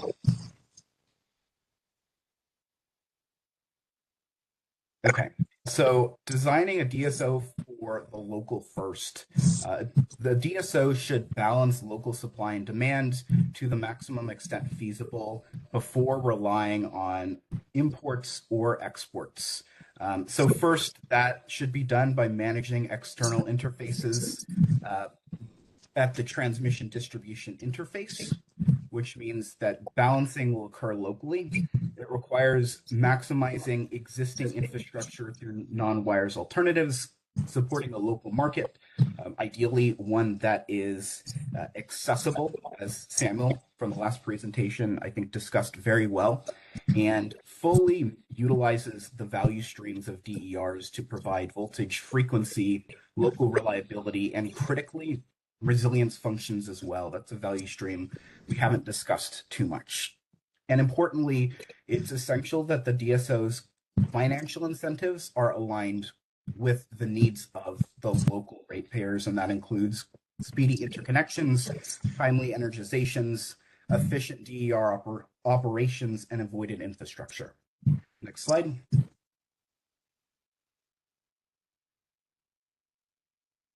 Okay, great. Thank you. So there needs to be a clear boundary between distribution optimization and bulk system dispatch. And I did ask this. I think it's very important to note that in all three IOU presentations, the emphasis was on the distribution grid, but the value stream of avoiding transmission was really not mentioned or featured at all. And this is a pretty critical outcome that needs to be prioritized. Reducing transmission, reducing peak demand helps reduce congestion, helps defer transmission upgrades, and also supports retirement of local fossil fuel peaker plants. The DSO should operate grid level DERMS and coordinate with third parties through interoperable interfaces, and utility earnings should be tied to performance outcomes, not solely capital deployments. Next slide. Okay, so we've done a lot of talking about what local value is, but not what it practically means to compensate it. For example, we've talked about distribution deferral. We haven't determined what it looks like for resources to actually apply, to be considered for deferral, and to consistently be compensated for that value. We certainly haven't discussed what including DER in planning looks like, although that's clearly been a priority outcome in numerous presentations. And it's worth noting that existing planning frameworks like the avoided cost calculator simply don't do it. They provide very system level compensation, which doesn't address the local. It also doesn't include any future benefits from reducing load, congestion, and transmission requirements. And likewise, the LNBA tool is very focused on planning, which doesn't make it sufficient for bankable operational value for DER and doesn't provide the transparency that DER operators need. And so really what we need is a clear value stack and a way for interested parties who want to deploy DER to work with the DSO to find the maximum value stream. And I do want to note that while preventing double counting is important, it can't become an excuse to erase legitimate value streams. And we need to be very clear what value streams can be compensated and should be compensated. Next slide. Okay, The last point I'd like to make very quickly is that microgrids should be a critical component of DERs and a DSO. We, as a state, need to be prioritizing resilience, and that means being proactive about it. That means valuing each individual deployment that helps build toward a broader community microgrid. And just as an example, there are grid forming and black start capabilities needed for microgrids, but those are cost drivers, and folks won't be deploying DERs with those functionalities unless there is proper incentives, that recognize that value. The remaining slides have to do with an example of DER microgrids in the Santa Barbara region, which sits at the end of Southern California Edison service territory. And I'm just about out of time here, so I won't go through it. But the point is that because of this transmission vulnerability, it makes it a perfect place to properly incentivize DER and configure it in a community microgrid that will both increase value locally and provide reliability and resilience benefits. So I'm happy to answer questions or talk more with folks if they're interested. Thank you. Yeah, thank you so much, Ben, for your presentation. At this time, I would like to invite Andy Aiden from the Environmental Defense Fund to do your presentation. You are already a panelist. Thank you. All right, thank you so much. My name is Andy Aiden. I work with Current Energy Group, and I'm here on behalf of Environmental Defense Fund. I'm also presenting on some topics that have been put forth by my colleague, Ron Nelson, who's the founding partner at the firm. You can go to the next slide.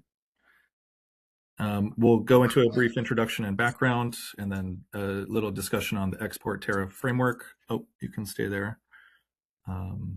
And then going into describing how the export tariff framework and DER compensation through a grid services tariff approach can achieve several overlapping goals related to the DER orchestration. Next slide. I'll skip this one in brief. It was just an about me, so I will move along, and that'll be in the record. But here, everyone has probably seen something similar. This, I won't dwell on this too long, but just to say a lot of what we're dealing with here is moving from the traditional one-way power flow of the grid to this more advanced multi-DER, multi-user enablement of this DSO orchestration platform. So just go to the next slide, please. But within that transition to the more coordinated use of the distribution grid to enable DERs, the advanced rate design components of an export tariff and grid services tariff have fallen under the DER integration framework. And so the source link there is to the full report, which was co-authored with the Lawrence Berkeley Lab. So you can read more in that report. I would encourage people to take a look. The two components featured here are the grid service tariff, which kind of deals with the DER compensation for both load modifying resources and exporting resources, and how to align. I saw on the previous presenter's slide the PNNL grid services snapshot. That's also included at the end of my presentation. I will not be going into that today. I'll be focusing on the export tariff, which features more cost allocation and recovery considerations. The next slide. So what is the export tariff in brief? Generally, it is a contractual agreement between the DER customer or interconnection customer on the distribution system that ties cost allocation and recovery for export-related impacts to the grid. That might be ranging from capacity upgrades needed to interconnect, as well as other costs that need to be recovered. So the principle of aligning the DER cost causation or cost allocation with traditional rate making principles is, I think, one of the most important takeaways. So we'll get into that in a few slides, but really seeking alignment, I think, in line with what the other speaker mentioned, not creating new processes that are kind of put on top of the rate case, but really looking at DERs as just another user of the grid, and they may have different profiles, different costs that they cause, or different benefits they can provide. So really trying to standardize how that is done within the existing processes, and we believe that the export tariff framework allows for that. So that's one key takeaway. But really it gets towards bi-directional rate making to equally treat importing and exporting customers according to their different grid needs, as I mentioned, or the grid services they can provide. And then doing this enables reduction in cost and risk shifting, sort of the traditional problem of under recovery of revenues and different things. And so associated with sort of, I know California is on its own track of net metering reforms, and so this is more general, but in our view, having this framework really helps to align traditional and emerging compensation to mitigate existing ratepayers' risk and burden to really transform the grid here for exporting facilities. But it also, I'll touch on it maybe in this slide, you can stay here. But that last bullet, which kind of gets towards aligning recovery of those upfront costs to the extent they're needed to interconnect DERs, really aligning them over time. That's really what the secret sauce is, I would say, for the export tariff. Why it stands out is rather than having an upfront cost causer pays model, it's integrated into ongoing use of system charges. And this kind of slide just talks through the conceptual framework. You can read it a bit like a waterfall, I guess. So the conceptual high level point is, again, to align treatment of these cost causing facilities, how they, similar to how load customers are treated today, just bringing those in better alignment throughout the entire rate making process is kind of one of the main benefits. And so the second tier here, recognizing export as a service, it both uses existing system assets that should be recovered from those customers, as well as reflecting the positive benefits. So a lot of this underpins or is underpinned by a more granular identification of system benefits and what costs are being caused by different DERs. So that was in line with also what the last speaker highlighted there. Just as an aside, it's not in the slides here, but I do believe the Lawrence Berkeley Lab is working with the ACC update on a distribution marginal cost study that will get more circuit level results. I don't know when that's going to be finalized. I know there's probably lots of conversations around that, so I won't pretend to be the authoritative source on that for California, but I am following that. I have worked with the Lodge model in my previous role at Portland General, did some studies up there. So I think it's a very interesting tool, allows for optimizing traditional grid upgrades with DERs considered in there to look at marginal reductions. But anyways, that was a bit of an aside. Back to the slide here.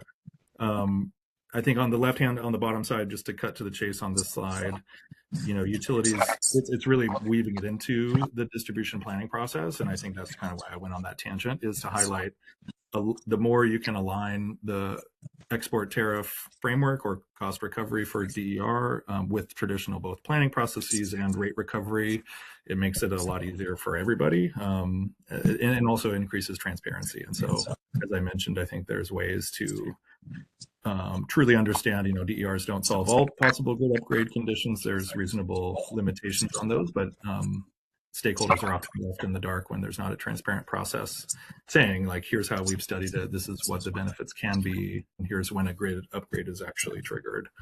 And then what are the costs associated with that? Sorry, the marginal costs. And on the right-hand side there, just sort of aligning the use of systems. So since we're talking about an export tariff, it's not just fund the interconnection up front and then have the cost shift through the avoided cost base compensation scheme. It's more paying for that upfront investment over time, similar to a traditional model for how we build out the system for load growth. Next slide. This I will skip over briefly, just to say it's a nice chart from the Regulatory Systems Project cost allocation for New Era, but the points there probably on the last bullet is most pertinent to the subsequent slides I'll talk over briefly around, the export tariff can really help with flexible connections and allow for the price signal to be set such that this cost allocation treatment, you have to kind of make some targeted adjustments to treat DER customers differently in both the cost of service study and then how those are allocated through the rates ultimately. Next slide. This is a quick example based on, I didn't put it on the slide here, but it's based off of an Australian example for an export tariff. I think conceptually, I'll just highlight two things here, which is, again, treating consumption from the grid for differently than export, and highlighting how those prices can differ for peak and called the solar soak period here on the slide. But I think there's already in California quite a bit down this road in terms of recognizing the slice of day resource adequacy differences on the bulk system, as well as for the net tariff or the current sort of DER compensation. So just to highlight, though, that some tweaks there could be made to better align with the different rules for the DER orchestration, but we can move on to the next slide, I think.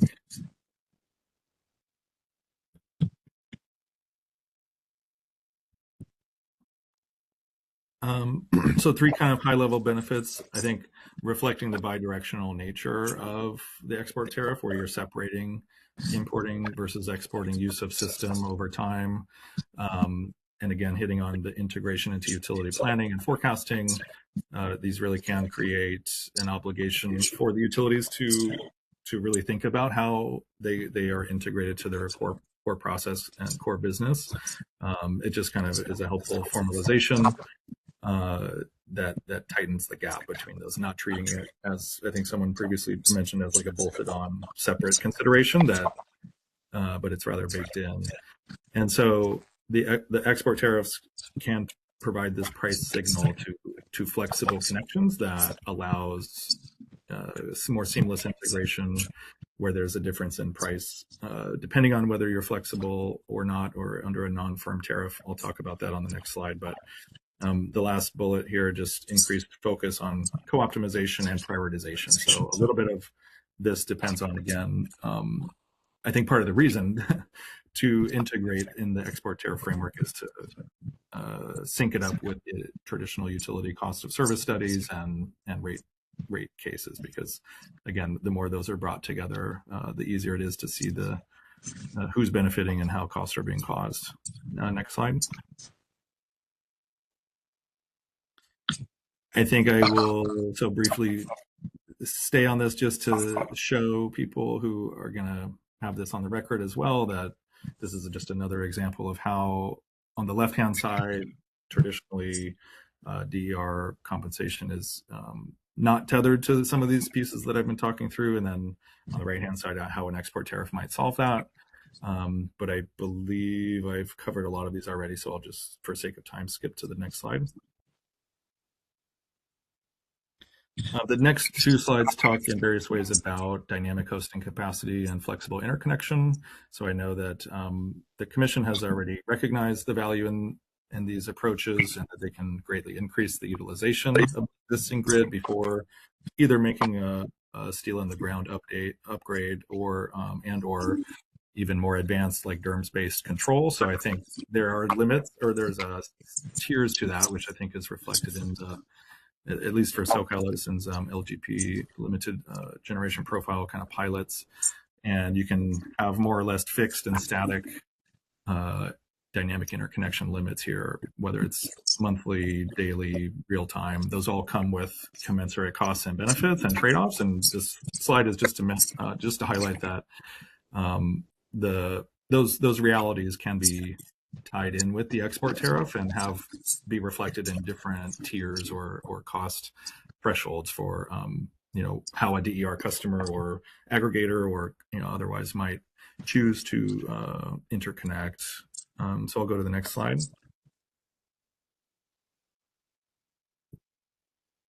So I think I only have two more, so hopefully not running on time, but this just is another way to look at how over the 24-hour course of a day, the blue being a firm limit of export and orange being the non-firm, that's sort of the interpretation based on the different slides shown previously, and then is really just meant here to highlight again that firm and non-firm tariffs can be bundled in with this export tariff to provide a good reflection of system value and be transparent and upfront with that. So I think with the ongoing work around this proceeding on the dynamic flexible connections, understanding how this fits in upfront would be critical to sort of, again, maximizing the use of the existing system and including encouraging customers who can provide that flexibility to do so.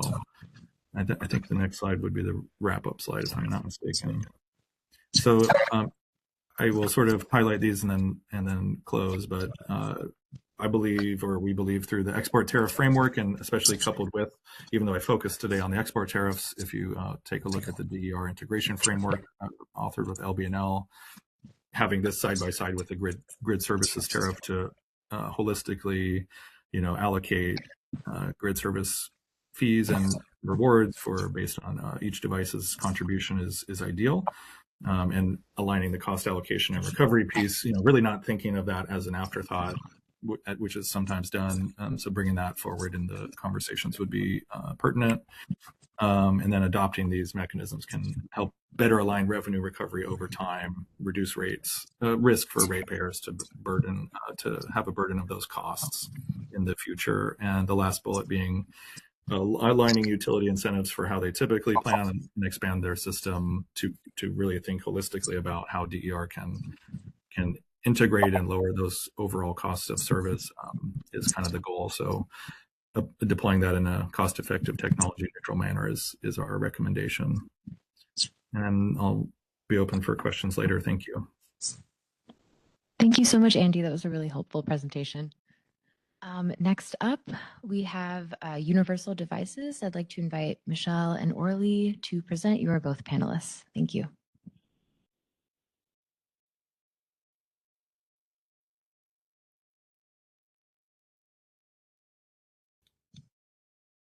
Can you hear me?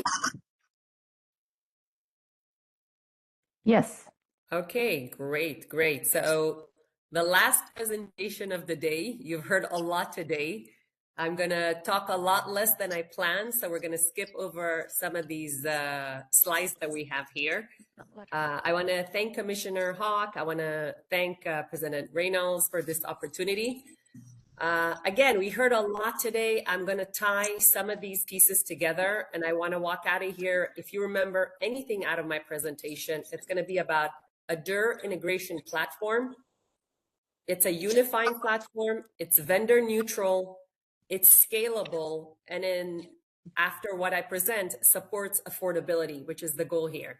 So it's not important who I am, but just to give some credibility to what we're going to talk about today. We've been around for 20 years. We're a manufacturer in California. We've worked on several emerging technology projects with PG&E and SCE. We have active projects with them right now. Our work with dynamic rates was used as a foundation for the CalFuse rulemaking. And everything we will talk about is free and is currently available for download on GitHub.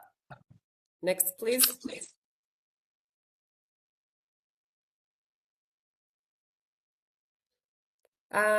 Again, I'm not going to spend a lot of time on this. I think the proceedings and the work group is addressing many things. The one thing that I think we need to address more, and there may be some issues with what's been discussed so far, is behind the meter devices. Next slide, please.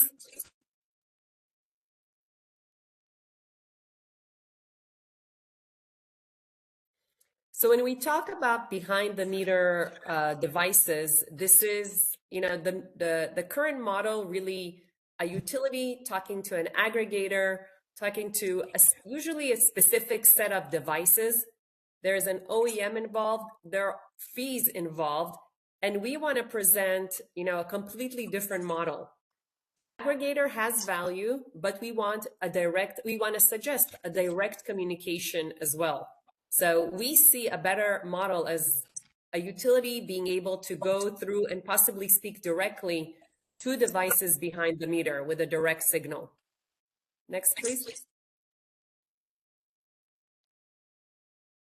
I'm going to present my coworker, Michelle, to talk about some of the issues that have been presented so far. But before I do that, I'm just going to shout out, we heard some great things from SCE today about, unlocking affordability through DER orchestration, and PG&E about the fragmented program. So we really want to showcase this solution, the DER integration platform, something that resolves a lot of these things that were pointed out today. Michelle, sorry, go straight into the issues.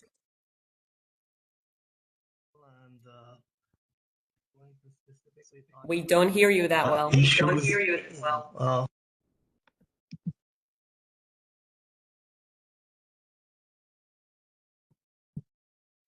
I don't think we can hear you. If we can't hear you, I'll continue. But you want to give it one more try? Hello. Hi, this is Michelle. I'm going to go through technical concerns that became apparent to me during the last workshop. I'm not going to give too much details, but at a high level, behind the meter devices are not addressed. And I think, as Orly said, Devin explicitly discussed that they have nothing to do with the behind the meter devices. And that to me is a gap.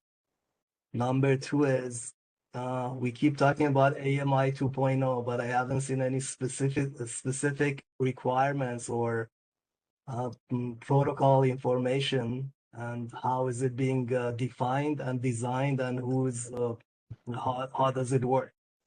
And then in addition, we talk about in the last workshop, we talked about matter for DER, specifically an EVSE that is matter based. And as of October 2025, there has only been one very, very unique EVSC that is matter-based and talks natively through matter. So there's a risk that we're counting on things that do not already exist and they haven't been tested or certified.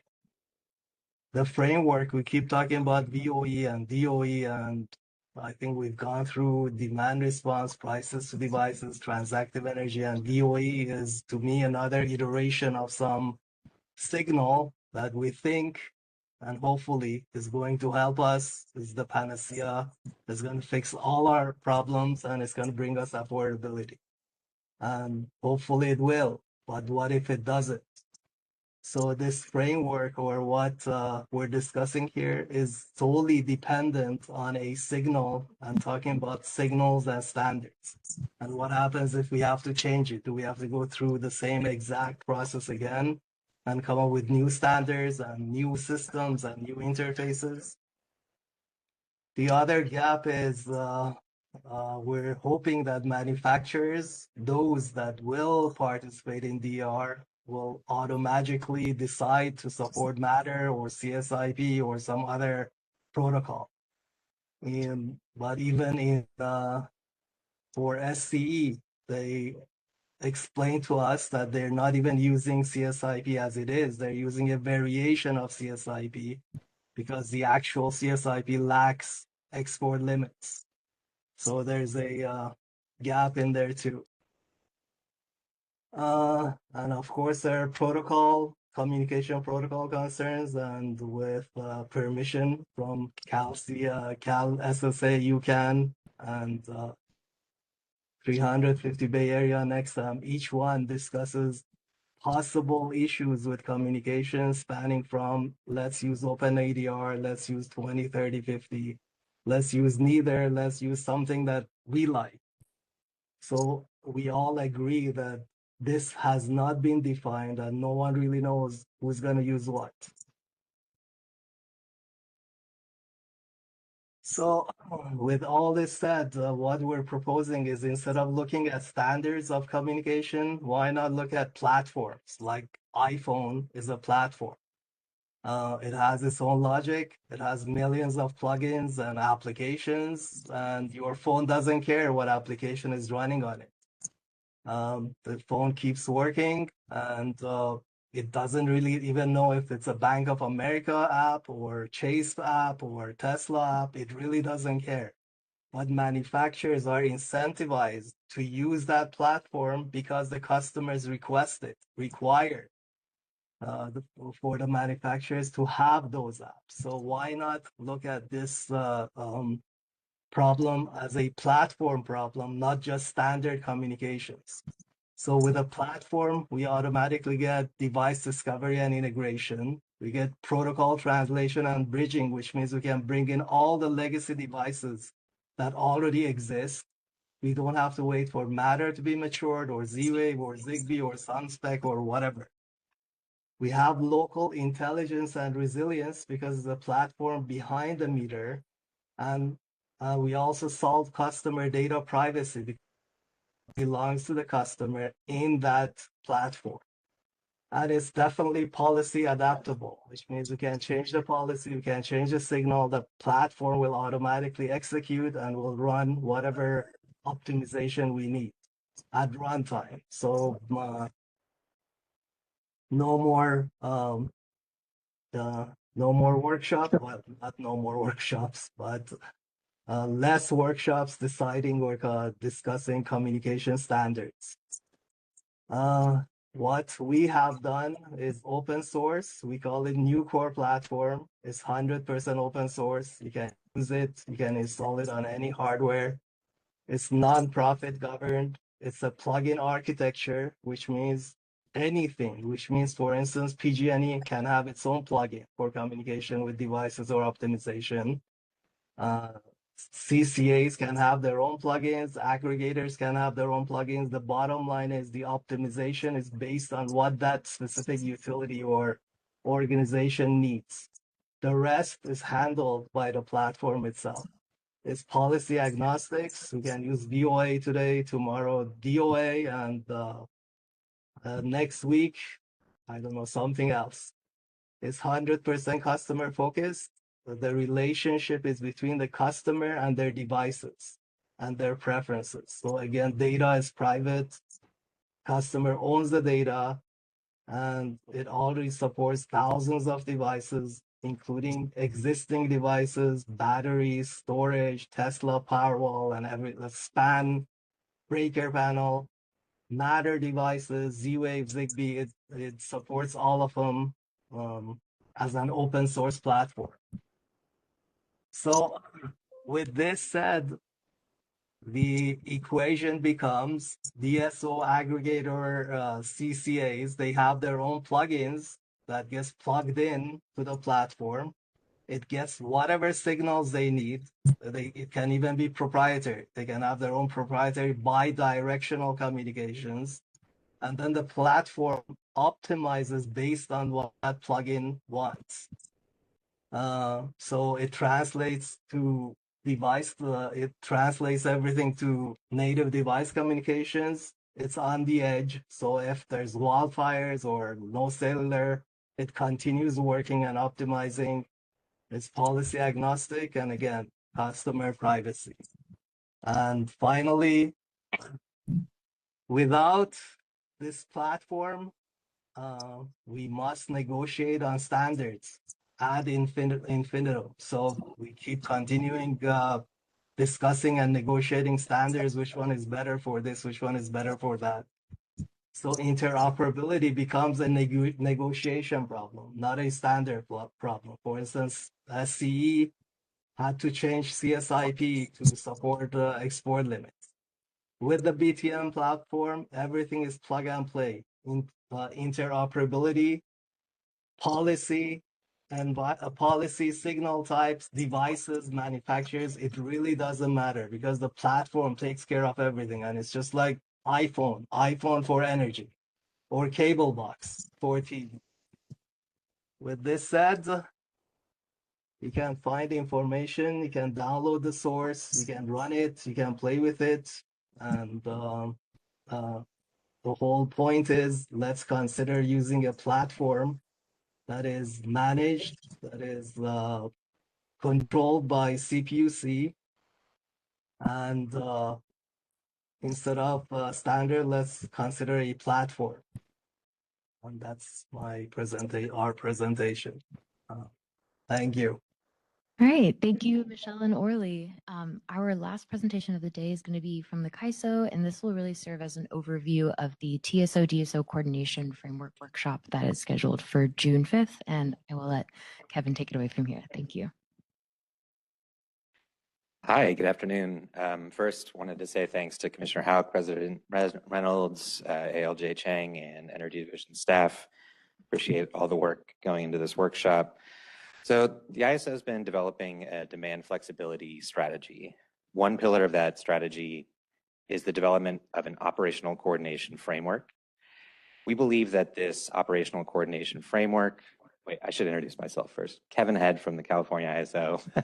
I'm a lead California regulatory affairs specialist. So on the operational coordination framework, we think this is a framework that will complement and supplement the DER orchestration frameworks that are being considered in this proceeding. So we thought that highlighting that framework would be useful as a transition between this workshop and the next workshop that's being held on June 5th. So first, we wanted just to share a little bit about our overall demand flexibility strategy. I'll start with why we developed this strategy now. It's really being driven by three factors: growing electricity demand, increasing extreme weather, and the rapid expansion of a diverse set of distributed energy resource technologies. Those factors are really reshaping system operations and creating new opportunities and challenges on coordination, thereby making improved visibility and alignment across the transmission and distribution, or T&D interface, more critical than ever. We believe that this demand flexibility strategy can help enable that visibility and coordination. The overall demand flexibility strategy is driven by a vision.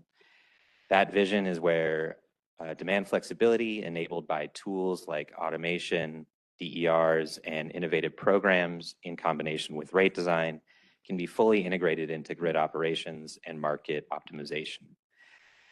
Just one quick clarification on what we mean by integration into grid operations and market optimization. We don't necessarily mean that, the resources have to be participating in CAISO's market. Not all demand flexibility needs to participate directly in the wholesale markets to be valuable. We recognize that demand flexibility into the future will be represented both as market participating resources and non-market participating resources, depending on the use case. And both of those need to be integrated into the operations and market of the CAISO system, though what that integration looks like will probably take different forms, and we can get more into that in the next workshop.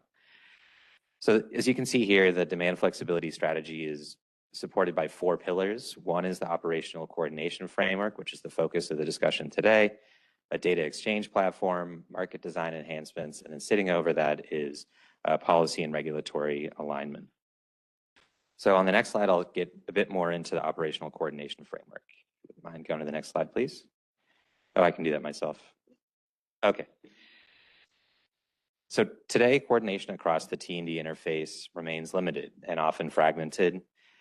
And as DER penetration accelerates, effective coordination is becoming essential to maintaining reliability, supporting market efficiency, and managing customer costs. Current approaches rely on manual data exchange, covering only a subset of DER technologies. We're talking spreadsheets being emailed back and forth. It's not always an automated platform that exists. And as a result, forecasts are harder to align with real-time conditions, resulting in operators relying on manual workarounds and the system having less flexibility to respond to changing conditions on the grid. While these practices have supported operations to date, they're not designed to scale with the increasing complexity of DER-driven system behavior. So to address this, the coordination framework focuses on 3 focus areas: information and visibility, operational forecasting, and enhanced operational coordination. So starting with information and visibility, which we view as the foundation of this operational coordination framework. Today, as I mentioned, much of the DER-related information exchange occurs between the resources and entities that manage the participation, such as market and program administrators, and is often a manual process. The ISO, transmission operators, and distribution operators each have partial visibility into the portion of the system that they run based on their respective roles. And data is shared across the T&D interface, but not always in a consistent or timely manner that aligns with operational needs.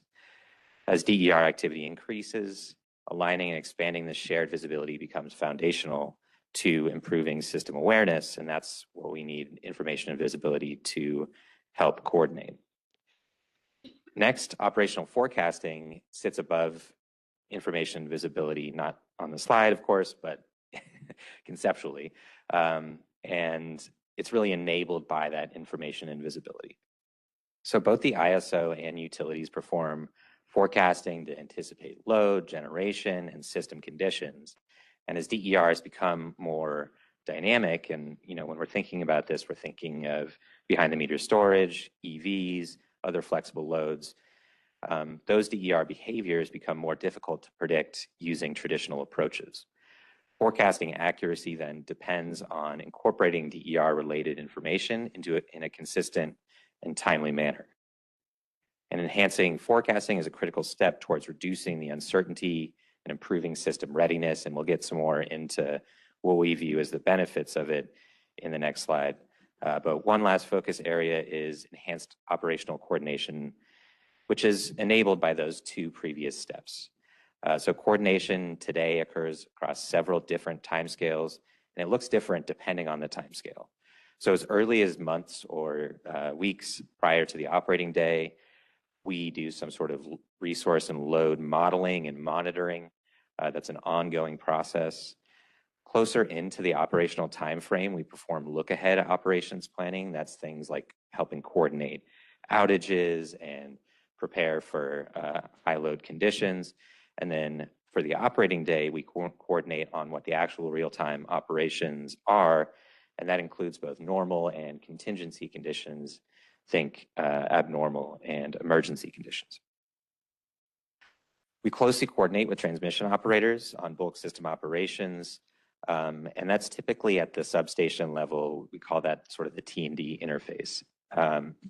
However, each entity operates based on its own set of information, its resource availability, system conditions, and constraints. And as these DERs increasingly impact behavior, we think that effective coordination will depend on the alignment of data, operational forecasts, resulting in improved awareness. So on my next and final slide, if you wouldn't mind going to the next one, please. We think that there's several benefits that this operational coordination framework can yield. So first is enhancing DER visibility, can reduce operational uncertainty, it can strengthen situational awareness, which we've heard from others today, and it allows DERs to be integrated into system planning, thereby bolstering reliability. Second, leveraging DER dispatch data can improve system operator response to normal and abnormal and emergency conditions. It can help optimize the performance of CAISO's market by aligning DER operations with system needs. And that really creates two sets of benefits. One is the reliability benefits, and then also that can yield potentially lower wholesale market costs.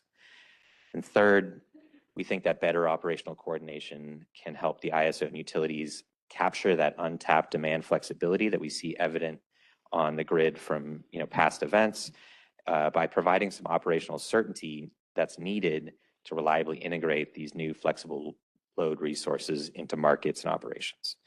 So taken together, we think that this operational coordination framework can really support the Commission's holistic vision of DER orchestration frameworks. And what I hope that you take away from here, from my presentation, is that demand flexibility is scaling quickly. The priority now is really ensuring the system can see it, it can coordinate it, and use it effectively, regardless of whether it participates in the market or not. So we hope that this will kind of serve as a good transition between today and the workshop that's coming in 2 weeks on June 5th. So thanks. Hey, thank you so much, Kevin, for presenting on behalf of the CAISO and for laying that foundation for the next workshop. And thank you to all presenters for your flexibility, no pun intended, in speeding things along. I think at this time, we'll ask folks online, raise their hands if they have any questions for any of the 7 presenters who just went up. And also asking folks in the room if there are any questions, we will go ahead and unmute you as and when needed.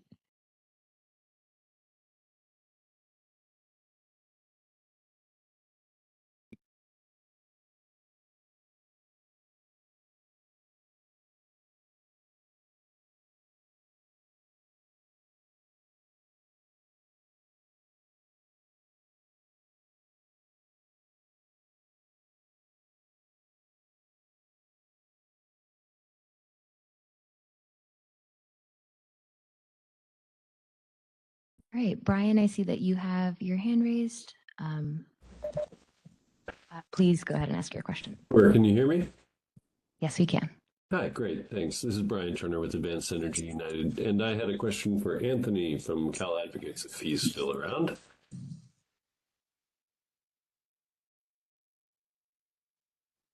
Anthony, you've been unmuted. An unmute request has been sent to you as well.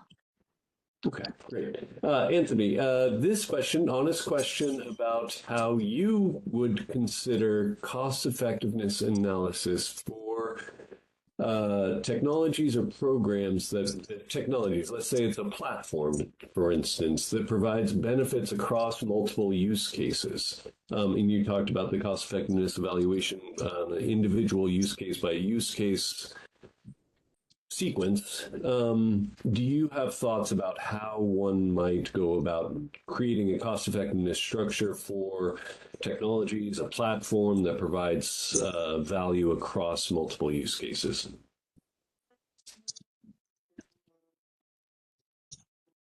Hey, Brian, thank you for the question. So basically, from our perspective, at this point, we want to consider a platform like that would enable many different use cases and also allow parties to be able to get in and provide their services when and however these will be necessary and beneficial to the grid. I think the start from our perspective is what amount of DRs and what kind of services are they able to provide, and what kind of concentration and in what kind of locations for what kind of upgrades and for how long would provide what kind of value is where we want to start. And once we understand that, I see the platform as more of kind of a mechanism that would allow the utilities to get access to these DRs that would provide these services. And at that point, once we understand what kind of use cases are the ones based on that cost effectiveness review are the ones that are maybe the most easy to implement at the beginning, or that provide the most value for how much their cost, maybe these can be the use cases that are first prioritized through that platform to recruit DRs to achieve. And I think one important thing about, a cost effectiveness first and foremost, focusing on the use case and how much it would cost to implement versus how much it would produce, would also allow us to understand what kind of platform to build, and as well as basically having a single platform across the state could be another consideration rather than individual platforms for each utility or each area, things like that. But I guess to answer your question, my focus would be first on understanding the cost effectiveness of use cases, and from there building a platform around that. Yeah, if I may just engage with that a little bit. At first, you had me nodding along that it sounded like you would be amenable to something that was an aggregate of use cases and the benefits thereof, and then comparing that with the cost of a platform that could operationalize it. But then I heard you say, and my smile turned upside down, that you would want to evaluate the benefits of a use case and then find the platform that can operationalize it. And under that sequence, that sounds like a use case by use case. And the problem that I see there is, does that prevent you from seeing where one platform can operationalize multiple use cases? Do you see the quandary I'm highlighting there? And I wonder if you have any. Yeah, thanks for highlighting that, Brian. I guess to clarify my perspective, I'm not saying a platform should be for one use case, and I also want to acknowledge it is clear that through DR orchestration, DRs could help meet multiple, ideally, the goal there, But I think for us, it's understanding what these use cases are and trying to quantify them in order to understand how to put a value on them once we build that platform and open it up for all DRs to participate in these different use cases. it is very possible that there would be many value streams unlocked through that. And we are not currently for and against one or the other, but we think we should understand at least the quantitative value of these use cases and how they would materialize through the mechanism of a platform such as that. Does that change your perspective on what I'm saying? Did I answer it more clearly, or what do you think? Yeah, no, I appreciate that, and I think we're getting to the same place. It's just, for me, a question of how we sequence the analysis so that we're not locked into a use case by use case that could minimize or miss the combined benefits. And I think we're aligned on the objectives, and it just gets down to then how do we sequence the analysis. Yeah, I mean, from my perspective, establishing a cost benefit of these use cases that is able to take advantage of all these value streams and show how they will be cost effective is a precursor to, from my perspective, to going with and building a platform such as that. So we think we can basically establish the architecture of that platform either to evolve with more use cases can come with time and with readiness to unlock value, or maybe we can find out through that analysis at the beginning that we can actually take advantage of all these different value streams from the get-go, if that is cost effective. Okay, thank you. Appreciate it. All right, we have a question from Michelle from Universal Devices on the chat. I have just sent you an unmute request. Hi, thank you. Question for Anthony. How do you define a platform? What are its boundaries and what are its components?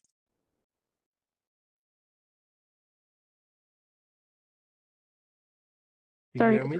the question, please. Do you hear me? Yes. Okay. Who is your question directed at? The question is for Anthony, and my question is, how do you define a platform? What are its boundaries?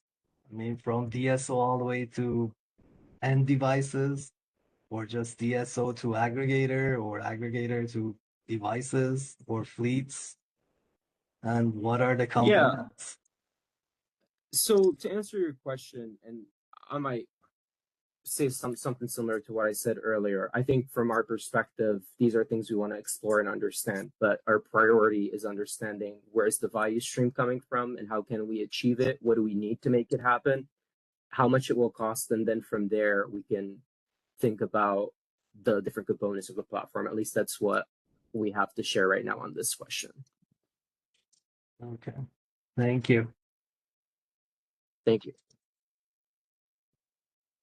All right, we have a question from Gabe, the CPUC.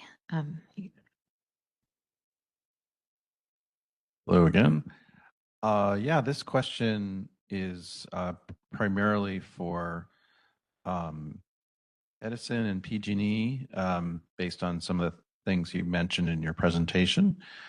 So just looking back on lessons learned, from prior attempts at distribution deferral, sorry to bring up some old history.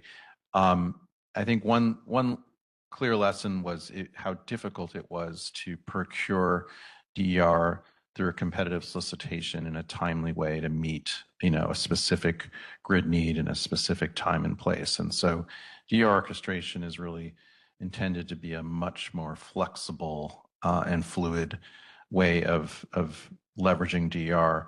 So in your presentation, when you started talking about procurement, there's procurement of needs, but I just want to ask, were you envisioning that you're procuring from already connected DER, or were you envisioning that you would actually be soliciting new DER? Because it sort of brought back nightmares of DIDIF lessons learned. So what were some of your lessons learned from the DIDIF that you want to improve on and make sure we don't well, how would you improve on TIDF in DR orchestration, and what were you thinking in terms of procurement? Were you talking about services, or were you talking about DER?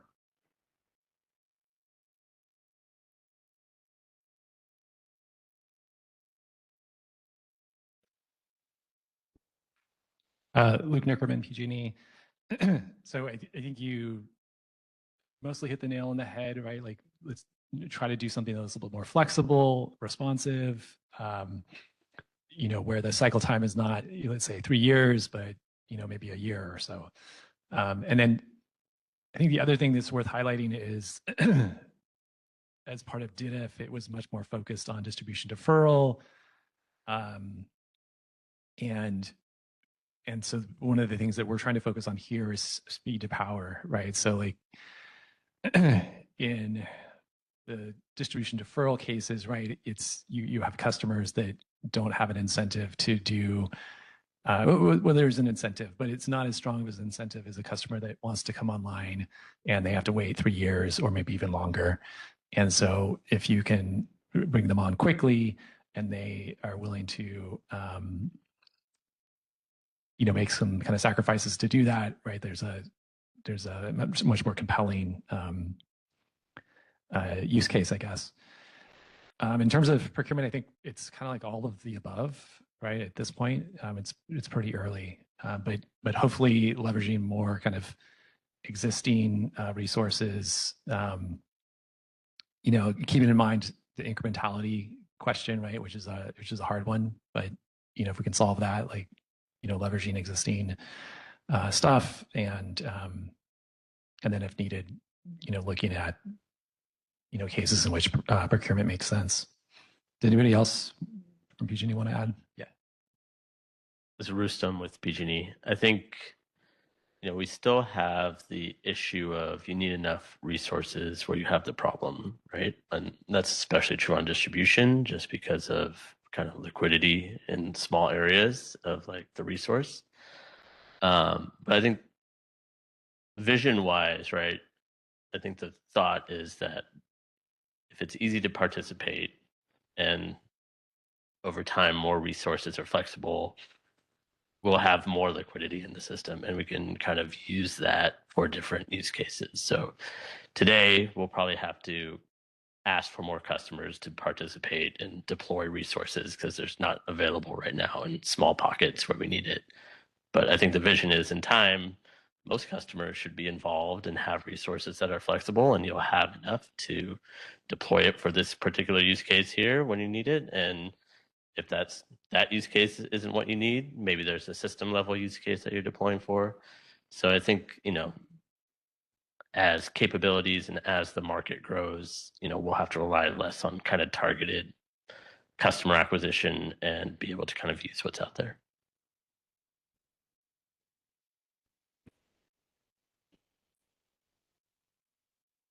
This is Dave Castle from SCE.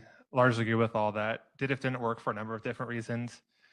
I think one of the biggest ones that's relevant here is that it was seeking to defer individual wire solutions after the planning process had already completed. And so you're basically looking to deploy one battery to defer one wire.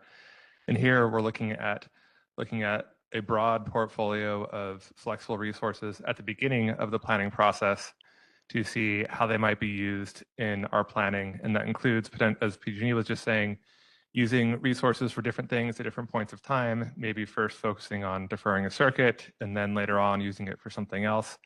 And so it's just a very different approach. It does assume a broad penetration of devices and that customers will offer their flexibility. And so that certainly needs to get validated. I think what we saw from the partnership pilot is that it is, even if you're trying to meet a need with customer side devices and procure those, that's all still very hard to do like in advance. You sort of need the resources to be there. And in the long-term planning state, that means that if we're looking at 10 years and we think that there's going to be a lot more EVs available in 10 years, but they're not here yet, we need to figure out a way to make reasonable assumptions that appropriately account for the uncertainty so that we are considering that we'll have this flexibility 10 years from now, even if the vehicles aren't here yet. And I think it's good to talk about DIF to talk about how different it is from this, in that it's just a completely different approach. And hopefully it'll show that we learned all the lessons of why DIF didn't work, and we've changed everything about it to make something that will work. Okay, so we have a couple of questions on the chat. We have a question from Tyler Nam, now CEC. And this question is for Ben Schwartz. Since the ACC and LNBA do not actually capture local value, how do you suggest that value is calculated and made transparent? Ben, you should have a request to unmute.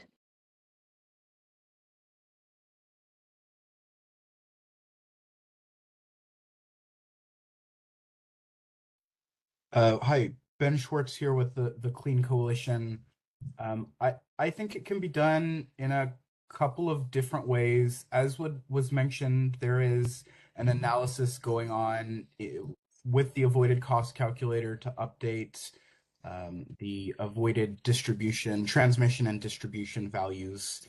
But I really think the first aspect of it is it needs to be granular, and it may be different from feeder to feeder within a service territory, even within a distribution substation area. So having a transparent calculator to determine the potential value is important. And I think that was intended to be one of the central functions of ICA, is to encourage DER deployment where there is capacity. And so actually determining the value of incremental capacity is, I think, just kind of an additional function of that. So I wouldn't say that I have a very clear value or clear methodology to do this, but I think this is one of the most important components of functional DSO, is ensuring that if a customer says, I would like to participate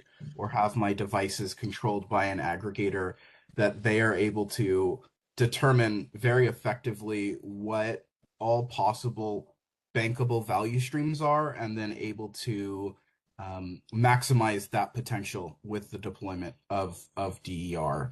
So I would say that having the Commission's direction to say we need a tool that is actually usable on a feeder by feeder basis is a very important step forward. And I'm not sure how well that answers the question, but that's what I've got in mind at the moment. Happy to discuss more offline. All right, we have a question, a hand raised from Brad Hebner at Cal SSA, and then we have 2 questions from Thomas Lee in the chat, and so those will be the questions that we answer. Brad, I have sent you an unmute request. Yeah, thank you. Brad Hebner with CALSA. David Kessel, I appreciate your response that the biggest reason for the failure at DIF was that we tried to tag it to specific planned projects. I agree entirely.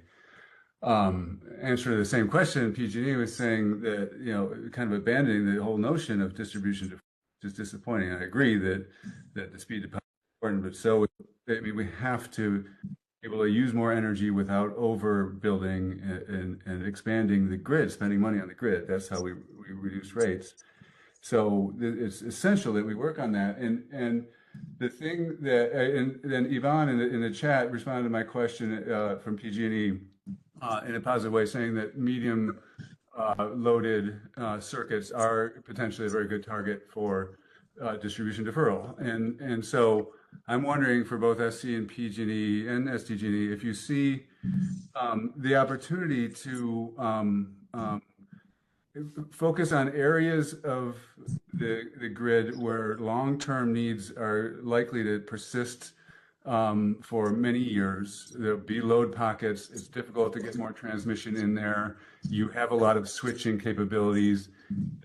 Areas where there's high cost of construction, kind of a no regrets area. I'm thinking there must be no regrets areas that fit those 4 criteria.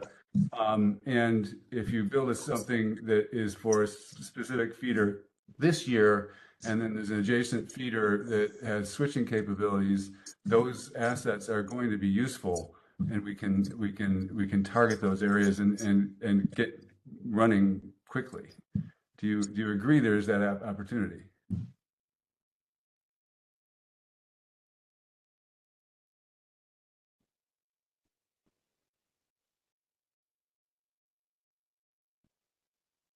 Alex Collins from PG&E here. Yeah, I agree. I think that's a really interesting way to think about the problem is look at switching in the future as a way to give more optionality to those resources. I think that's one of the things I heard from our group in SCE that was an issue with DITIF was how tightly bound those solutions were to a specific need and how hard it was to think about reusing them in the future. So definitely agree with that point. Yes, and I agree as well. This is Dave again. Deploying resources at the distribution level in certain targeted areas where they can defer needs in the short term, but then be utilized in different ways based on new needs in the future, potentially with reconfigurations. That makes a lot of sense. And looking at a long-term view of how is this area evolving over the next 10 years, how are the needs likely to change based on what else is happening in the area, what other projects are in flight in that period, and having that long-term strategic view of how to manage the existing and new capacity over time makes a ton of sense, and is very different again from DITIF, where it was just saying, all right, here's a wire, let's put a battery in to try to replace it without considering the long-term vision of what that battery could do.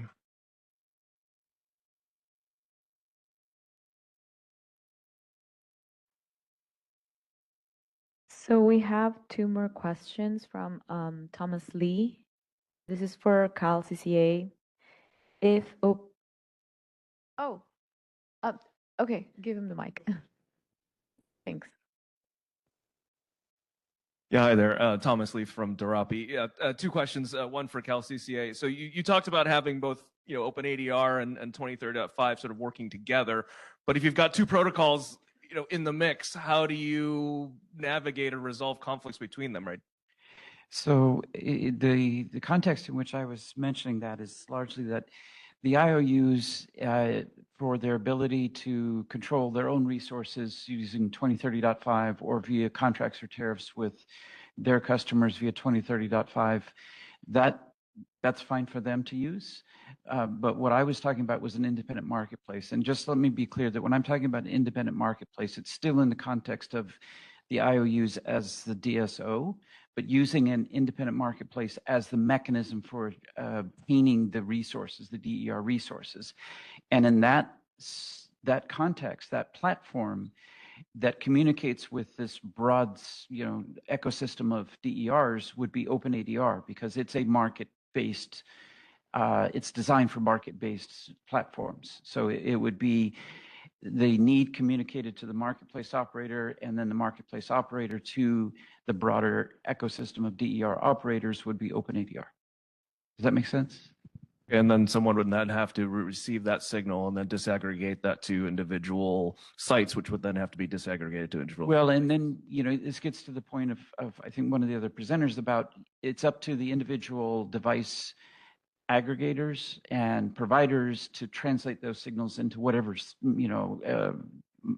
Sunspec Modbus, whatever that protocol is, because we're talking about non-inverter devices, basis inverter devices.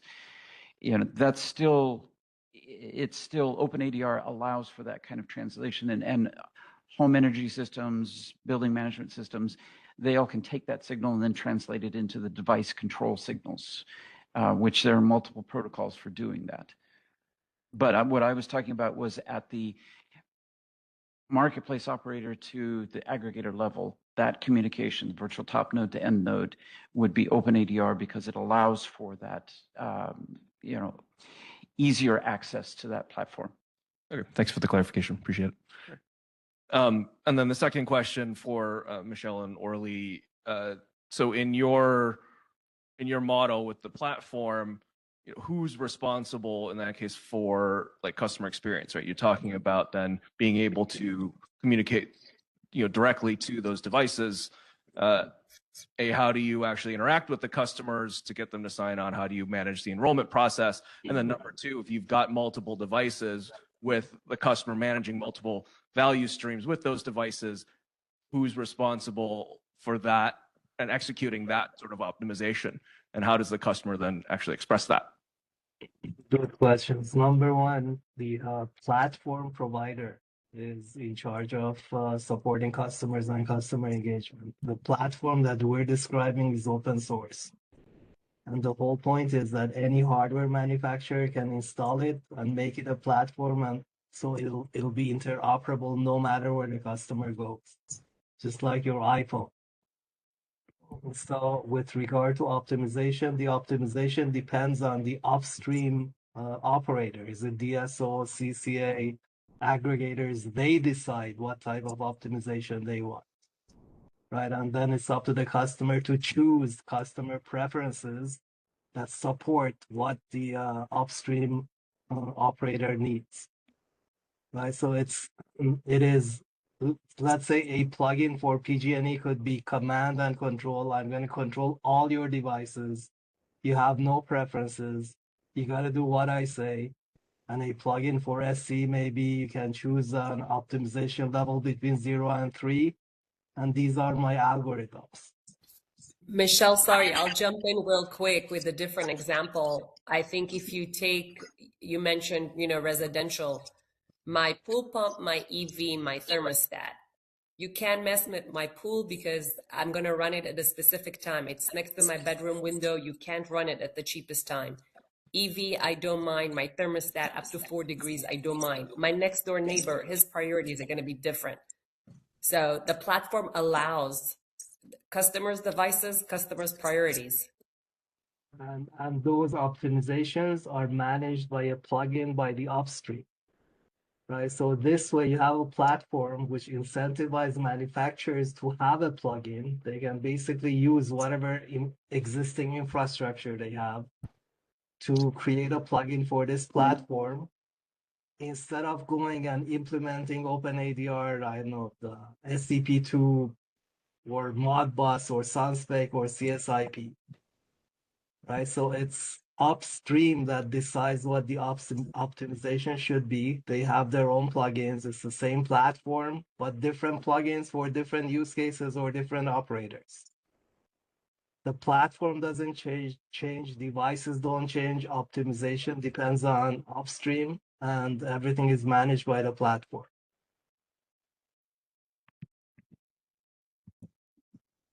All right, that just about finishes up our questions, and we're a couple minutes over time, so I will turn it over to Gabe to close us out and discuss next steps. Thanks. Great. Thank you, Maida.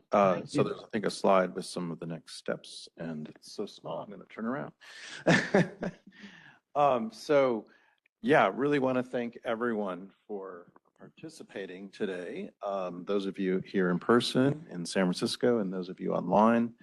The fact that you're still here at 5 o'clock, full of energy to talk about this topic, shows that there really is a high level of interest in it, and I hope you can take that energy and put it into your work in this proceeding. We do anticipate a little bit more record development before we get to a decision, and that should be in the form of a brief workshop report in the next few weeks, and then some hopefully somewhat focused questions around specific key topics that were explored today. And there'll be an opportunity to respond to those questions before the record is closed. In addition, just a reminder that there's going to be a second workshop in the track hosted by the CAISO, and that will be June 5th at CAISO headquarters in Folsom. I believe it starts at 10 in the morning, should go till about 3 in the afternoon, we think. And it will be focused on TSO, DSO coordination framework. So it'll be a little bit more focused than this workshop. We covered a lot of territory today. That one will have a little more of a focus to it, but it will be related. And yeah, just want to again say thank you for all the energy and participation and presentations. And we look forward to the next round of discussions. And I really want to thank all the team from Energy Vision and IDR for their work in preparing this workshop, and we look forward to seeing you at the next one. So thank you all.